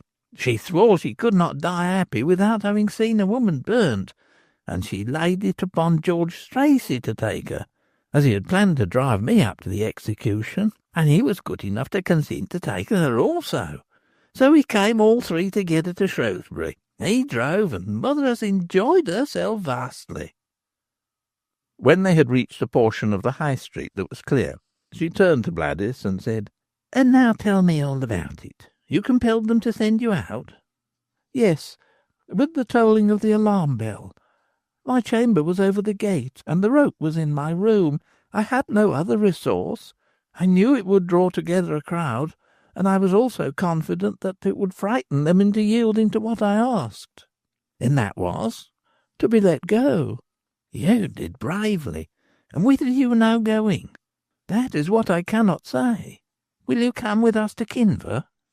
I have no longer a home there. Your father's not yet married, but he shortly will be, and he does not wish to have me there. You shall stay at the Rock Tavern till some chance arrives. George will take you back with mother and me. There's room for all. He will not refuse me that. I cannot go yet awhile. I have a commission to perform. For whom? For the woman that was burnt. She laid an injunction on me. Will that hold you for long? I cannot say. I have to go somewhere, and how far distant that place is I know not. Whither must you go? To Nesscliffe. I have heard tell of the place. That is where wild Kynaston had his cave. He was a mighty outlaw long ago. But how many years have gone by since then, that's past my saying. His horse fed in a meadow under the rocks, and Wild Humphrey whistled. Then his horse ran up the stair in the rock into his cave, as nimble as a squirrel. There are many stories told about that man. I never heard any of them. I am obliged to go to that place. Then I will desire George to drive us over tomorrow. Mother is a morsel tired with the excitement of today, and the long drives from the rock, and will be glad of a day's rest. George is certain to delight in seeing where Wild Humphrey lay hid, and where he rode forth to rob travellers on the King's Highway. Come with me. We are lodged at the Woolpack, Mother, George, and I. We are now close to the tavern. Mother is toasting her knees at the fire, laughing and crying. She has enjoyed herself prodigiously, and I cannot understand it. My heart jumped towards you when you kissed the poor creature, and I felt then that I would go through fire and water to serve you. But Mother, well, she always was a strange cast of woman. I reckon there be others feel the pleasure in these executions, just as does she, or they would not have come in from all the villages round. I've acknowledged some came from Bridgenorth, and we, as you see, from farther still. You should have seen how the road was covered with sightseers, walking, riding, driving, all to witness the death of one poor weak woman. Old the Austin was right. The sight of those things makes folks hard-hearted. Quickly Nan conducted Bladys down an open passage, and through a door into a small room, in which the atmosphere was charged with fumes of tobacco and gin. A coal fire was burning in the grate, and before it, crouched in the glow, sat the hostess of the Rock Tavern. To save her holiday gown from being singed, she had turned it over her lap, and then, because her red petticoat was also too precious to be allowed to scorch, this had also been treated in like manner. On the table stood a tumbler of spirits and water, and on the hob was a short clay pipe. The old woman took a sip at one, and then a whiff at the other. She wore a white cap, the frills standing out as a halo about her withered yellow face that was inflamed with spirits and the heat of the fire. She greeted Bladys with effusion, caught her hand and patted the back of it, and then kissed her palm. "Ah, my pretty one, my mealy face! You have seen a sight today. Old as I am, I never had the chance afore. Have you used the dree as I taught you? No? When will you give it him? Have no fear, there can be no danger to you. That woman who was executed today was a sorry butcher. It was a bungle, giving her husband nightshade. That came of her not applying to one of us knowing ones. You were wiser. Go, my dear, and let him have a pinch in his pudding or his posset. No one will ever discover that he came by his death by foul means. If I had known who Luke Francis was, he would never have left the Rock Tavern without some of it down his throat. But there. She patted the hand of Bladys again. You have it, and will make good use of it. They will not burn you. There is no doctor in the world will be able to say that he who dies from dree has taken poison. It causes a slow wasting away, and they think, fond fools, it is a consumption." "Mother," said Nan, "Stewponey Bligh is going to return to Stourton with us." "Oh!" laughed the old woman, and her eyes twinkled. So you have done it already. Oh, you fox, you will not admit it even to me. You wish to be well out of the way. But I do not hold by that. Return to him, and when he becomes sick and faint and loses colour and flesh and appetite, call in a doctor. He can do naught, but it saves appearances and turns aside suspicion. Not that they can prove anything. That they never can. Above all, put away the last pinch of the powder, lest it should be found. Yet even if found, they would be able to make nothing of it. Dree is known only to us. 'Tis a secret among the knowing ones. I do not hold with your running away. Go back to him. Go back, I say, at once. I cannot return, answered Bladys. I have been thrust out of the house. But indeed, Mother Norris, you are in the wrong. I have given him nothing. Then you're a fool. Where's my Dree? At that moment the old woman's attention was diverted by the apparition of the monkey. The door was ajar, and the hideous little face was visible, together with one hairy hand, as it peered cautiously in. Mrs. Norris crowed, chuckled, and clapped her hands. "Oh, Beelzebub! Gaffer, my little familiar in a red coat, you have returned to me again after an enjoyable day's work. Sit down here on this stool at my feet and warm thy numbed hands. Shall I teach thee to smoke?" Then the Savoyard entered. She turned to him and asked, "Well, Jackmo, have you brought me the ashes?" The man nodded, and produced a soiled rag containing charcoal. "That's right," said the old woman. "You scraped it off the charred steak. See. It is sovereign against St. Anthony's fire," said the hag, looking towards her daughter and Bladys, then back to the Italian. "Could you procure me the twist with which she was strangled? I desire that." The man explained in broken English that the string had been consumed. "I'm sorry for that. If I could have secured it, 'tis preservative against the palsy, and I may be threatened with that. Old people are." Then, reverting to the topic left on the appearance at the door of the monkey, she asked again, "Where is the Dree?" "It is here untouched," answered Bladys. The woman took it, then looked around her and asked, "Where is the captain?" "I have not seen him lately," answered Nan. "He ought to be here. Where is he? Why is he not with you, Nan? What business can he have in Shrewsbury? Nan, it is my belief that he is going cold. He would desert you, I'm confident, but that he's afraid." "Afraid of what?" asked Nan, and at once her lips quivered and her eyes filled. "Afraid lest you should betray him." "That never," answered the girl firmly. Well, we know so much, perhaps too much. Let him beware he does not trifle with us. Give me the Dree. It may serve for others, if it has not been employed where intended at the first." Chapter 17. Kynaston's Cave. Out of the great Shropshire plain, south of Ellesmere, rises a fragment of red sandstone, which has, for the most part, been swept away by the ancient Severn Sea. This fragment must have been composed of harder rock than the rest of the bed, and it stood up above the waves, a sheer cliff on one side, sloping rapidly into the water on the other.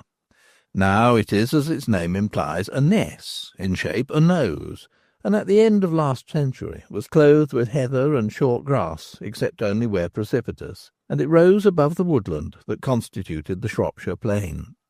Some 30 or 40 years ago it was planted with Scotch fir and larch, and the precipitous face is largely screened by the growth of pines and beech.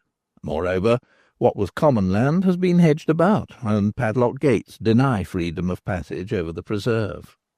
In the reign of Henry VII, there lived a certain Humphrey Kynaston at Middle Castle, not far from Nesscliffe, and of this castle he was constable under the crown.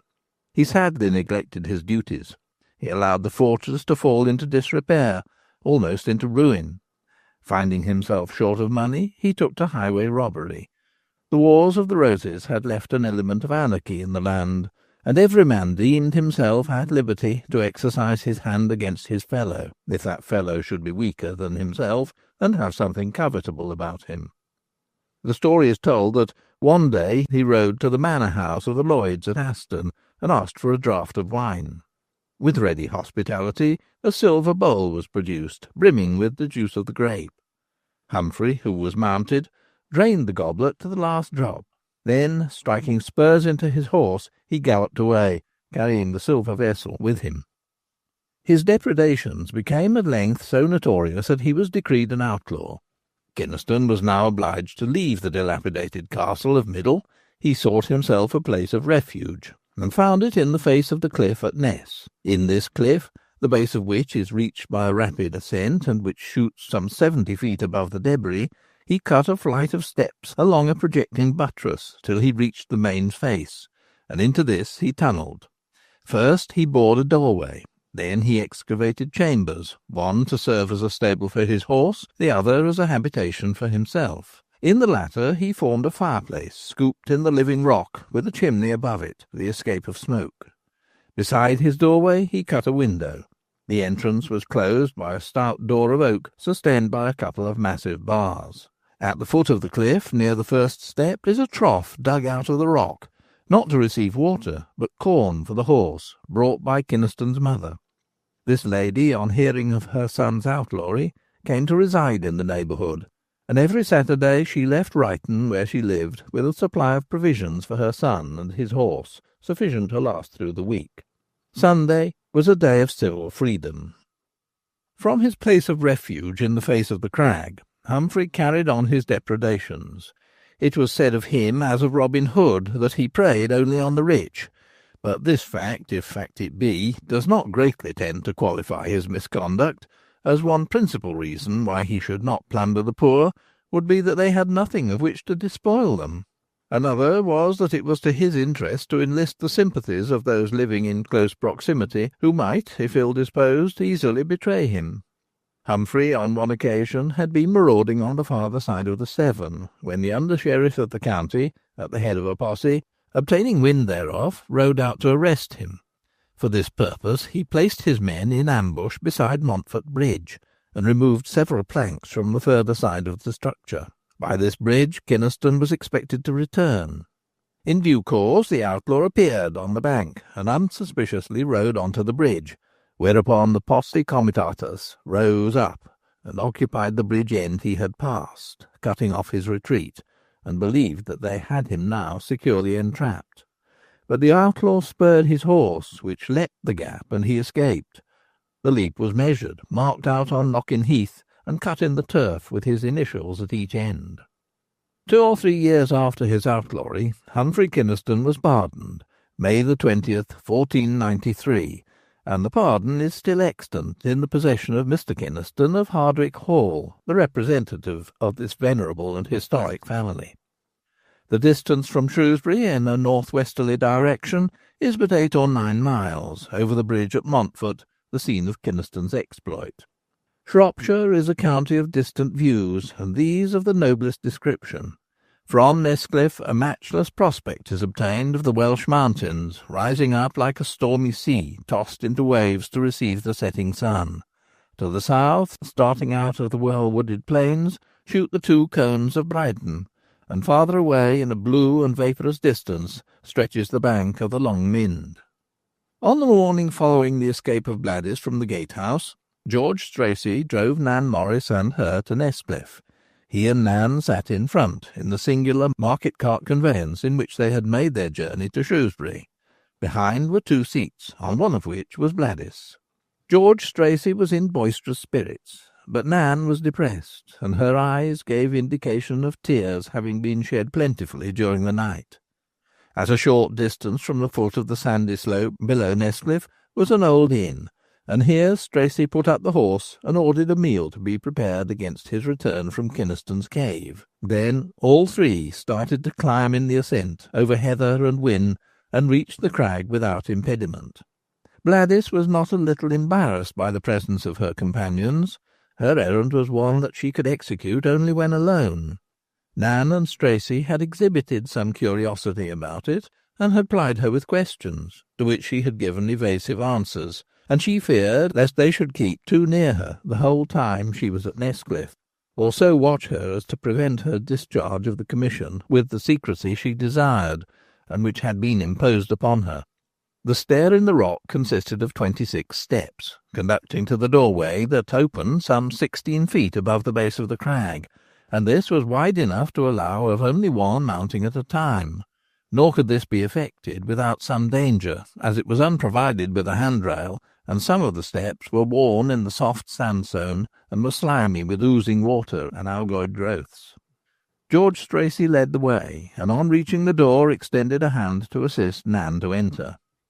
Immediately opposite was a pier, dividing the cavern into 2 chambers. That on the left served formerly as the stable, and that on the right, of ampler dimensions, was the habitation of the outlaw himself. In the dividing pier were cut 2 niches, presumably to contain lamps, and between them his initials and the date 1564. Not indeed in Kynaston's own cutting, but inserted 30 years after his death, which occurred in 1534, and more than 70 years after his occupancy of it. Bladys entered last, and looked observantly about her.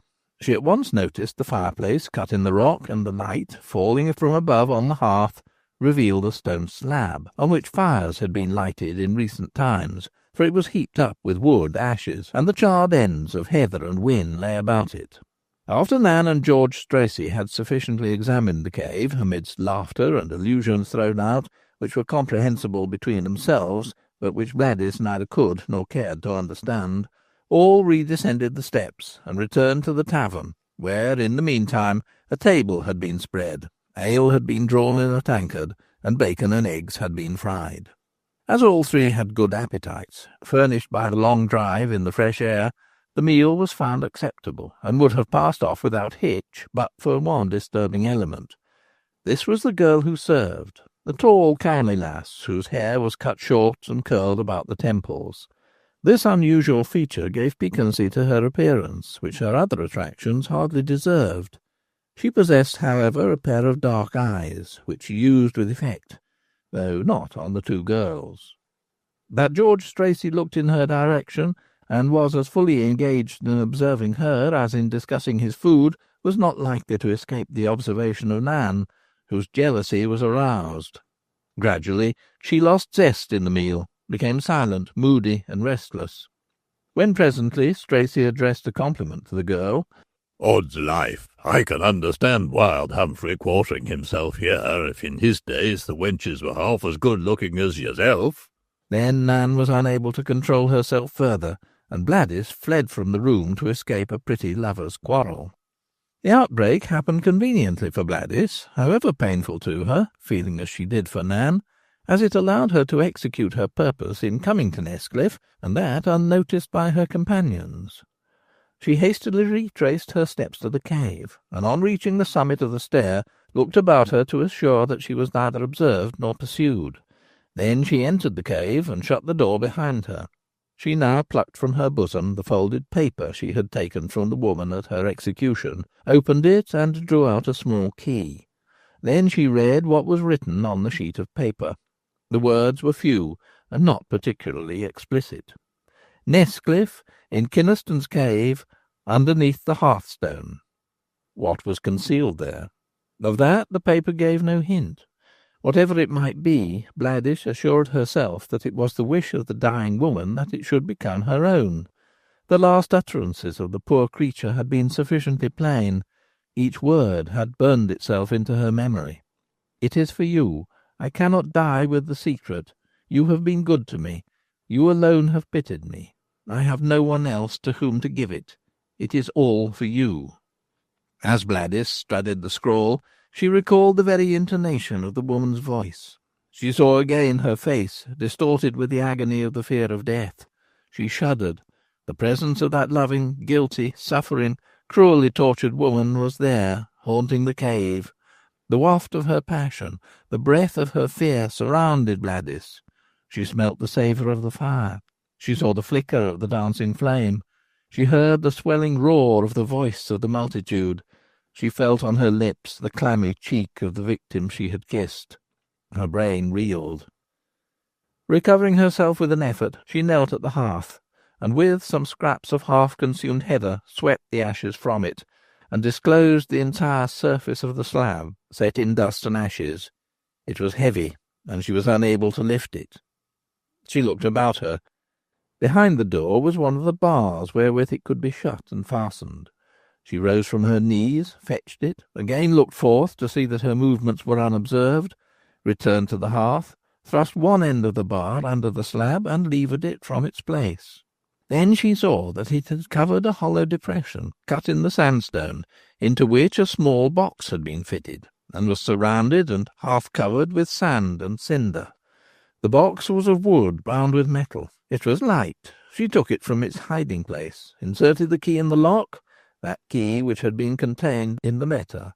The lid yielded immediately, and by the light falling through the chimney, Bladys saw it contained jewels, twinkling, iridescent, to her inexperienced eyes of unquestionable value. There were brooches, necklets, rings of diamonds, of pearls, and every kind of precious stone. Bladys at once recalled what had been told her, that the woman whose these had been was the daughter of a jeweller. This was her collection of precious ornaments, perhaps concealed in this place preparatory to flight with her lover. Bladys hastily refastened the case, breathless, frightened, fearful of being seen. She replaced the hearthstone, and concealed the jewel-box about her person. Then, with beating heart and bounding bosom, she returned to the door. Before descending, she looked attentively along the way to the tavern. No one was there. Probably her departure had been unobserved, or if observed, had been welcomed as a relief by those in angry altercation. She hastened back to the inn, and found George Stracey outside, helping to harness the horse into the conveyance. He was in a surly mood. Nan was within. Her cheeks were flushed, and her eyes sparkled with tears. The storm had blown over. The quarrel was at an end, but it had left both ruffled and too full of their own concerns to give heed to Bladys, to ask where she had been, and wherefore she had left them. Chapter 18. A Crooked Finger. The quarrel had left Stracey too out of humour, and Nan too unhappy for either to speak, and they mounted the conveyance in silence. After having proceeded a mile, however, George raised the hand that held the whip, and pointed with the butt end over Nan at a house of red sandstone that had been quarried out of Nestcliff, standing in a pleasant domain, well timbered, and said, "There, that's the mansion where she lived who poisoned her husband." Neither of the girls made any observation. He continued, "She was a jeweller's daughter, an orphan under the charge of an uncle, and he was a pig-headed old guardian. He would not suffer her to marry the young man to whom she was attached. It had been a liking begun in childhood, when he was in the army in the Netherlands. He was taken prisoner at Tourcoing, and he did not get exchanged for some years. Her uncle suppressed his letters, and persuaded his niece that her lover had fallen. Then, while she was in despair, he so wrought upon her as to induce her to marry the owner of that house I pointed out to you. He was a man of some family, and she of none. He was old enough to be her father. She had inherited some money, how much I know not. After she was married, the lover returned to England, and then only did she discover that she had been deceived. He was a soldier and reckless, and persuaded her to run away with him, and she poisoned the old man. I do not think that the lover had any part in that. Indeed, some say that she did not purpose doing more than giving the old fellow a draught to make him ill and keep his chamber, or to sleep. But she made the dose too strong. He slept never to wake again. That is a pretty seed for a gentleman, and not such as a fellow would care to leave, especially if he had a young, fresh, and pretty wife. Whether she was handsome or not I cannot tell. We could not get near enough to the stake to see.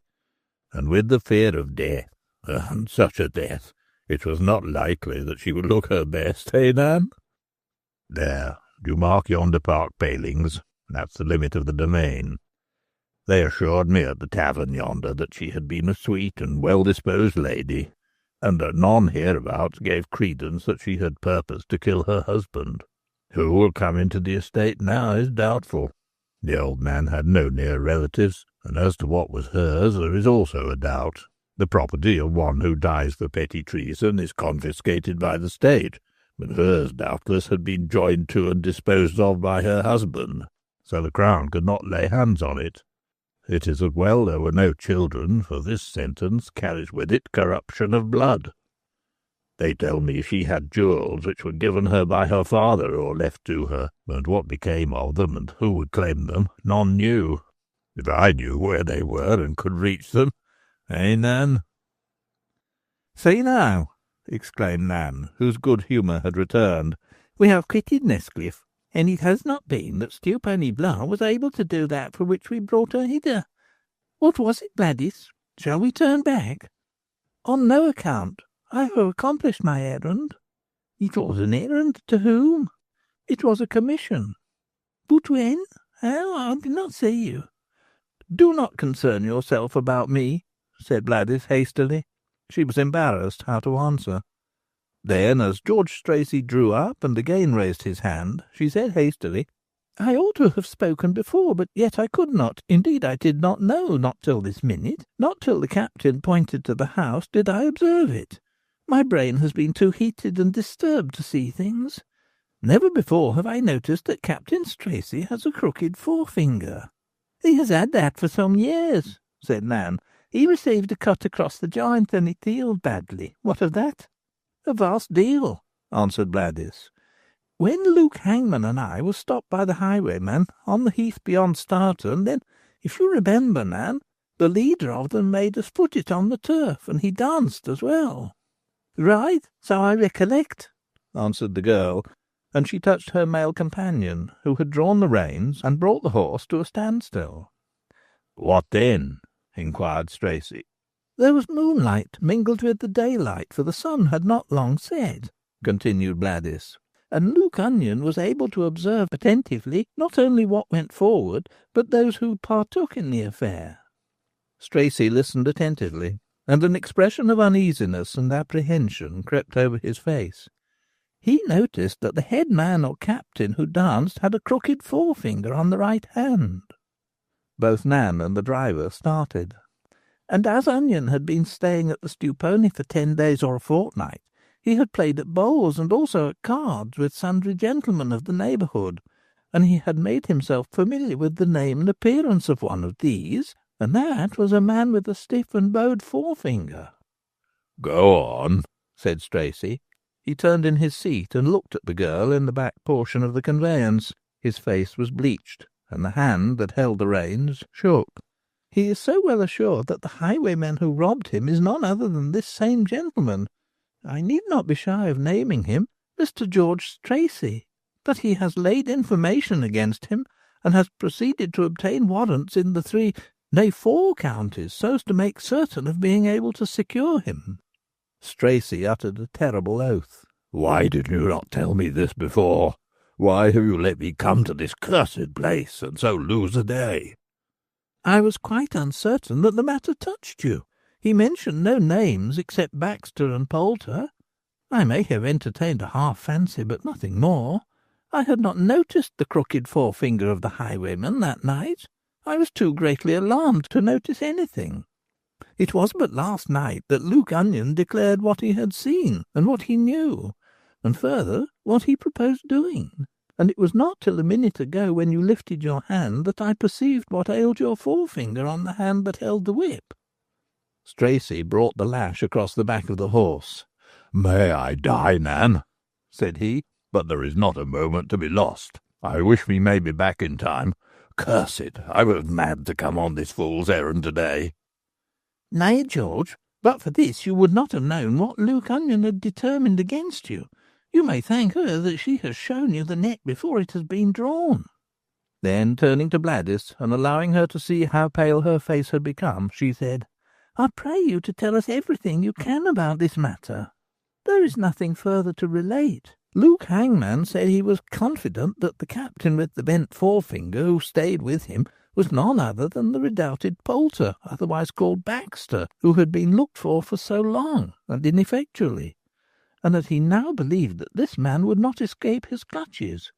He did not mention the name by which he was known in the neighbourhood, only that he could swear to him because of the crooked forefinger." For the rest of the journey the horse was driven as he had probably never been pressed before. At intervals whispers passed between Stracey and Nan Norris, which Bladys did not catch, nor indeed did she attempt to overhear. The face of each was grave, and every trace of recent disagreement had vanished. Moreover, curiosity relative to the object of the journey of Bladys to Nestcliff had been effaced from their minds, in the great concern over the danger that directly menaced one of them, and indirectly the other. The cart was driven through the streets of Shrewsbury at a furious pace, and the beast, panting and blotched with foam, was drawn up at the door of the woolpack. Stracey swung himself out of the vehicle, and without regarding the women or helping them to dismount, ran into the inn, and burst into the room where sat the hostess of the Rock Tavern. "Mother Norris," said he, in a voice that quivered with emotion, "there's damnable news come." I know it. "You do? You are blown." Why did you not tell me this earlier, before I started for Nestcliff? I might have been halfway to Kinver by this time."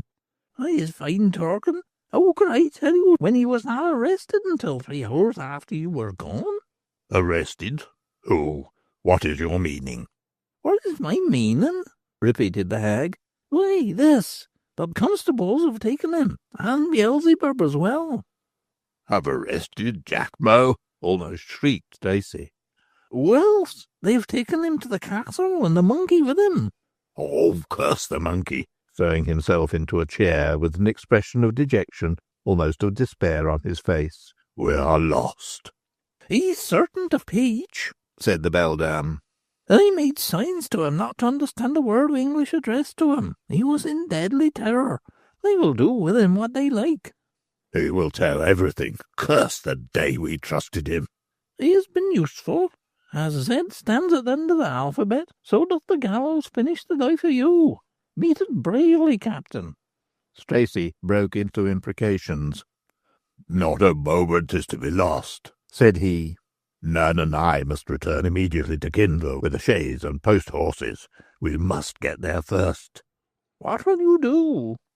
"Clear out Megafoxhole." "And then?" "Clear off myself." "What am I to do?" "Stewponey Blah shall drive you leisurely home tomorrow." "As you will. It's late, and a drive in the cold night air would bring on my cough. See, a coffin has just shot out from the fire, and to your feet, not to mine. It passed me. It lies smoking afore you." Stacey flung from the room to order the lightest available carriage, with the best post-horses that could be procured, to be ready immediately. To Nan he said in a low voice, "You urge them on. I shall walk forward. You shall catch me up clear of Shrewsbury." He walked leisurely through the town, swinging a rattan, and crossed the bridge, then passed the abbey without meeting any inconvenience. In fact, the Italian had as yet told nothing, and the magistrates were profoundly ignorant that the redoubted captain had been staying in the town. Nan urged on the ostlers, made promises of extra payment, and said, "The poor gentleman has just learned that his mother is dying. She has been suffering long from a consumption, and has now broken a blood vessel. He has walked ahead, so impatient is he to reach his home. He lives at Much Wenlock." Every word was untrue, but it served the girl's purpose, and with rapidity the chaise was got ready, and the postboys arrived, duly caparisoned in their jackets, breeches, and boots. Nan sprang in, and the horses started at a trot.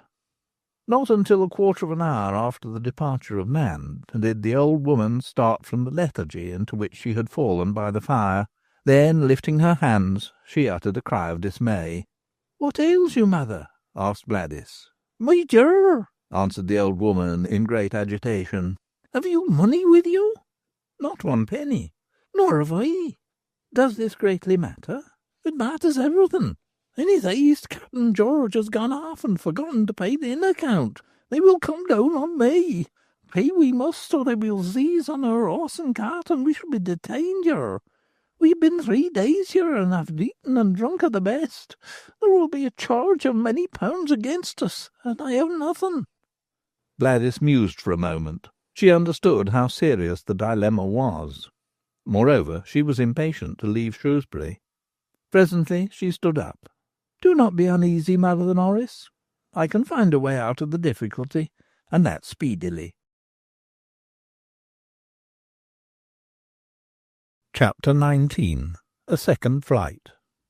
Luke Onion was sitting by the fire, his feet extended, and the soles scarlet with the reflected glow, as though he had been treading in blood. No less red was his face. The expression was sinister. A flame, the reflection of that which played above the coals, danced in his eyes. His head was bound up, and the fever of his wound had produced a twitching in his hands and feet that showed, in spite of the position of repose he had assumed, that he was in the condition of inner unrest. Now and again he bit his fingers, gnawing the nails, and then he spread out his hands before the fire to screen his face. To him entered his mother. "Luke! News!" Well?" He did not turn his head. "Has the cat kittened?" "Luke, we have been robbed." "We are always being pillaged. Nicodemus is an arrant rogue." "We have been robbed by that wench from Stewponey." "How so? What of her?" "Of her, nothing but what is evil. There has been a curse on us and a blight on our affairs ever since you brought her here." "What has she taken? My grandmother's salve-box with the Queen Anne shilling on it?" "Luke, rouse up. She has carried away all the jewellery of that woman we burnt." "There was none for her to take. Nicodemus secured the wedding ring and guard." "I tell you, Luke, that she has got jewellery to the value of many hundreds of pounds." "You have had an afternoon doze and have been dreaming, mother." "Luke, rouse up. I have seen them. She has already sold a brooch to Purvis, the goldsmith, for 16 guineas, and it was worth 5 times that amount." The hangman was now thoroughly roused. He sat up in his chair, put his hands on the elbows, and turned himself about. His mother approached the hearth and said, "I was in the High Street when I caught a glimpse of her as she went up and down, looking into shop windows. I wondered what she sought, and I watched her without allowing myself to be seen. She remained a while in front of Purvis's shop, first put forth her hand as though to open the door and enter, then changed her intent and walked on, still observing the windows. After a while she came on the shop of Radstone and stayed there.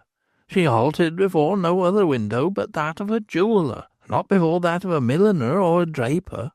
But she did not go in at Radstone's, although she seemed to have a mind to do so. Instead, she returned through the street to Purvis's. Then I was certain she intended to buy something or sell something, and either way it astonished me. So I drew close where I might see. After she had entered, then she stood with her back to the window, and there was a light inside by which the goldsmith had been repairing some trinket. I saw her take a box from out of her pocket." "What box?" "None belonging to us, none I had ever seen before. She had a key and unlocked it, but apart, so that she showed none of the contents. She drew from it a glittering ornament. It was a diamond brooch. The jeweller held it to the little lamp to examine it, and then he brought it to the window that he might inspect it by the daylight and assure himself of the water of the stones. And he further tested them with a diamond cutter to assure himself they did not scratch, and so were not of paste.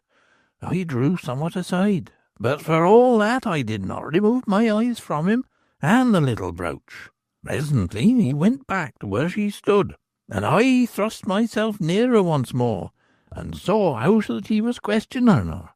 Then I opened the door and entered. He looked well content, and she was startled, but speedily collected herself again, cold and hard as she is, like a block of marble. The man Purvis said at once to me that he was glad I'd arrived. He had been offered a diamond brooch, and that it was his custom never to purchase jewellery from one with whom he was unacquainted, lest he should be brought thereby into trouble. He said that he did not question that whatever she had said was true." "What had she said?" "That I asked, and she repeated her words, looking me straight in the face." "What said she?" "She said that the woman that was burnt had given her this brooch as a present and as a remembrance of her. She had stood on the heap of fuel at her side until the last moment, and the criminal had, with her last words, committed this brooch to her. I had myself seen how that Stewponey girl had taken something out of the bosom of the creature." "Was it the box?" "No, it was a letter." I do not comprehend how she came by the box. That matters not to us.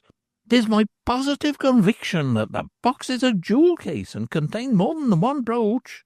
Purvis asked her whether she were your wife. She answered him, I am she that came to Shrewsbury as such. Then he turned to me and asked me if this was the truth, and I assented. What else was I to do? Proceed. Then he offered her 10 guineas for the brooch, but she hesitated about receiving that sum. After that he came to 16, and would advance nothing beyond. She made no offer to open the case and to show whether it contained other jewellery, although Purvis inquired whether she had many pieces to dispose of, for then he might consider if he could make the sum up to 18. She answered curtly that she had nothing more to sell him, but it is my solemn belief that she has got more in the case, and I think that the goldsmith was of the same mind. No, I knew not what to say or do. What should I have done, Luke? Go forward with your account. It matters not what has been done. Provision must be made as to what is to be done next. There you are right, Luke. Consider yourself in my position. I should not have acted thus. I should have laid my hand on the case and the brooch and said they were mine. I didn't know what course to take. I was as one distraught. I thought that had it come out before the goldsmith that the cases contained jewels of price, and that all had come from the woman that was burnt for petty treason, then the Crown might have cleaned it, and we should have got nothing. Luke considered. After all, it was as well. We must manage secretly, or in some other way. Then he handed her 16 guineas, and without another word she left. And you? I went with her and endeavoured to induce her to return to the gatehouse. Not, God wot, that I desire to have her here again, save only for so long till we have secured the case. I assured her that you were ill. The blow on your head and the events of last night had brought upon you a brain fever, and the surgeon who visited you despaired of your life. But she paid no regard to my words. Whether she believed them or not, I cannot say. She sought to shake me off, but I clung to her skirt as a burr. I asked her how many pretty trinkets she had in the case, but she never gave me a word in reply. Then she took her way over the Welsh bridge towards Skelton and walked fast. But I knew at what she aimed, so I felt short of breath and halted, and waited about in corners, watching, hidden, lest she should perceive me. And an hour later, as it grew to dusk, she stole back into the town. And then I slipped from my hiding-place and followed after. Whether she had the case with her, or whether she had gone to Glendower's Oak, or maybe concealed it there, I could not say. I walked after her, unperceived, and tracked her to the Woolpack. She is at the Woolpack? She is. I learned that she had been in the inn, staying with kinfolk or acquaintances since she left us. And who might those kinfolk be? Her father has not come here with his wife. That would be too quick. At the Woolpack there was a gentleman, a kind of captain, whom they named George, and he had with him an aged gentlewoman who smacked to the witch, and of whom the folk at the inn were somewhat afraid. And there was further a daughter, a forward wench, called Nan. What? Exclaimed Luke Onion, leaping to his feet. They in Shrewsbury? George Stracey? The very man whom I hope to hang. I will have him seized immediately. Oh, 'tis too late. He's off. Off? Whither? To Bridgenorth or Much Wenlock. He had news that his mother was sick of a blood vessel that was broke, and that she was dying. So he called out for a chaise and post horses, and he and the girl are off. Girl? What girl? Not Bladys, mother. He has slipped through my fingers, by Lucifer. He's clever, but I will have him yet. Mother, what has frightened him has been the arrest of the Italian. No time is to be lost. We must be after him tomorrow. But what about your wife? No, well considered. She shall first be secured. She is on the spot. I will have a warrant out against her for deserting me, her husband. The wife, if she leaves and will not return, can be brought home by the constables. If we can get her here, then we can make the surrender of the jewels and the case the price of her freedom. As to her threats, they do not alarm me. She has set her mind to be free, and will cheerfully give up the precious stones if that will ensure her against pursuit. The wench is in league with thieves and robbers. She went to that captain the moment she left us. It is possible enough that the jewels have been gotten by some robbery of his, and she has attempted to pass them for him, and that the story of obtaining them from that woman was made up for the occasion. Yeah, that also is likely. We must get her into our hands. Then leave me to force her to surrender the jewels in whatever way she came by them. We must endeavour to get possession of them. For heaven's sake, do not patch up a peace and bring her here again. Luke laughed contemptuously. I have lived so long without a wife that I can live a bachelor for a little longer. The taste of matrimony I have had has been one of bitterness of wormwood. Give me my hat. I will take steps at once to seize her. But the necessary steps were not to be taken as easily nor as readily as Luke anticipated.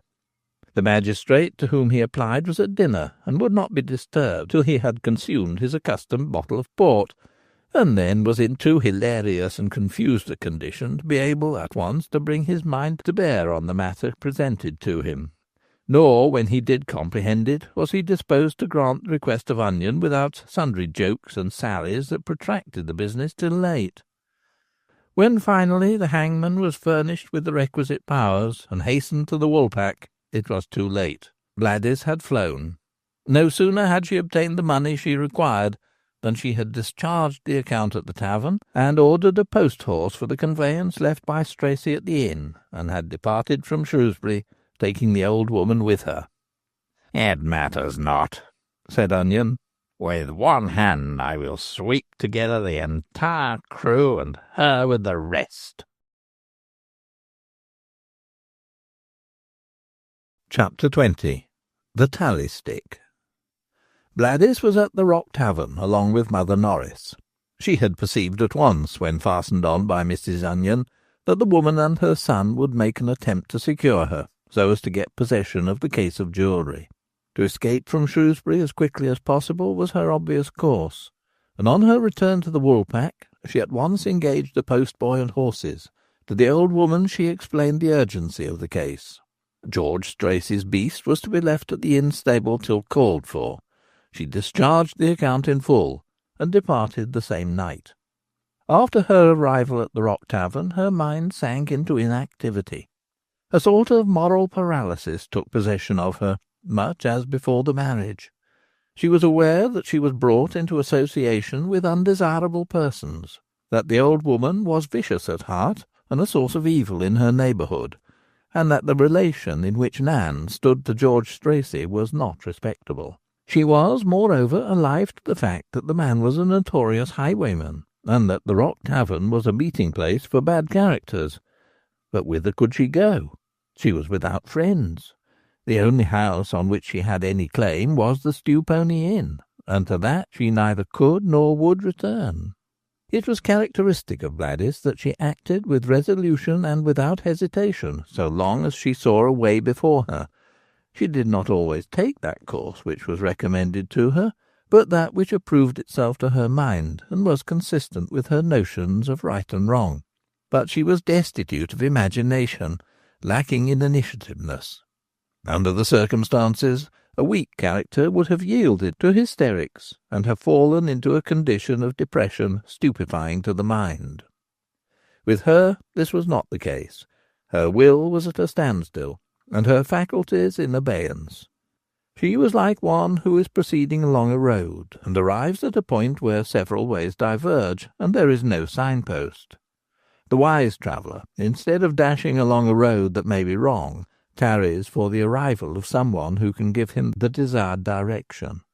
His force of mind and will are not gone from him, but brought to a condition of inaction and expectancy. A girl with lively imagination would have had her head in a ferment, with 1,000 schemes of escape from the untoward predicament, schemes practicable and impracticable, jostling each other, overthrowing each other, and would have adopted that scheme which obtained the mastery over the others at the moment when a selection had to be made. But Bladys had not this tumid brain, full of the germs of ideas, and when she lost her way she stood still and waited. She had been roused from such a condition before, when in the Rock Tavern, by the advice of Mother Norris, who had given her a packet of poison wherewith to rid herself of the husband she did not love, so as to be able to surrender herself to the man whom she did. Bladys had not for a moment entertained the thought of acting on this advice, but the words of the hag had suggested to her the possibility of working on the fears of her husband, so as to induce him to relinquish his rights over her. A way out of the dilemma had been shown her. She took, not that pointed out, but a parallel course. Now again she had come to an impasse. She was associated with undesirable characters, and she saw no way of freeing herself from this association. She could not go back to her father without a sacrifice of her pride. But to remain in the Rock Tavern was also wounding to her self-respect. Nan had been more than kind to her. The girl's warm and tender heart had opened to Bladys. She was grateful for this kindness, and she was unwilling to do anything to wound poor Nan. She recognized good qualities in the girl. She saw that with other associations and with a better bringing up, she would have been a good woman. But Bladys could not shut her eyes to what was bad, nor seem to condone her more than equivocal position. What was she to do? Whither could she go? She could do nothing, go nowhere. So, seeing her helplessness, she sank into an impassive, waiting condition. Nan showed herself but little at the Rock Tavern. She was much away, returning home at irregular intervals only. During Nan's absence, Bladys actively assisted in the work of the house, to relieve the old woman, and do something to repay the hospitality shown her. Her nerves had been overstrung. The events that have been recorded followed each other with rapidity, and without a pause in which her jaded powers could be given time to recover themselves. This, added to the consciousness of being in a false position from which she saw no way of escape, helped to produce in Bladys a condition of semi-sleep, to deprive her of elasticity of mind and spirit. When not at work for the house, she was not occupied with her thoughts. In another woman the brain would have been in action. With her it stood still, like a clock of which the weights have run down. Nan, coming in, saw the condition in which she was, and divining that something was wrong, without being able to understand the difficulties of Bladys, misinterpreted her mood, and after a whispered conference with her mother, she said, "Wait, Blah, I know what aileth thee, and I will send the doctor." Then she whisked off. There was nothing for Bladys to do in the house. Not a person came to the tavern. It seemed to have no custom. Consequently, to be away from the objectionable cackle of the old woman, Bladys went to her bedroom. A robin had lost its way and was in the chamber. It fluttered from place to place, and perched, now on the cupboard, then on the top of an open door. Anon it made a dash at the window, stunned itself momentarily, then rose, beat with its wings against the pane, abandoned the attempt, returned to its flitting about the room, to the cupboard, to the door, and once again to precipitate itself against the pane. The door was open, a ready way of escape offered, yet the bird never essayed that. It directed all its efforts towards escape by the way that was impracticable, with the invariable result of being struck back by the glass. It was much the same with Bladys, or rather it had been so. If her mind had risen, spread wings, and attempted to reach the light, it had smitten against an obstacle and had fallen back stunned. She watched the robin, and then opened the casement to allow the bird to escape. As she did so, she heard the strident tones of the old woman calling below for her to come down. She obeyed, and descending the stair, saw Mother Norris in the kitchen, holding a stick towards her.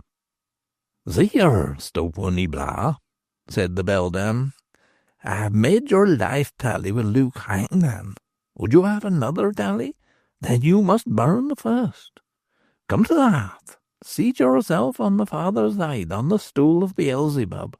Take the tally and consider it well. I am a witch. I know something of the dealings with spirits. and I have more power than some will allow. Come now, you shall prove it. Take this tally, and I swear to you that before you have burnt it, he whom you desire to see will appear. I will lead him to you, but you can begin no fresh tally with him until that with Luke Hangman is finished. See, wench, see, it is bound about with threads, and every bond must be snapped by fire, and as the last gives way and the half-stake falls from its place, that other one shall appear. Bladys looked at Mrs. Norris without understanding what she meant. To the mantel-shelf on both sides of the fire were slung bundles of hazel rods, each 18 inches in length. A hole, drilled with a red-hot skewer through the end of each, allowed a string to be passed through, and to form a loop by which the rod was suspended. At the end of this suspension, which was the handle, was a symbol, different in each. 4 inches from the extremity, a cut had been made diagonally from right to left, extending halfway through the stick, and the rod had then been split from the further extremity to this cut. By this means a half of each rod had been removed. Along the edges of the split were notches made by a knife. Mistress Norris not only kept a tavern, but she did a small business in muffins, simnel, and shortcakes that she baked. And as she and the majority of her customers were ignorant of the art of ciphering, their accounts were kept by means of tallies. Each customer preserved the half-piece of his peculiar tally, and when he came for cake, brought his piece of wood with him. This was applied to the portion preserved in the kitchen, and notches were cut in both, according to the muffins or cakes supplied.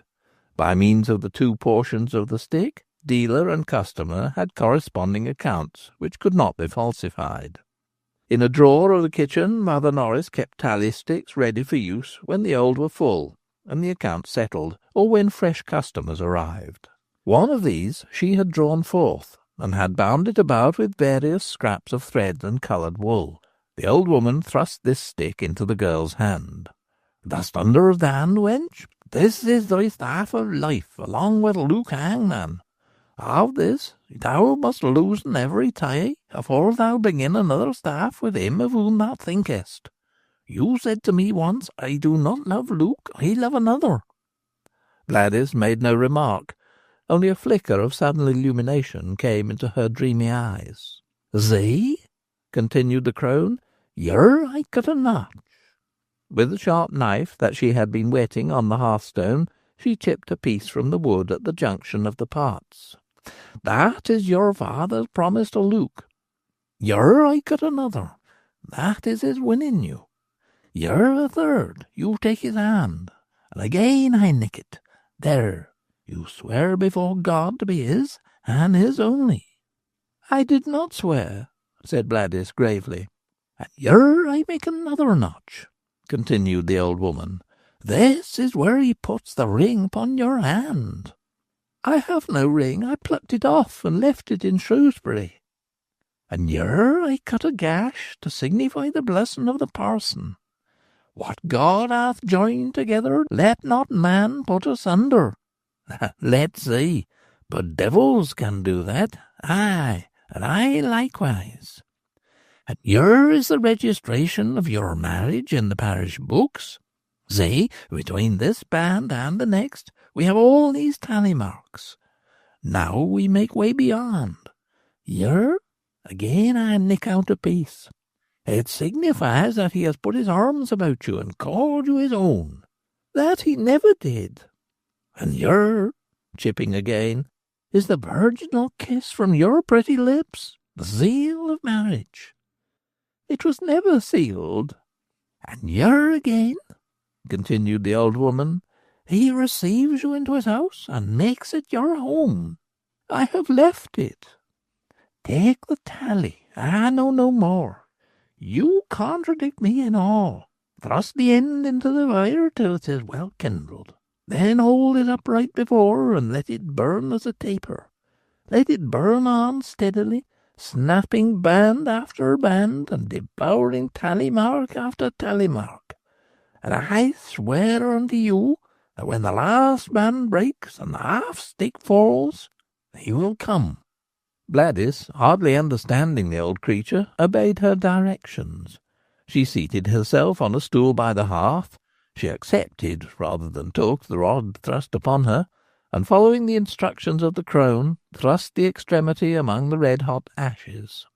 Instantly the hazel stick burst into yellow flame. Bladys then withdrew it, and remained seated, holding the staff as if it had been a torch before her. A blue flame leapt and wavered at the end of the tally, then broke into a spurt of golden life. Snap! One of the bands gave way, and the glowing ring fell on the floor. The flame at the end of the rod gathered force. It ate its way down, nibbling at each notch with blue lips, then gulping at the portion of stick in which it was cut, and proceeding to attack the next. "He is coming this way," said the hag. "Hist! Hist!" She made a sign as if beckoning with her finger. "It burns bravely," laughed the old woman. "By Gold, this is not such a wedding tally as needs much fire to lose it. There goes another band." Bladys now became interested or amused, much as might a child, in what took place. She gave no heed to the words of Mrs. Norris. "Hush! I hear his step," laughed the hag. "As the husband retires, the lover approaches." "I have no husband," said Bladys. "Oh, you have not done with him yet. Not till the last bond is broken and the stick falls." "I have never had one." "That is purely—" The old woman fell a-cackling, and still she beckoned. "I am drawing them nearer.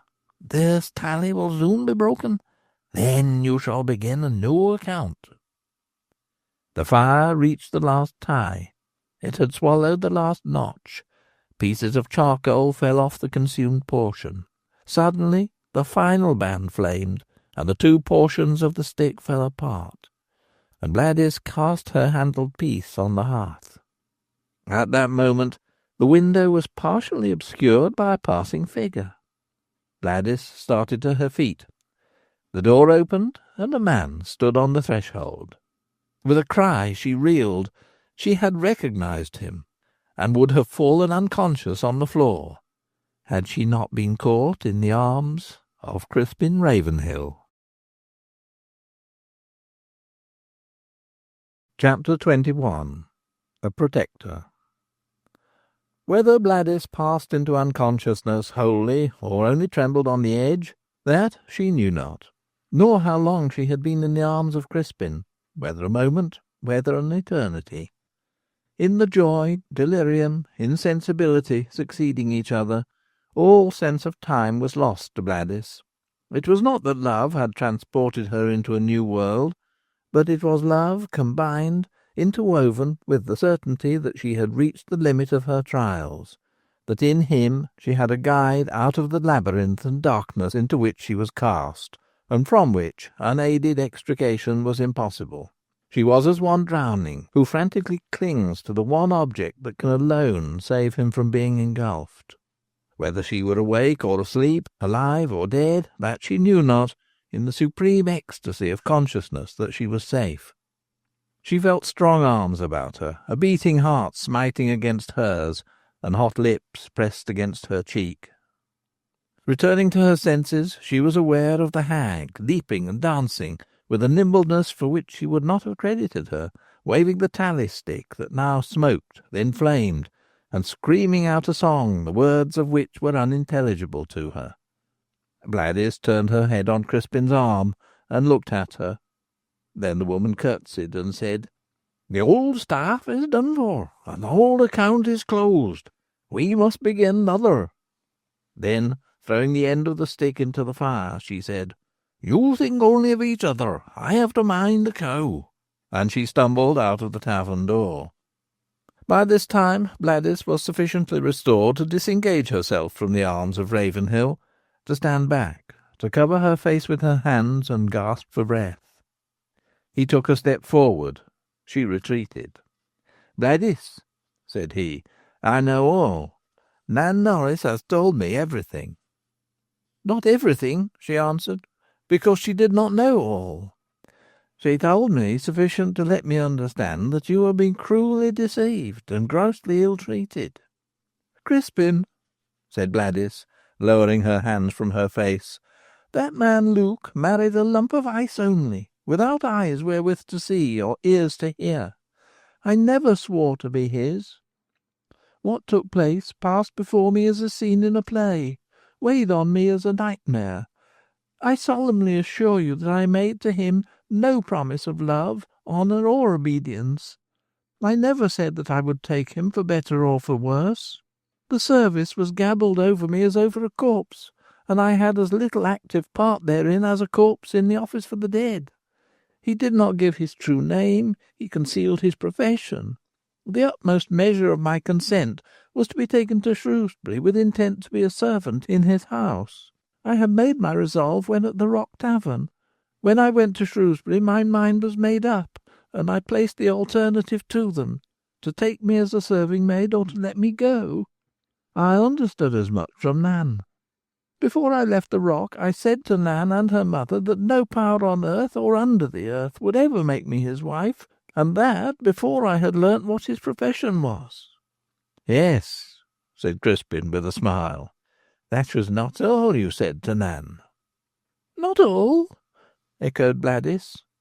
Then a sudden flush came over her throat, cheeks, and temples, like an aurora.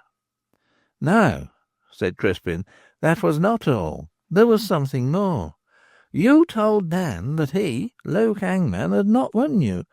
He had taken a base advantage over the man who should have been the victor, and would, but for that, have won the prize." Bladys covered her face again. Then, with an effort, she raised her head, lowered her hands, and said, "Crispin, it was my fault. It was I who spun the jack across the lawn so as to trip you up. It was through me that you fell, through me that you were stunned. And but for that I would have claimed you. Crispin, I did it not purposely. I was in a dream. I was beside myself. I was in the moon. It remains with you to undo what you did wrong on that day, and give your heart to him who really won you." "Crispin," she panted with labouring breath, "it has been yours throughout. If you will—" He interrupted the words. He did not ask what she was about to say. "If I will," he shouted. "I had but one thought, and that of you, but one despair, that I lost you, entertained but one hate, and that against him who snatched you from me. I have now but one triumph, that now you are mine." His breast heaved.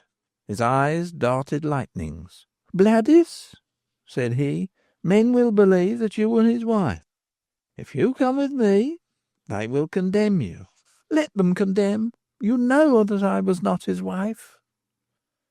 Bladys, we must away from this place. Here we could not be married. We must go where we are unknown. I cannot say where it may be, but far from here. Crispin, I will go with you anywhere. I never did marry that man. It was all a hideous mockery, in which I took no willing, no consenting part."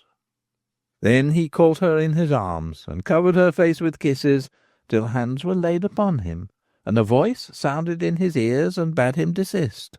He looked up in confusion, angry, and saw holy Austed before him. The old schoolmaster Nobbler gently but firmly separated his nephew from Bladys, and said, "Crispin, your grandmother was a remarkable woman. She could not read. She knew little of the Scriptures. It was a pious and God-fearing woman.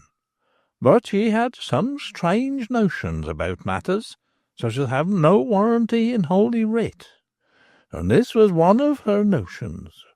She said to me, when I was a little lad at her knee, if I had hard work afterwards to set what she told me aside for the truth as revealed.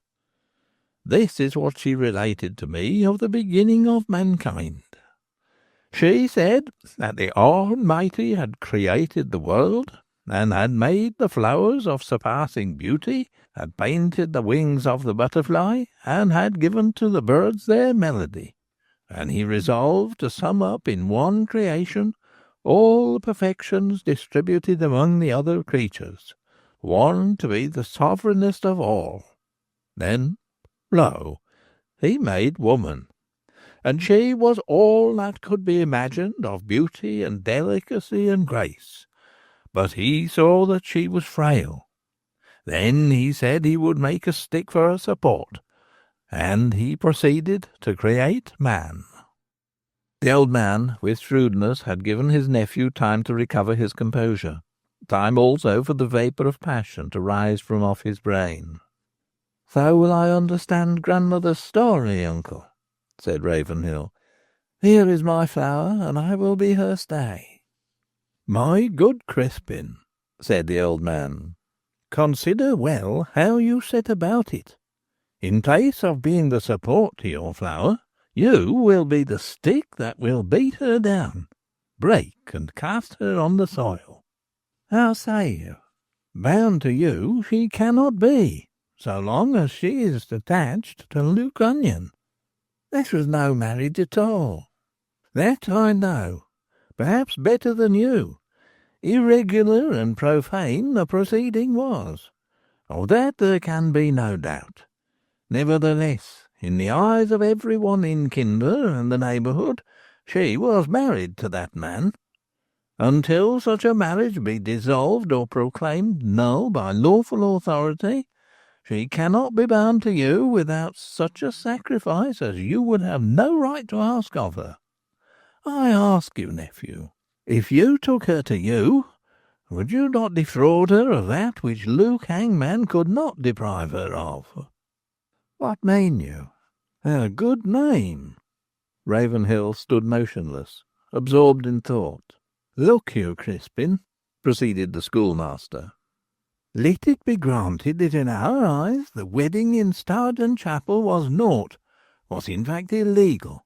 Nevertheless, you cannot take her to you as wife without an ill name attaching to her, and all respectable women will hold aloof from her. She will have no companions but the abandoned and godless. You love her?" Indeed I do," answered the young man with fervour. "Then respect her. A love that is without respect is most volatile. As certain dyes are fixed by salt, so is love made fast for life by reverence." Crispin looked up and would have spoken, but was checked by something that rose in his throat. "You are the stick to this fair lily. Very well. First, let it be made clear to the whole world that the Stoughton marriage was naught, and that can be established without a doubt. Then, in God's name, marry her." "You are right, uncle," said the young man. "I give you my hand. I promise to abide by your advice." "That is well. The matter is not difficult. Already the churchwardens have presented a complaint against the vicar for his conduct in this very matter. The matter will be inquired into in the bishop's court, and what the result will be cannot be doubted." "I thank you, uncle, but consider. Bladys has no adviser, no helper. She is here in a house that is not of good repute, among persons who are not seemly and suitable companions." "Let not that concern you. I will be the temporary support. That is to say, Crispin, I will take charge of her, protect her, advise her.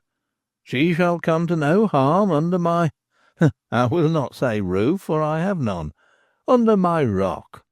She shall live in the adjoining habitation to mine." "I thank you with my whole heart," said Bladys, and held out her hand to the old man. "And now, one proof of my putting entire confidence in you." She produced the case of jewellery, and placed it in the hands of the schoolmaster. He opened it, and viewed the contents with surprise. "How came you by these?" he asked. She informed him. Then she added, "I desire to have them sold. To me they are valueless, but turned into money they may help." She looked at Ravenhill.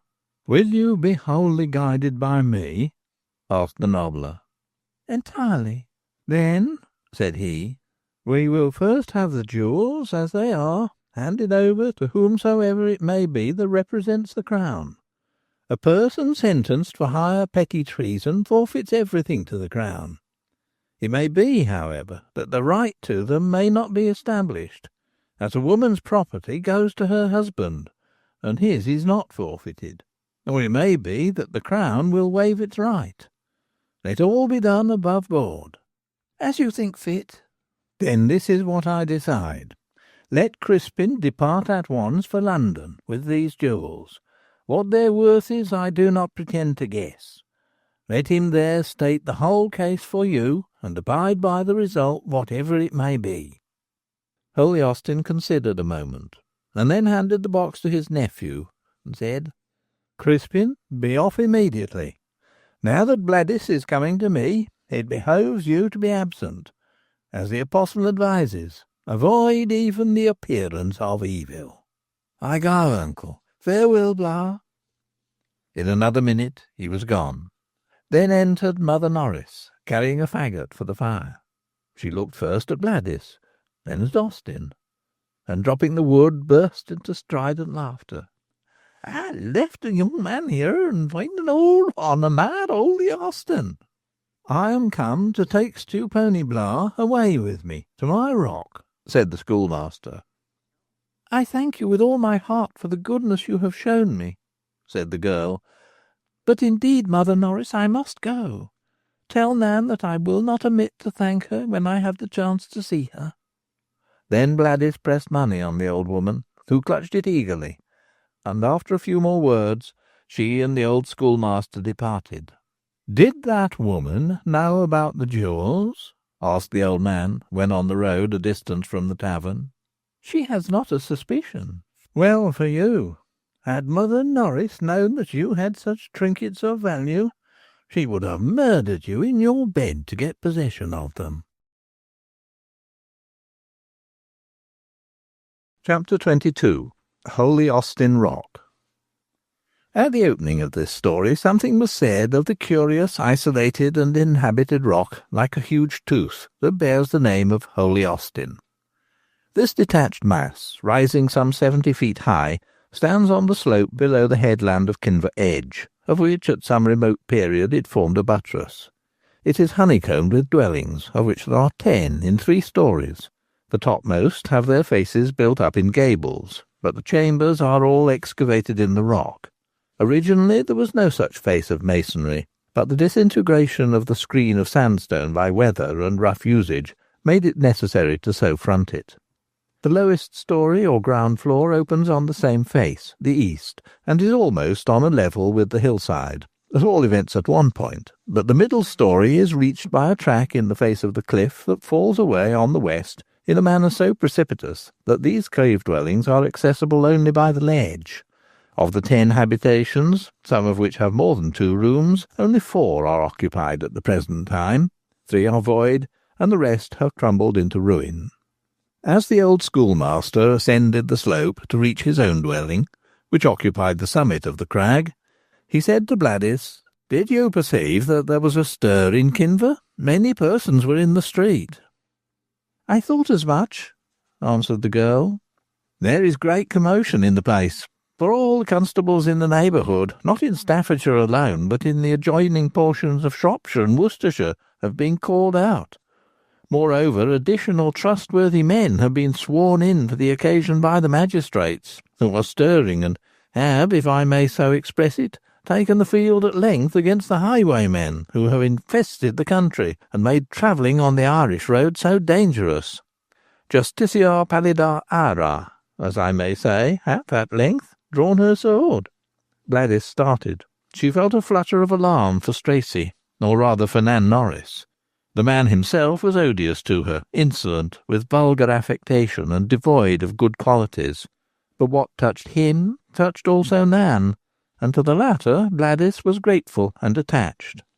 "If you had not been for this," said the old man, "you would not have been suffered to traverse Kinver unquestioned. You would have been catechised along the entire street. Now the good folk of Kinver are exercised in mind about the raid, some favourably inclined towards these scourges of the country, finding it to their interest in sundry ways, and therefore scheming how they may throw impediments in the way of the ministers of justice, When I heard that the attempt was about to be made, and also learned that you were at Rock Tavern, I thereupon resolved in my mind to go thither, and move you thence before it was visited. For you to have been found in that harbour of thieves and footpads might, and probably would, have done injury to your reputation. I thank you with all my heart. And now, continued the old fellow, here shall be your home for a while. I cannot say with the psalmist, your rest for ever, for I trust ere long another man will claim you and carry you elsewhere. We make our nest in the rock as turtles, or as Samson in Etam. There is no prospect of the constables visiting here, nor need we fear them, should they scrutinize us and our tenements. As vacuus cantat coram latro neviator, so does the honest man whistle unfluttered by the approach of the officers of the law. All who occupy this crag partake somewhat of the harmlessness and guilelessness of doves. We live by labour of the hand or head. He had mounted with the girl to the topmost platform, and here rose the walled front of his habitation. Adjoining it were other dwellings, but they were unoccupied. He opened the door of his house and said, "This is the place which I inhabit, solus de superbis, but I cannot accommodate you, nor would you find it reposeful in this place, for it is my school, where I instruct children in the rudiments of religion, of English, and some of the ablest boys I even advance into Latin, rudimentary, of course. They are not old enough or capable enough of more than a smattering, or to be more exact, of having the foundations laid on which they may build later when opportunity arrives. The children are here all day. Adjoining is a second house. Therein you will find quiet." He opened the door of the cave adjoining his own, and led Bladys inside. "You will see," said he, "that there is an advantage afforded here that exists in none other dwelling in this rock." He pushed forward from one chamber excavated in the sandstone to another, deeper in the rock than the first, and to the girl's surprise she saw that it had window and door in the face of the cliff opposed to the entrance by which she had been admitted. "You have a habitation that is a complete perforation of the rock. From the one side you can enjoy the sight of the rising, from the other that of the setting sun. Only this caution must I enforce. See you do not step forth unawares, for an unconsidered and inconsiderable stride would take you out of this world into the next." He opened the door in the western face, and led Bladys forth. He showed her a narrow ledge that ran to the left only, along the face of the precipice. The cliff rose sheer above, and fell away below, not perpendicularly, but so as to overhang. By this means any rubbish cast out from the back door over the edge fell clear of the range of dwellings below, as also of the path that led to them. No railing, no protection of any sort was provided along the verge. "You can creep by the pathway to the left, if it please you, for some distance," said the nobbler. "It anciently led to where a former occupant of this cottage kept pigeons. But the fall of a piece of the cliff has destroyed the pigeonry, or has so in part. Since I have had these two houses, I have had no time to give to the keeping of birds. Such pigeon-holes as remain have been invaded by jackdaws, and the track is broken and has become dangerous. I will inform you why this tenement is no longer occupied. The former dweller therein, that is 20 years ago, had a little daughter of 13, whom he loved as the apple of his eye. She was much distressed that the rock had fallen and carried away the place where her pigeons had dwelt, and this brooded on her mind. One night she took to sleep-walking, and came in her night shift along this very path. Something, a premonition or the draught of the open door, aroused her father, and he came forth to see his child ascending where the ledge was broken, all white in the moonlight. He could not go to her, he dared not recall her, nay, not make a sound, lest it should waken her. One false step, one loose stone that yielded, and his child would be precipitated below, and he would take in his arms thereafter only a corpse. So he stood, trembling, sick at heart, but lifting his soul to God, that he would give his angels charge over her, lest she should dash her foot against a stone. And he did preserve her. She reached the summit, and there awoke, strained to the heart of her father, whose hair next morning was found to have been blanched by his great anxiety. The old man pointed to the ascent made by the sleeping child, and Bladys shuddered. Holy Austin went on. As I have my school in the other house, where also I sleep, I do what little cooking I require in the habitation I now surrender to you. And now I must depart, and leave you to make yourself acquainted with your domain. I am concerned to see the result of this campaign against the highwaymen and footpads. Then, before he departed, he said, You will find here a bed. It is one that I have retained for Crispin when he has been able to visit me, but indeed he has not much leisure, being engaged on the canals. Nevertheless, now and again on a Sunday he visits me, and is ever welcome. He is a good lad, and has picked up some learning from me. Then the old man departed. Bladys was now alone in her rock dwelling. She seated herself on a stool to compose her thoughts. From the great anxiety that had oppressed her, she was at length relieved, and her thoughts began to flow as if released by a thaw. The good old man, whom, in spite of his pedantry, she liked and reverenced, had come to her as an angel, delivering her from an embarrassing situation. He had done more. He had saved her from herself. She was now able to repose after the strain of mind and nerve to which she had been subjected, and she could rest in hope of a happy issue for her troubles. For holy Austin was not the man to encourage favourable expectations without good grounds. She leaned her head on her hand, enjoying the repose. Then, recovering herself, she looked round the chamber in which she was. It was the innermost apartment, and was wholly scooped out of the rock. The western face was but a screen of natural stone, perforated artificially for window and door. The rock was dry as are walls built of quarried stone. Indeed, the occupants of such habitations made no complaint of damp. The only occasion on which moisture formed on their walls was when a sudden change ensued from cold weather to a warm and damp wind from the south-west. The ceiling was slightly arched, and that, as well as the sides, was whitewashed. The floor was of the bare red rock, somewhat uneven, as traffic between the doors had worn down the stone. In the first room was a fireplace with a chimney bored in the stone, much resembling that in Kynaston's cave. In the inner compartment or room the window was small and glazed with bull's eyes. It admitted little light, so that the chamber was as gloomy as a vault. Bladys threw open the door, as the sun was in decline, to allow its light to flood and warm the cave. She stepped out on the ledge. A gentle breeze played with the light short hair on her brow and fanned her cheek, like a light hand caressing her and promising peace to her troubled soul. The wind sang in a Scotch fir rooted in the red cliff overhead. She looked up and saw the dark green mass, sustained on its red gold stem, sway against the deep blue sky. The evening sun was on the rock and had turned it into a mass of solidified flame.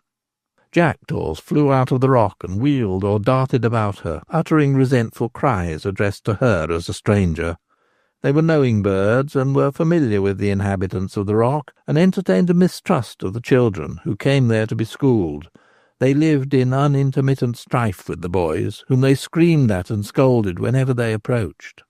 Now, in Bladys, they perceived an entire stranger, and they expressed their disapproval of her intrusion loudly and objurgatively.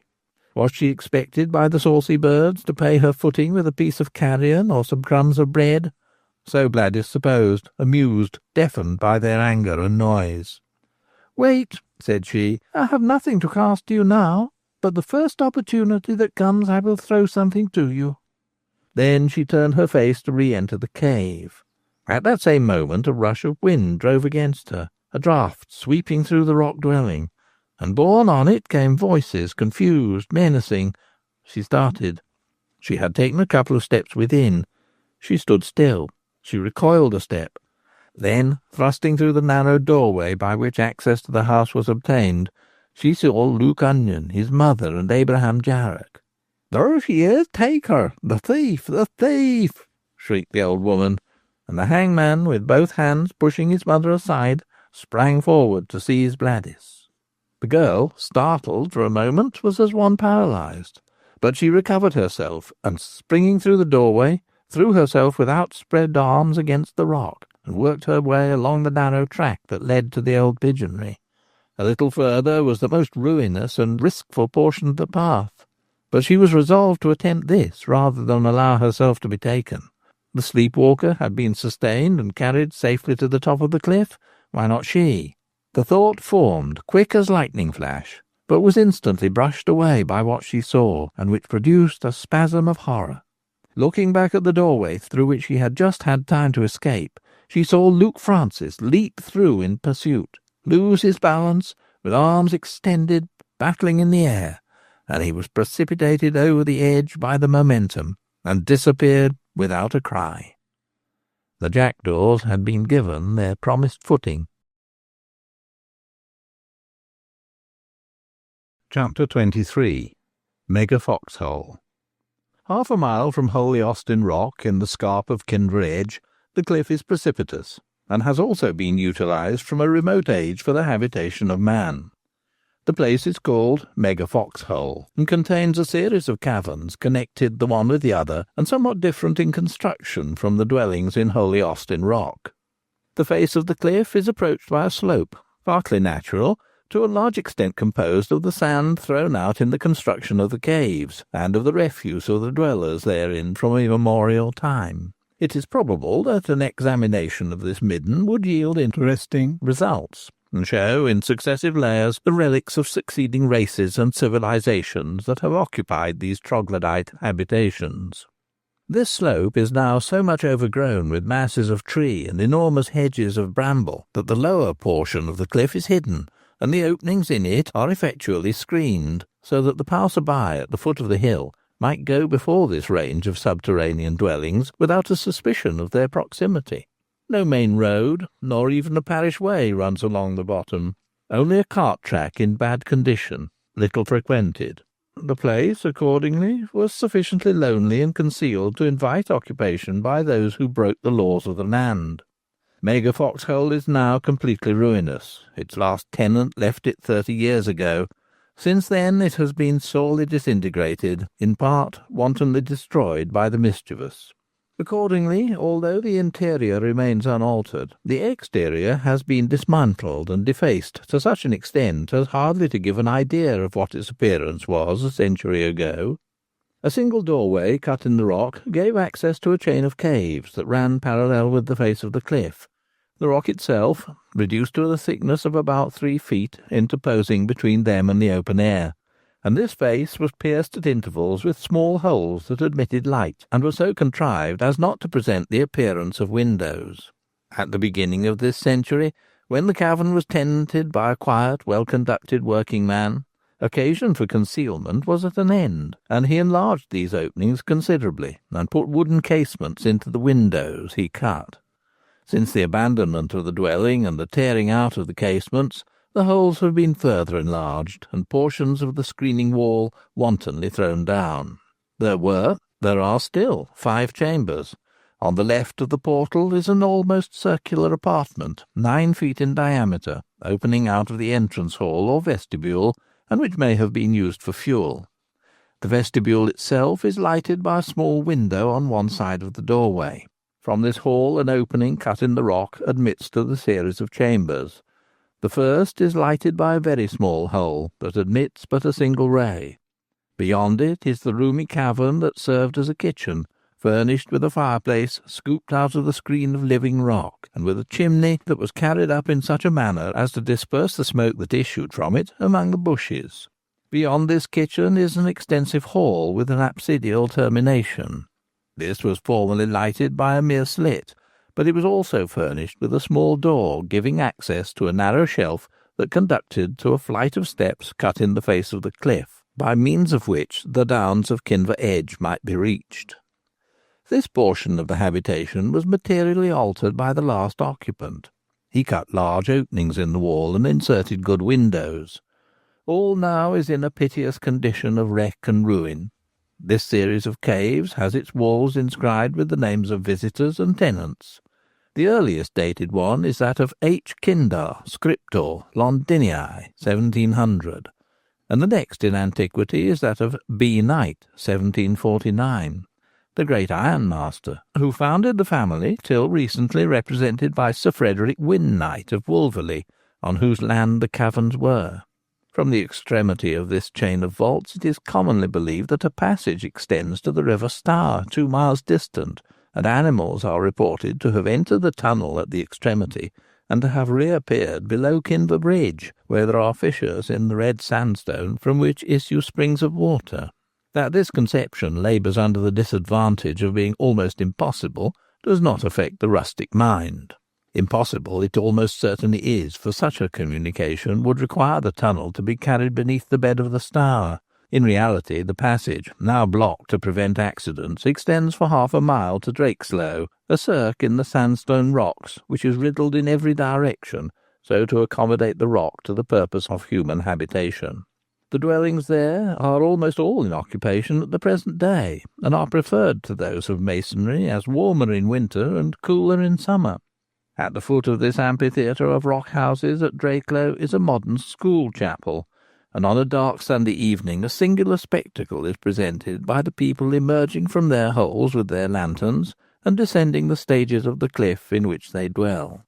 We English love to take our holiday by running to the continent, and fondly imagine that we must cross the Channel to see strange sights and enjoy scenes of beauty. It would be hard to find sweeter, quainter, lovelier spots than may be reached very easily at the point where Shropshire, Worcestershire, and Staffordshire join. Nan Norris was in Megafoxhole with the door barred. She was on her knees at the hearth, chopping wood for the fire she had kindled, when she was startled by a rap against the door, followed by the scratching as of a cat and a feeble whistle. She stood up and listened. The raps were repeated, and a voice called, "Nan, open with you." "Who is there?" she asked, before proceeding to unbar. "Pretty dry. George Stracey, by heaven, don't keep me waiting. Open up once, curse your eyes." Nan proceeded to draw the bars. They were massive irons that ran deep into the rock on each side, and the removal of these was not to be accomplished with speed. He without became impatient. "For goodness sake, Nan, bestir yourself. You take matters as leisurely as if there were no danger." Nan had now removed the lowest bar. There were 3 in all, and she had previously slipped those above from their places. The door swung open, and Stracey burst in. He was out of breath and in great agitation. "Oh, you confounded, double-confounded fool!" gasped he when inside. "What do you mean by keeping me without so long? Had you anyone to hide from me? Do you desire to have me swung?" "George," replied the girl, "you yourself would have cast ugly words at me had I opened too hastily without the sign, and you gave it wrong. You whistled in place of mewing. Nay, I doubt not you would have struck me with your hand, though by goals I'd rather that than have a lick of your rough tongue." "You fool, don't stand there talking. Fasten up at once with all bars." He was panting and white with heat and alarm. "They're closing in on us," he said. "They have been to my house already, and have ransacked it from attic to cellar. I had a shift to escape. They have found nothing there, for we have all stowed away here, but I'm not confident that all is safe in this place. They will go to the Rock Tavern." "Where they will find mother, deaf and daft. They'll get nothing out of her, and find nothing there. The horses are away, and the cow in the underground stable." "Nan," said Stracey, as he assisted in replanting the bars, "have they a chance of snuffing this lay, think you?" "I cannot say, George, but they have hold of Jackmo." "Curse Jackmo, why was he told about it?" "He was not told anything, but he's no fool. We held from his knowledge all that we were able." "If he knows, he will lead them here. They have him with them. Has he heard of the underground passage to Drakeslow?" "No, George, certainly not. He has never set foot inside Megafoxhole, and of the passage none know but yourself and me, and those other 2, Ardlow and Kibworth, who are not taken, and who, even if they were, would be torn to pieces before they would peach. You look all the mort, George." "I have reason to be. I have had to run for it. Douse the fire at once, Nan. They mustn't see a glim nor any reek reach their cursed noses. Not a token must be given that anyone is here, and by Moses they may pass and miss it altogether." He did not wait for the girl to do as directed. With his foot he kicked the fuel apart and spurned the smoking wood about the floor. "Nan, we must send the blunt down the dolly. If the worst comes about, I must slip down as well. And what of me, George? You must stop the earth behind me. It's me they're after, not you. I'll not be nabbed here if I can help it. Lend a hand, Nan, with the case. It's confoundedly heavy. He led into the darkest chamber, where, behind much rubbish heaped against the rock, a chest was concealed. This he extracted from its hiding-place, and with the girl's assistance drew it into the passage. At that moment a blow crashed against the door, and sent an echo through every chamber.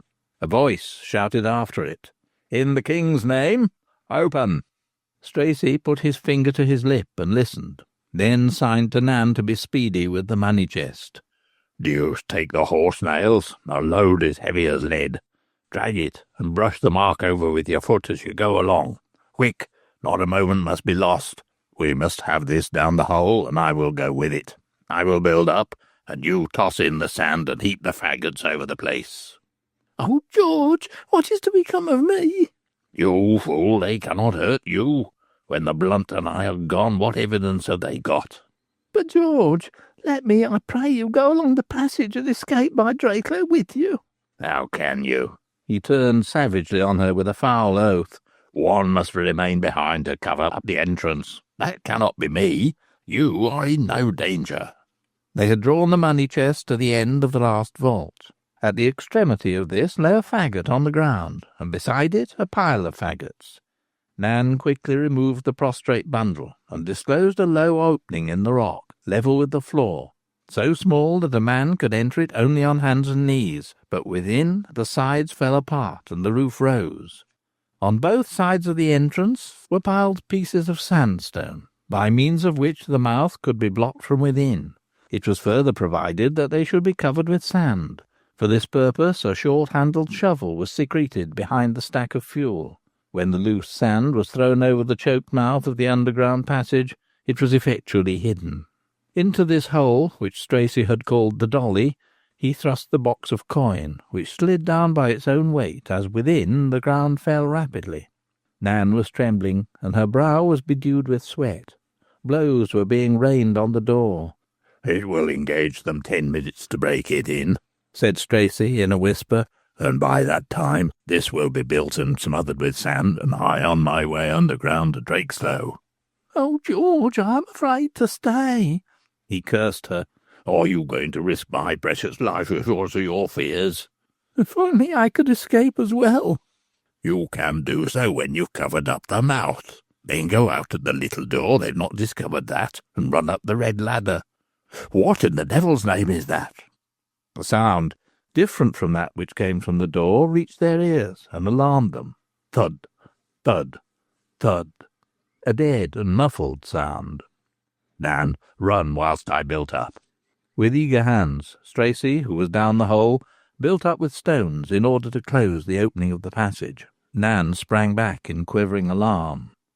"George, they have found the door too tough. One of them has a pick, and with it he's digging through. Hark!" A click, then a crash of broken glass. There, gasped Nan. "He is widening the window. The rock wall is thin just there. He cannot fail to dig his way in on us directly." "Nan," said Stracey, "my life depends on you." He handed a pistol through the gap that remained unclosed. "Take this barking iron and shoot him through head or heart." "Oh, George!" "My blood is on your head if you do not. If I am taken, then with my last breath I will curse you, Nan." "But, George—" "Nan, if you really love me and have not set your fancy on another, if you're true to me as you have so often protested, prove it to me now." She accepted the pistol, cocked it, and ran to the spot where she could see the man, a constable, who was driving his pickaxe in at the window, and ever and anon was shouting encouragingly to his fellows. "We'll be on 'em in a minute. I can smell the fire already." The opening was still too small to admit the passage of a human body, but the man had wrenched out the framework and broken the glass, and was rapidly enlarging the orifice. "Cease, or I will fire," cried the girl, presenting her weapon. The constable stopped and looked in. He replied in mocking words that to her were unintelligible. She could see his round head and big body against the sky, but could distinguish no features. "Desist, or I shoot." "By heavens, a wench!" he said with a laugh. She touched the trigger. The pistol exploded. Nan saw the man straighten himself, remain stationary for a moment, then reel over.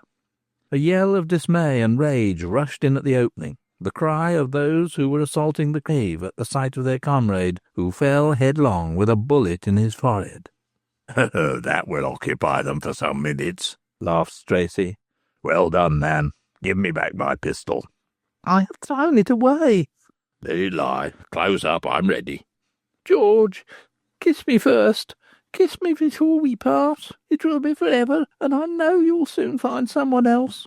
I have killed that man." Plague on your sentiment," answered Stracey, withdrawing his head without granting her request, and he jammed the last stone into its place. Then Nan used the shovel with good effect, and in a few minutes had buried the entrance under sand. Not content with this, she cut the binding withy of the faggots and strewed the contents over the spot. Then she upset the stack upon the loose sticks, and proceeded to cut or untie all their bonds, so that it would not be possible for those who were in pursuit to remove them in bundles, but only piecemeal, stick by stick. This occupied Nan a considerable time, but she did not for a moment turn her thoughts to her own safety till she had done everything in her power, and in fulfilment of what she regarded as her duty, to effectually disguise the place of Stracey's retreat. The men outside had got again to work, and were redoubling their efforts to effect an entrance. Of them, however, none would venture at the window, lest he should be picked off in the same manner as his fellow. The door was too strongly barred to be driven in, but by means of a pickaxe the assailants were cutting through the sandstone outside, so as to disengage the frame of the door, and enable them to draw it outwards. In a quarter of an hour this was effected. The heavy oak door, no longer held in place by a rebate of stone, fell forward with a crash, and the constables withdrew the now useless bars, and burst into the cavern with a shout. Nan had in the meantime shut and fastened the door of communication with the inner chamber. This impediment could not detain them long, but it would furnish her with sufficient time to effect her escape by the postern, and to run up the ladder cut in the face of the cliff, which communicated with the top of the edge and the open downs, over which she might fly and find concealment in nooks known only to a few. To this door she sped. It was locked. She put her hands to her temples. Her brain was whirling. Where was the key? She felt in her pocket. She turned herself on all sides. Oh, where was the key? Then, with horror and despair, she recalled where it was, and knew that it was beyond her reach.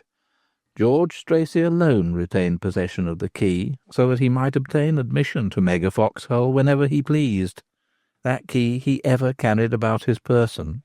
That key he had with him when he bade her escape by the postern door, yet he had not given it her.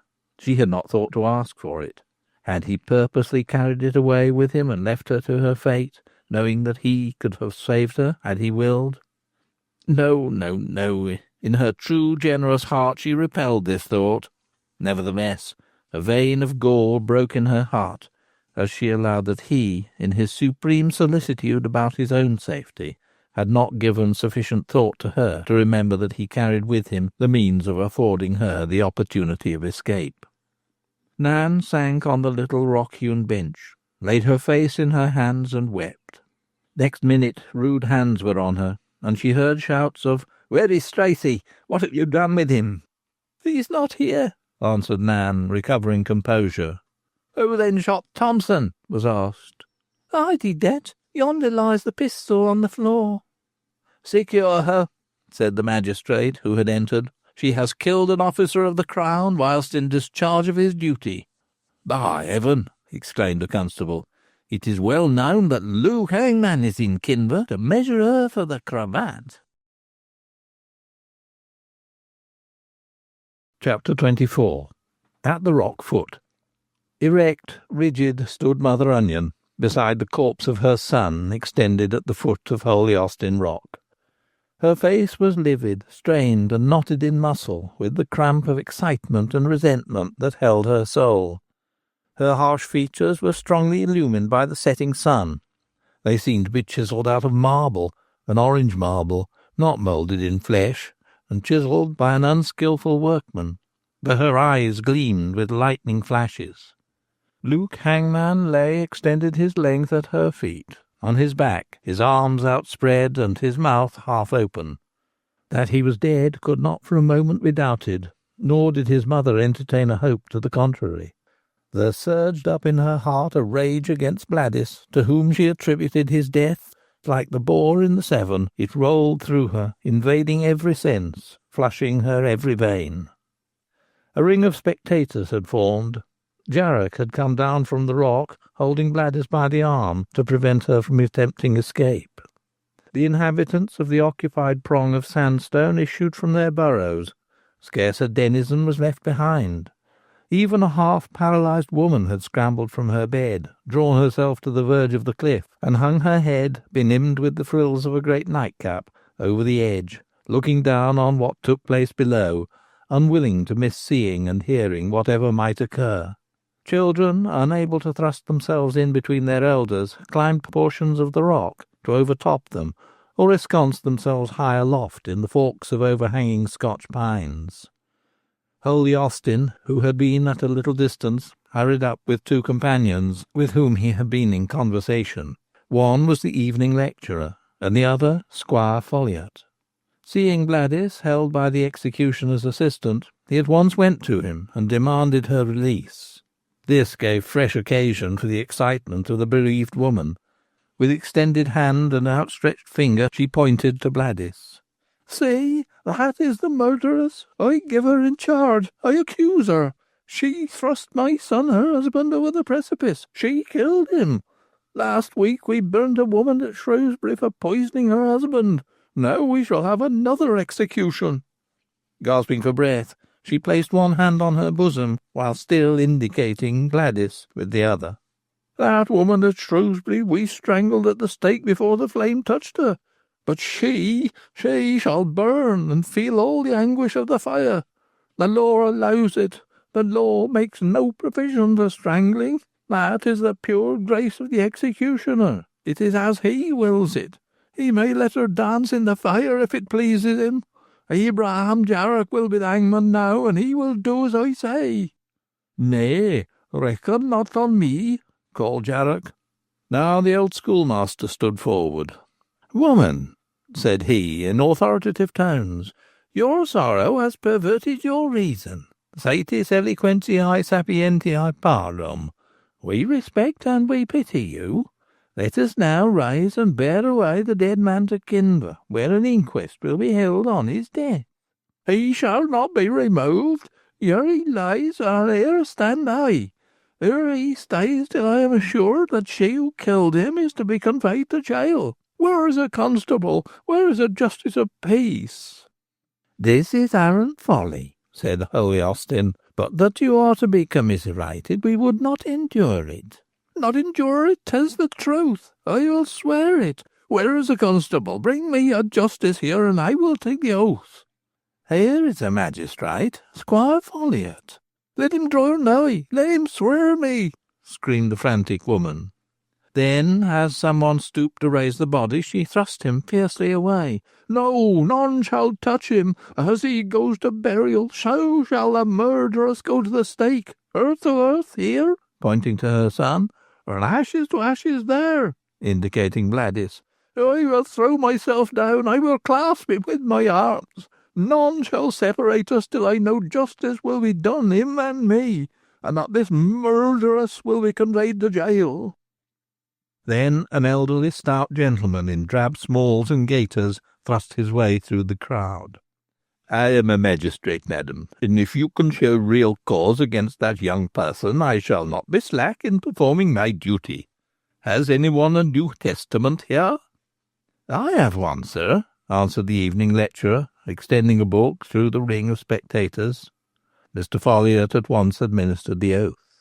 The fierce, resentful woman rapidly proceeded with her declaration and denunciation. "So help me God, I saw her when we came in, Abraham and I, into her cave. She stood in the farther doorway, and when Luke went to her with both hands, she thrust him over the edge down the cliff. I saw it with both eyes. So help me God. Amen." "Now look here," said the justice. "This is a serious allegation. Where is this same Abraham you mention?" "I am here, sir. Abraham Jarrock is my name." "Come forward and take the oath." "I cannot swear to what she says." "Take oath as to what you actually witnessed." "I did not see the girl thrust him over. She went through the door, and the master ran after her, and as he knew nothing of the precipice beyond, fell headlong down unaided. He was quite capable of doing so without assistance." "You say that, you lie!" shrieked the woman. "You were not looking. I have sworn. Take her away, handcuff her, carry her to prison.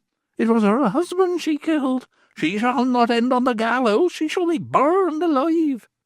"Silence, woman," said the magistrate. "The assistant, Abraham Jarrock, contradicts your statement. There are other witnesses."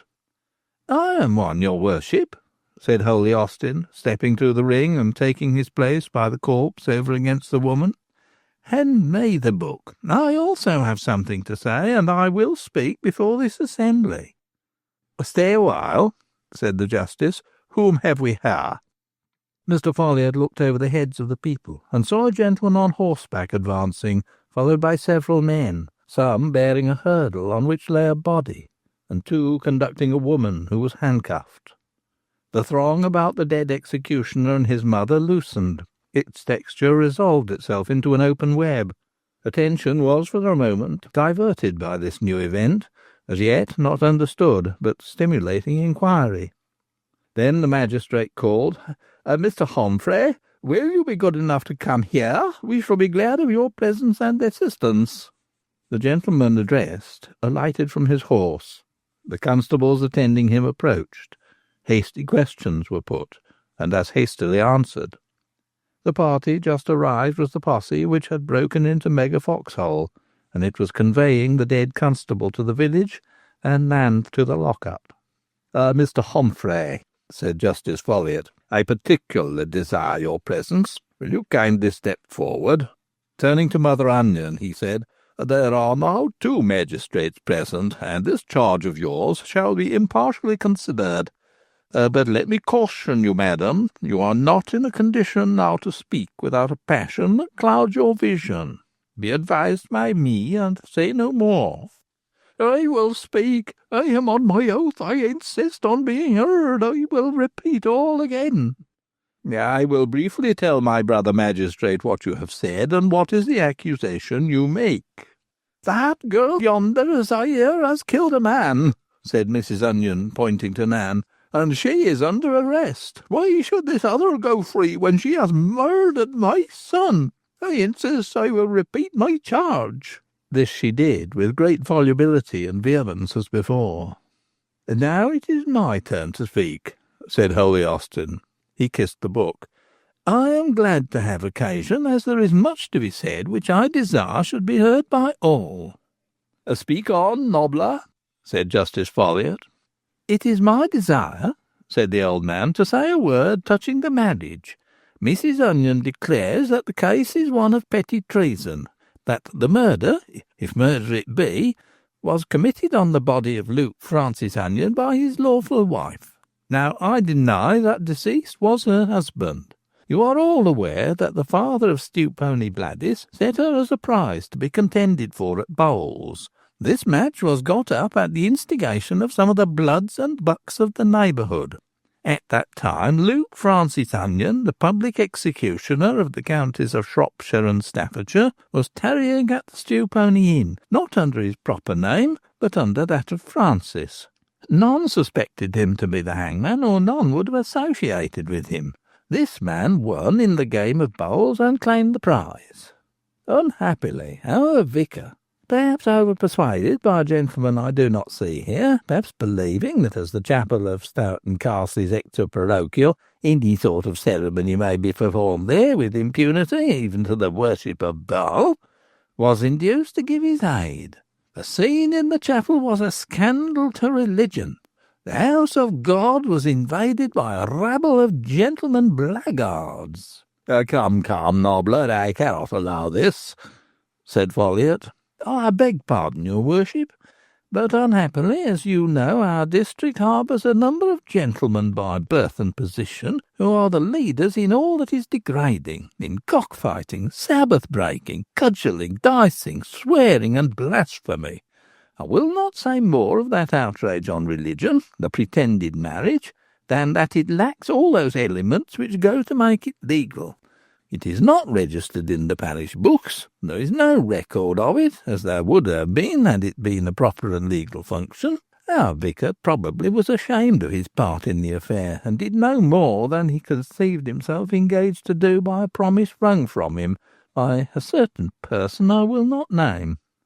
I presume that a marriage performed without banns or without licence, in an unauthorised place, and unrecorded in the register, one, moreover, in which the one party, the bride, refused to give any promise and consent, is no marriage in the sight of God or in the eye of the law.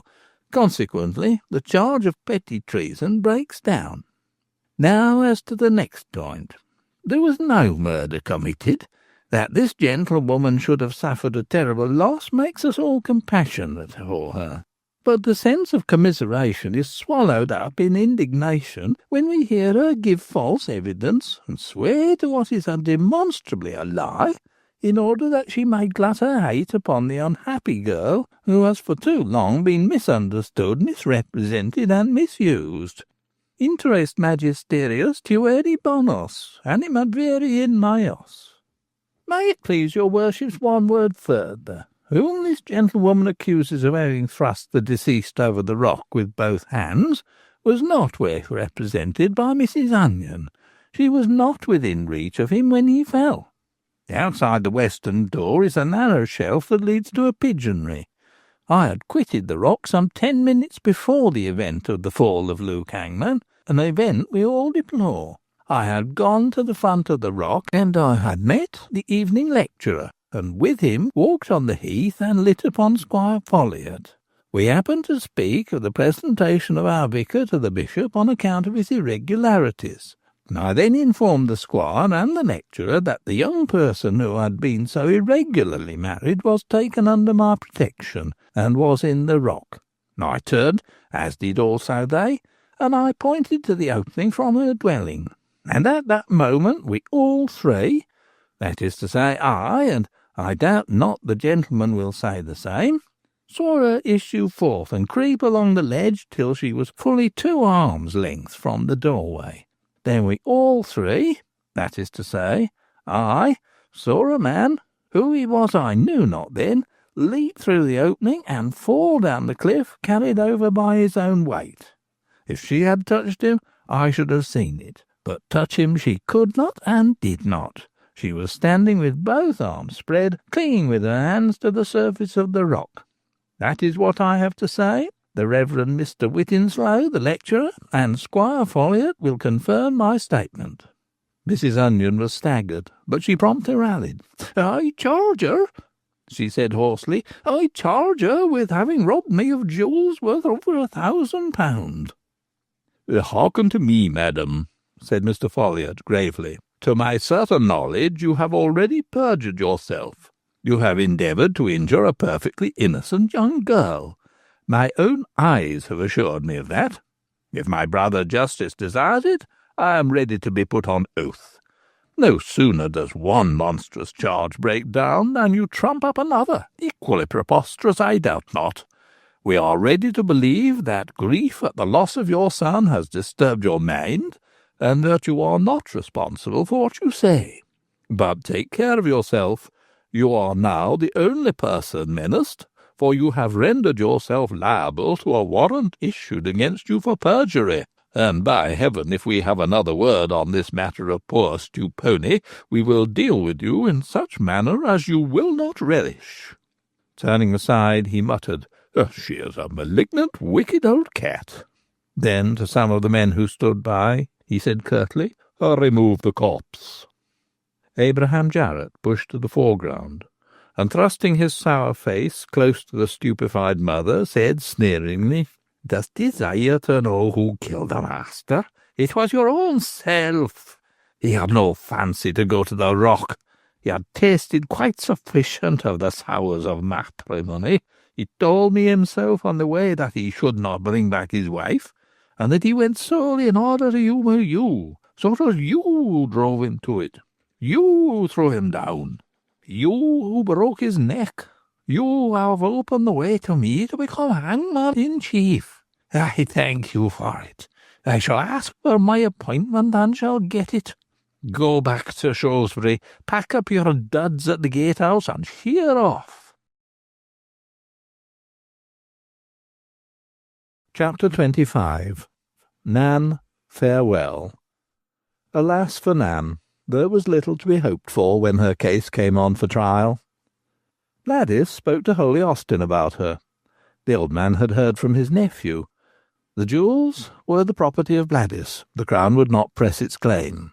Consequently, she would have money by the sale, and her first desire was that whatever was necessary should be done for Nan Norris.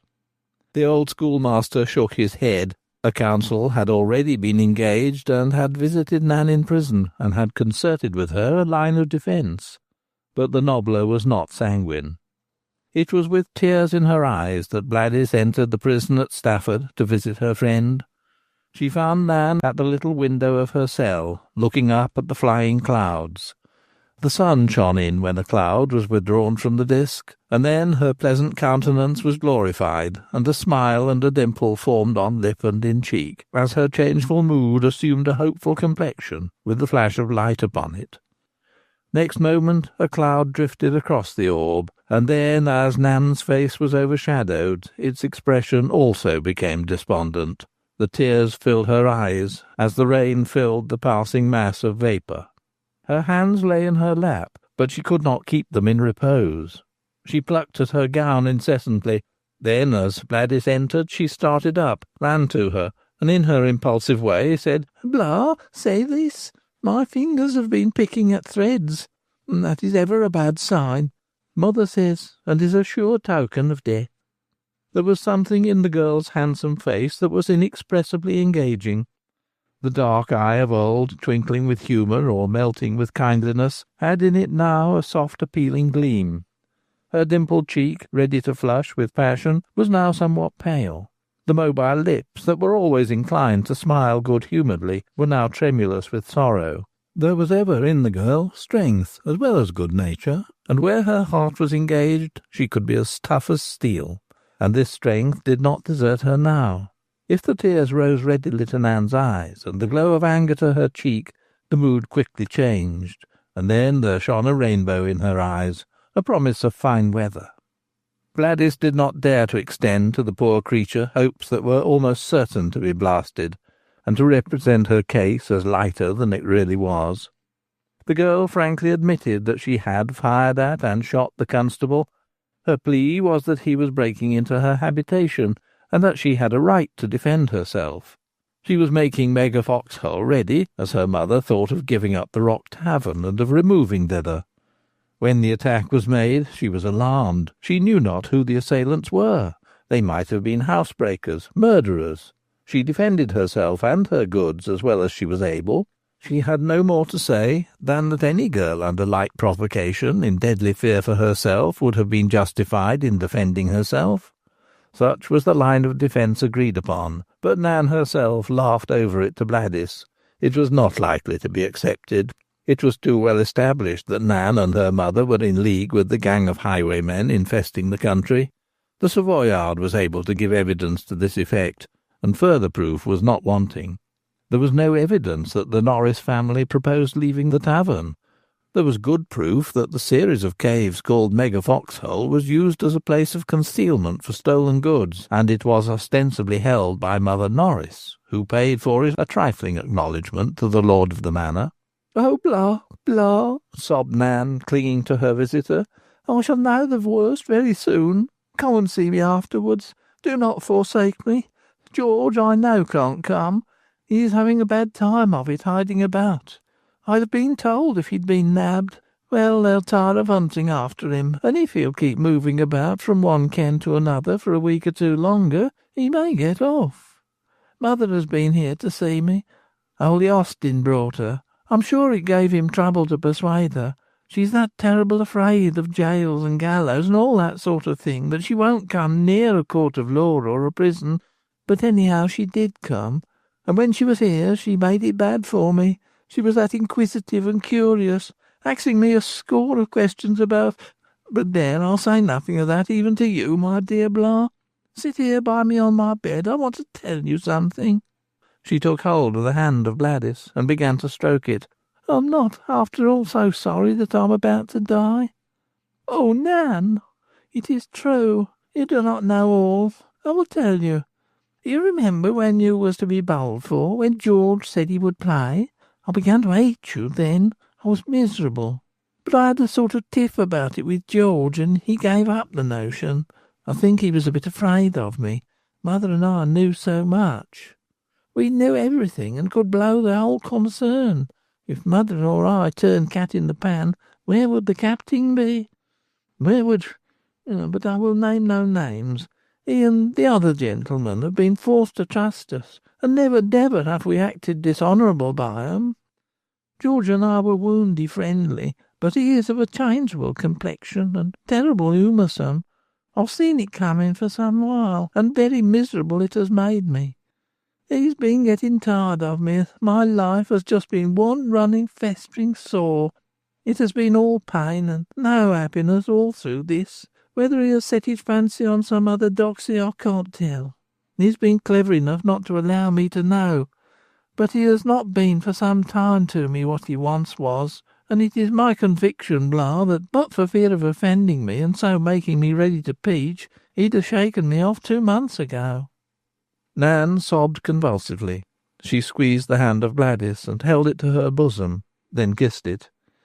"Well, it had come to this. I found him every day trying to undo one tie and then another that bound us together, and to me the misery was becoming more than I could bear. Blah, that is one reason why I'm ready to die. To live on deserted by him, to be nothing more to him, to know that his heart had belonged to another. I could not bear it. Oh, Blah!" She loosed her hold on Bladys and flung herself on the bed with her face down, and beat the counterpane with her hands. "I could not bear it. I would rather die than go through it." Recovering herself, she sat up again and continued. "But that is not all. There's worse behind. I should not have rested by day or by night. I'd have been ever looking who she was that had stolen him away from me. And then if I had discovered, and from a jealous, resentful and wretched woman nothing of that kind can be hid for long, then, Blah, darling, I'd have become that wicked I'd have killed her. Mother would have lent her hand and been pleased to do so. Lord bless you, she thinks no more of that sort of thing than of poisoning rats. She's a clever woman, his mother, and knows the herbs, like any other wise woman. It has been in the family. Her mother was just the same. Oh, but there now, I'm off to something else, and time is flying. Oh, Blah, think of that.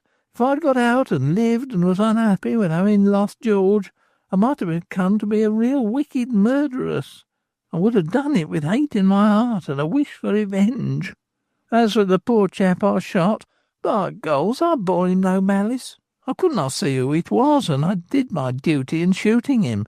George bade me fire, and I did it to save him. If I'd not blazed at him, in another minute he'd have been in the cave, and all the others after him. There is just this comfort to me," she wiped her eyes, "that George can't think unkindly of me, though there have been brushes between us sometimes. One or other, it had come to that. He or I must go to feed the crows, so, of course, there was no choice for me. Now, look you here, and listen and attend to what I say. Mother, she'll be in a pretty take-on about me. She puts it all down to George, and I want you to do me a favour. It's the last in the world that you can. I will do anything that I can for you, dear Nan. I know you will," with another gush of affection. "You're the only real friend I have or have ever had. All but George, and he's not true. But for all that, I'm sorry not to say good-bye to him. No, Blah, I'm glad I'm going. It is all for the best, and I feel that in my heart of hearts George will not forget that he escaped by means of me." But what is it you desired me to do for you, Nan? Now, I'm wondering again. I'm a fool, as George was never tired of telling me. I didn't like it then, but I dare be sworn he was right. It's just this. Do everything you can to find him. Who, Nan? George, of course. There is no other he to me. That will be difficult if he is in hiding. I know it will be. Perhaps if all other means fail, you may learn about him from my mother. But find him if you can before she sees him. When you have discovered him, then—" She drew the ear of Bladys to her lips and whispered, "Bid him never eat a bit of food or take a sup of drink from my mother. Do you understand? Tell him that from me. When I'm sworn, then I shall know nothing of how he goes on with other girls. I shan't mind if he keeps one kind thought of Nan in his heart. Tell him," she whispered again, trembling with eagerness as she spoke, "tell him from me never to accept a bit or drop from mother. Hark, there they come. I know it's to take me into court. God be with you, Blah. Kiss me again. You will not forget my message. Give my love to George. Farewell, Nan." Chapter 26. The Crooked Finger Again. Mother Norris was sitting by the fire, smoking a short pipe, and looking dreamily into the glow. A few days had sufficed to olden her by as many years. The anxiety under which she had laboured when her house had been searched, and her distress about Nan, had aged her vastly. Her back was more bent, her face more haggard, her hair greyer and more dishevelled, and her eyes more dazed. She had seen her daughter. The assizes at Stafford had followed so speedily after those at Shrewsbury that Nan's imprisonment had been brief, and only a few weeks had intervened, no more, between the death of the constable and her execution. Now the old woman was full of concern for herself and her future. In her old age, with her natural selfishness, she grieved for the loss of her daughter mainly as it affected her own comfort. She was afraid that she would be driven out of her old home. But even if allowed to continue there, how could she conduct the business of the house unassisted? To engage a helper when she was in such a feeble condition was to put everything into the hands of the assistant. She sat blinking and puffing over the embers, with one brown bean hand on each knee, endeavouring to discover some expedient for making the rest of her life independent and comfortable, and could find none. Then she was startled by a rap, followed by a scratching at the door.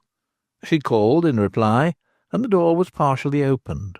A face looked in, peered into every corner, and then a body followed. "Ah, George, my darling, my honey man," croaked the old woman. "Come in, I'm all alone. You're safe here, but I had them rumpling the place up twice." Stracey shut and bolted the door after him. If the events of the past weeks had worn and oldened the woman, they had told with even greater effect on the man. He was pale to ghastliness, had lost flesh, his swagger had given way to nervousness, and his very garments had partaken in his deterioration. They were soiled and ragged. He threw himself into a chair by the hearth, and cowered by the fire. "It has come to this," said he, "that I'm pretty well nigh done for. They're stopping every earth, and I've had to run from one ken to another, and have never known where I was safe. I've had to sleep in ditches and under trees, been soaked by rains and shivered by frosts. I haven't had a proper bite of food since I last saw you. By heaven, I must eat, and I'll throw myself on a doss tonight if I have to swing for it. But I won't be caught. They're hunting in another quarter now. I can't endure this much longer. I'll shift to Wales." "Why have you come here?" said Mrs. Norris, holding the pipe in her hand, and eyeing him with a singular expression on her leathery face. He was too weary, hungry, miserable, to observe of her countenance. "Why have I come?" said he impatiently. "You have potatoes, bacon, that's why. Bring me rye bread, anything. I'm sick for want of proper meat and sleep." "I had no taters in the house, and not a bit of bacon for the last fortnight. But I'll bring you a drop of cat water, gin, and warm you some porridge with onions." Anything that's hot. I'm starved. Am I safe here? How can I say? This is a pothouse, and folk come in for a drop at all hours. If they find the door locked and barred, they'll smell something, and go into Kinder and lay an information. Let me have the inner room. Then if anyone should enter, you can keep 'em in the kitchen as usual, and they'll know nothing of my being under this roof. But when I've eaten and warmed me at the fire, I'll just throw myself on the doss. He went to the door of communication and looked into the dark and unoccupied chamber. I'll not be in yonder in cold and darkness. I've been a fortnight and more without seeing or smelling a fire. I'm starving for warmth and dry as I am for proper food. See my clothing, rags they be. You can almost wring the water out of them. I'll kindle the fire in yonder, said Mrs. Norris. And then, if anyone comes to the door, you can step in there. I can't refuse to open. I know that. I wouldn't have come here, but that I've nowhere else whither I can run. Oh, look at my hand, how it shakes. That is with cold and fasting and being hounded about, and never sure whether I shan't be nabbed and in the end crapped. My daughter has been that, said the hostess, leaning over Stracey and looking into his face with inquiry in her eyes. He rubbed his hands together and extended them over the fire again, but did not respond to the remark. Do you know that? Asked Mother Norris. She's turned off and done for. Last Tuesday 'twas. Why am I to do without her, I can't think. I always reckoned that you'd make a tavern sign, but I never reckoned that my Nan would be swung up. Captain, how came that about? I'd like to know. You was with her in make a Vauxhall. Couldn't you have got her off? Oh, well, hag, I had as much as I could do to save myself. And the dust? What became of that? I know 'twas got away. How did you manage to carry that away and leave my Nan behind? I know you got off with the blunt, for they turned over everything in the cave and didn't find it. Oh, yes, I thrust it down the dolly. Then why did you leave Nan behind? She was more to me than my share of the dust. She oughtn't to have been like when you were there to help her. With an oath, George Stracey turned on the old woman and bade her get the fire lighted in the farther rooms and prepare food for him. She said not another word, but hobbled into the adjoining apartment and remained there for some minutes. Presently she returned to take a shovelful of red-hot embers from the kitchen hearth with which to kindle the fire in the grate of the inner chamber. As she stopped, and with a hook drew the ashes into the shovel, she leered up into the face of the highwayman and said, Captain Honey, what are you thinking and grieving over? No more games on the main, Toby? Or is it for Nan? Poor, poor Nan. The man stamped and set his teeth. Have I not enough to worry me without you snapping at me? Just so she used to sit, looking into the glow, continued the hag undeterred. With her it was naught but George this and George that, and aye, 'twas all George with her. I've seen her fret her heart out there on that stool when she fancied you was ceasing to care for her, and had took up with the mother Jorna. Get me something to eat, don't you know I'm perished for food? Exclaimed Stracey, with an impatient act of the hand that made the woman wince, as she thought he was about to strike her. She obeyed, her face wreathed with a smile more hideous than a scowl. After a few minutes she returned and said in a muffled voice, Everything's ready? "You're more ready than I am," said the highwayman, rising stiffly. "Zounds, I've had nothing bacon nor hot from the fire between my teeth for many days. Naught but raw turnips or a handful of dry corn." He went into the adjoining room and threw the door back after him. The chamber he entered was lighted by a dancing fire of sticks, in joyful contrast to the dull red fire over which he had crouched in the kitchen, and which had been reduced in volume by the red-hot embers taken to supply the other grate. Stracey had not left the kitchen many minutes before steps were heard approaching. Then a hand was laid on the latch, and an attempt was made to open the door. "Who's there?" asked Mother Norris. "Come, open. A public house should never be fast shut," was the reply. But I'm lone and old now." "We will not harm you. Unbar. But who are you? There be more than one." "Aye, to be sure there be. Crispin Ravenhill and Stewponey Blanc. You're not afraid of us." At the door of communication between the inner room and the kitchen appeared Stracey, signalling to the old woman, but she paid no attention to him and withdrew the bar. "Come in and welcome," said she. There be so many wicked men about that I'm forced, when feeling timorous o' nights, to bolt my door. What are you two about, wandering in the wind and rain and darkness?" "We have made this journey to see you," answered the young man in the doorway. "It had been the wish of Bladys, and I am but now returned from London town." "Come to the fire. Sit you down," said the hag. "We shall not remain over 10 minutes," said Crispin. "We must return to the Rock and Kinver." He strode to the hearth and stood there. A strip of gold, the reflection from the fire in the furthest apartment, through the gap made by the door being ajar, was painted from ceiling to floor on the wall, a riband of flickering gold leaf. The haste with which Mrs. Norris had undone the front door had prevented Stracey from shutting that into the room where he was. "You have a fire in yonder," said Ravenhill. "Is there any one there?" No one," answered the old woman. "I've kindled a faggot as the night was damp, and the room smelled mouldy like a church vault." Then Bladys took the hand of Mrs. Norris, and said in a shaking voice, "Mother, I have come to say a word to you about her whom we have lost, whom I loved as well as you." Ay, replied the crone. "She was a good wench, and was very fond of you. She loved me too, though I was rough with her at times. She was my own flesh and blood, and although I say it, she was a good wench, and I take it kindly of you to come and speak to me of her. That's more than do Somers ought to." Her tone suddenly altered. "She would have done better to have dashed a kettle of scalding water in a face I could put a name to, than to have cast eyes of love on't." "As you say," spoke Bladys in feeling tones, "she was good and true, and we will remember her as such. I ever shall. To me she was loving." "That is certain," exclaimed the old woman, casting a sidelong glance at the door that was ajar. "And if right had been done by such as I know of, she'd have been here tonight to welcome you, or would not have got her head into horse's nightcap." She stooped over the fire, and put the miserable embers together, and muttered, "Somebody might have saved her had he chose." "Do not entertain those notions," said Bladys. "What has happened is past recall." "True, but Stewponey I saw my Nan before she died. Only Austin took me to her, or I should never have mustered up courage to go.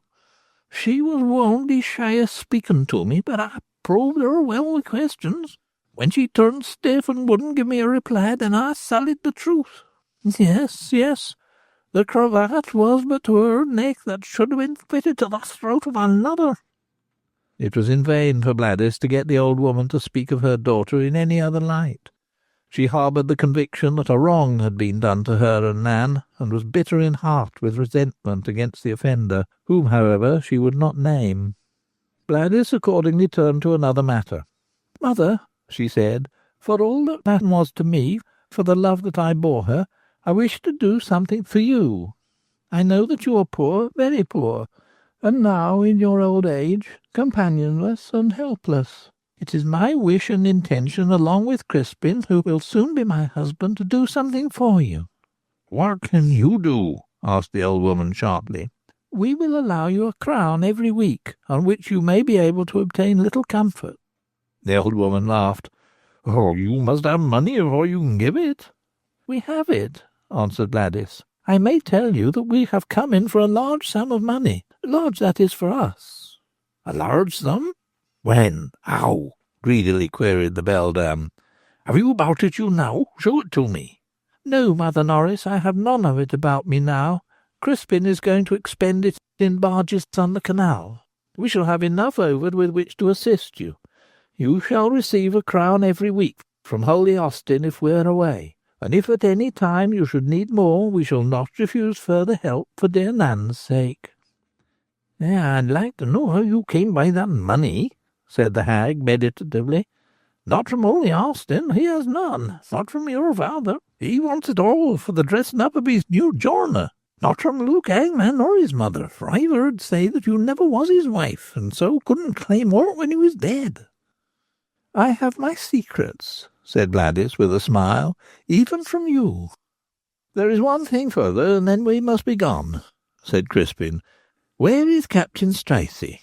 Where is George Tracy? Repeated the old woman, slowly, musingly. Oh, you desire to know? Yes, Blah does.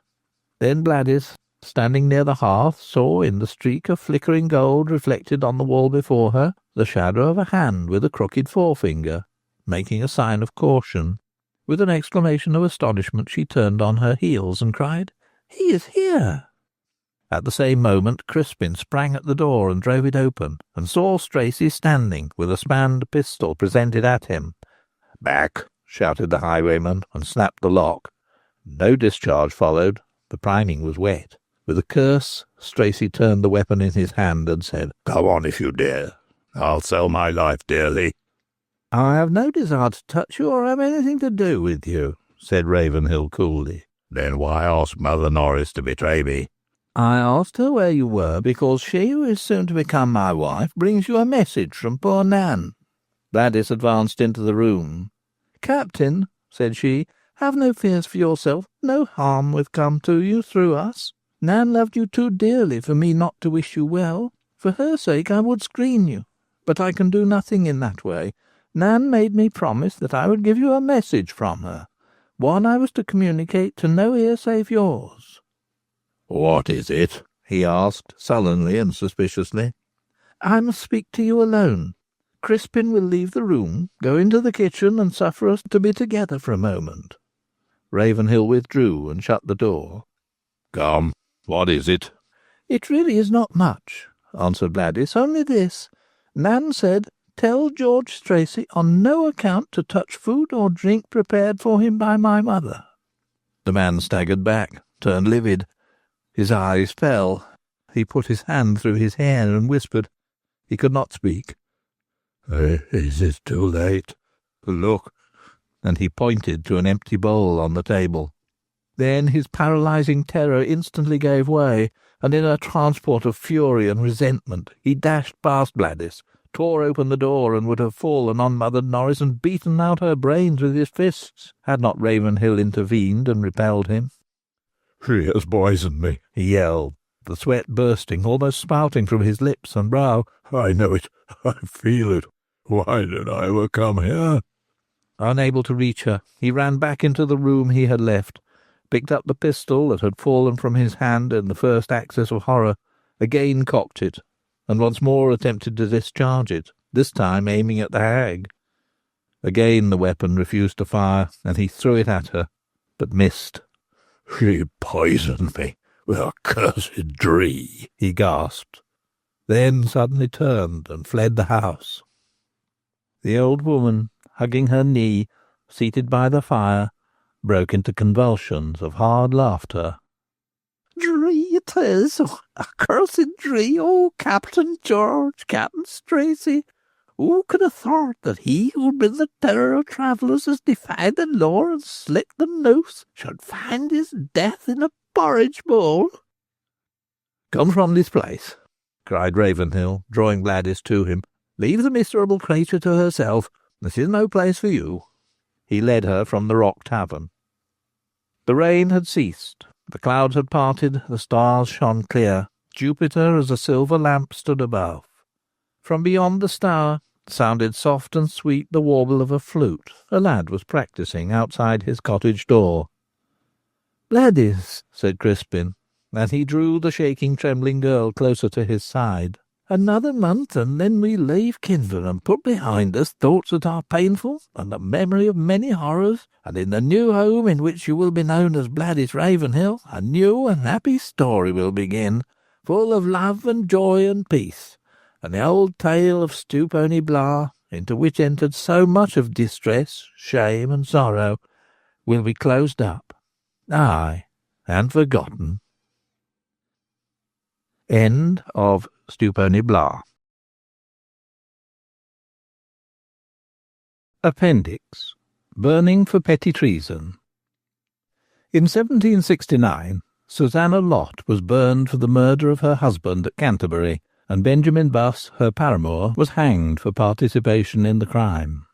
Catherine Hayes was burnt alive in 1726. Her son, Billings, who had assisted her in the murder of her husband, was hung. An iron chain was put around her body with which she was fixed to a stake near the gallows. On these occasions, when women were burnt for petty treason, it was customary to strangle them by means of a rope passed round the neck and pulled by the executioner so that they were dead before the flames reached the body. But this woman was literally burnt alive, for the executioner, letting go the rope sooner than usual, in consequence of the flames reaching his hands, the fire burnt fiercely round her, and the spectators beheld her pushing away the faggots, while she rent the air with her cries and lamentations. Other faggots were instantly thrown on her, but she survived amidst the flames for a considerable time, and her body was not reduced perfectly to ashes in less than 3 hours. Chronicles of Crime, or the New Newdigate Calendar, G.C. Pelham, June 1840. From a prison chaplain's manuscript private prayer book, I copy that in 1732 a woman was hanged, taken down while the body was warm, and then burnt, and this is recorded as if the process were usual, and as if women were not burnt alive then. J. Hodgson. A poor girl of 15 was burnt at Heavytree near Exeter on July the 29th, 1782, for poisoning her master, Richard Jarvis, with arsenic. A broadside ballad was circulated among the crowd who witnessed the execution, of which this is the last verse. When to the final stake I come, and dissipate in flame, let all be warned by my sad doom, to shun my sin and shame. May I thus expiate my crime, and whilst I undergo the fiery trial here on earth, escape the flames below. A woman was burnt at Winchester in 1783. A writer in Notes and Queries, June 1st, 1850, says, "A gentleman lately deceased told me the circumstances of a case in 1789 minutely. I think that he had been at the trial, but I know that he was at the execution, and saw the wretched woman fixed to the stake, fire put to the faggots, and her body burnt. But I know 2 persons still alive who were present at the execution, and I endeavoured in 1848 to ascertain from one of them the date of the event. I made a note of his answer, which was to this effect: I can't recollect the year, but I remember the circumstance well. It was about 65 years ago. I was there along with the crowd. I sat on my father's shoulder and saw them burn her. They fixed her neck by a noose to the stake, and then set fire to the faggots and burnt her. The woman was Christiana Murphy, alias Budman, convicted for coining. She was stood on a stool, and the stool was removed from under her just before the fire was put to the faggots." A writer in Notes and Queries, August the 10th, 1850, says, "I will state a circumstance that occurred to myself about 1788. Passing in a hackney coach up the Old Bailey to West Smithfield, I saw the unquenched embers of a fire opposite Newgate. On my alighting, I asked the coachman, 'What was that fire in the Old Bailey over which the wheel of your coach passed?' 'Oh, sir,' he replied, 'they have been burning a woman for murdering her husband.'" A full account of the execution is in The Gentleman's Magazine for 13th of March and 18th of March, 1789. "This is the execution at which I was present," says another writer in Notes and Queries. 8 of the malefactors suffered on the scaffold, then known as the New Drop. After they were suspended, the woman, in a white dress, was brought out of Newgate alone, and after some time spent in devotion, was hung on the projecting arm of a low gibbet fixed at a little distance from the scaffold. After the lapse of a sufficient time to extinguish life, faggots were piled around her and over her head, so that the person was completely covered. Fire was then set to the pile, and the woman was consumed to ashes. In the Gentleman's Magazine for June 21st, 1786, is the account of the burning of Phoebe Harris for counterfeiting of the coin of the realm. In Harrison's Derby and Nottingham Journal, September 22nd, 1779, is an account of another such sentence. On Saturday, 2 persons were capitally convicted at the Old Bailey of high treason, viz., Isabella Condon for coining shillings in Coldbath Fields, and John Field for coining shillings in Nag's Head Yard, Bishopsgate Street. They will receive sentence to be drawn on a hurdle to the place of execution, the woman to be burnt, and the man to be hanged. From Angliae Notitiae, by Edward Chamberlain, LL.D., FRS, 1676, page 44, Petty treason is when a servant killeth his master or mistress, or a wife killeth her husband. The punishment for a woman convicted of high treason or petty treason is all one, and that is to be drawn and burnt alive. Page 292. The law allots the same punishment to a woman that shall kill her husband as to a woman that shall kill her father or master, and that is petty treason, to be burnt alive. The Shrewsbury case was, I believe, the last in England. On May the 10th, 1790, Sir Benjamin Hammett, in the House of Commons, called attention to the then state of the law. He said that it had been his painful office and duty in the previous year to attend the burning of a female, he being at the time Sheriff of London, and he moved to bring in a bill to alter the law. He showed that the sheriff, who shrank from executing the sentence of burning alive, was liable to a prosecution, but he thanked heaven that there was not a man in England who would carry such a sentence literally into execution. The executioner was allowed to strangle the woman condemned to the stake before flames were applied, but such an act of humanity was a violation of the law, subjecting executioner and sheriff to penalties. The act was passed 30 George III, c. 48. It is a startling thought that in the time of our grandfathers such atrocities could have been permitted by law. We move so rapidly now, and the swing of the pendulum has been so greatly into the other extreme, that we forget that a little over a century has elapsed since the last stake was kindled in England about the body of a wretched woman. End of the appendix, and end of Bladys of the Stewponey by Sabine Baring Gould.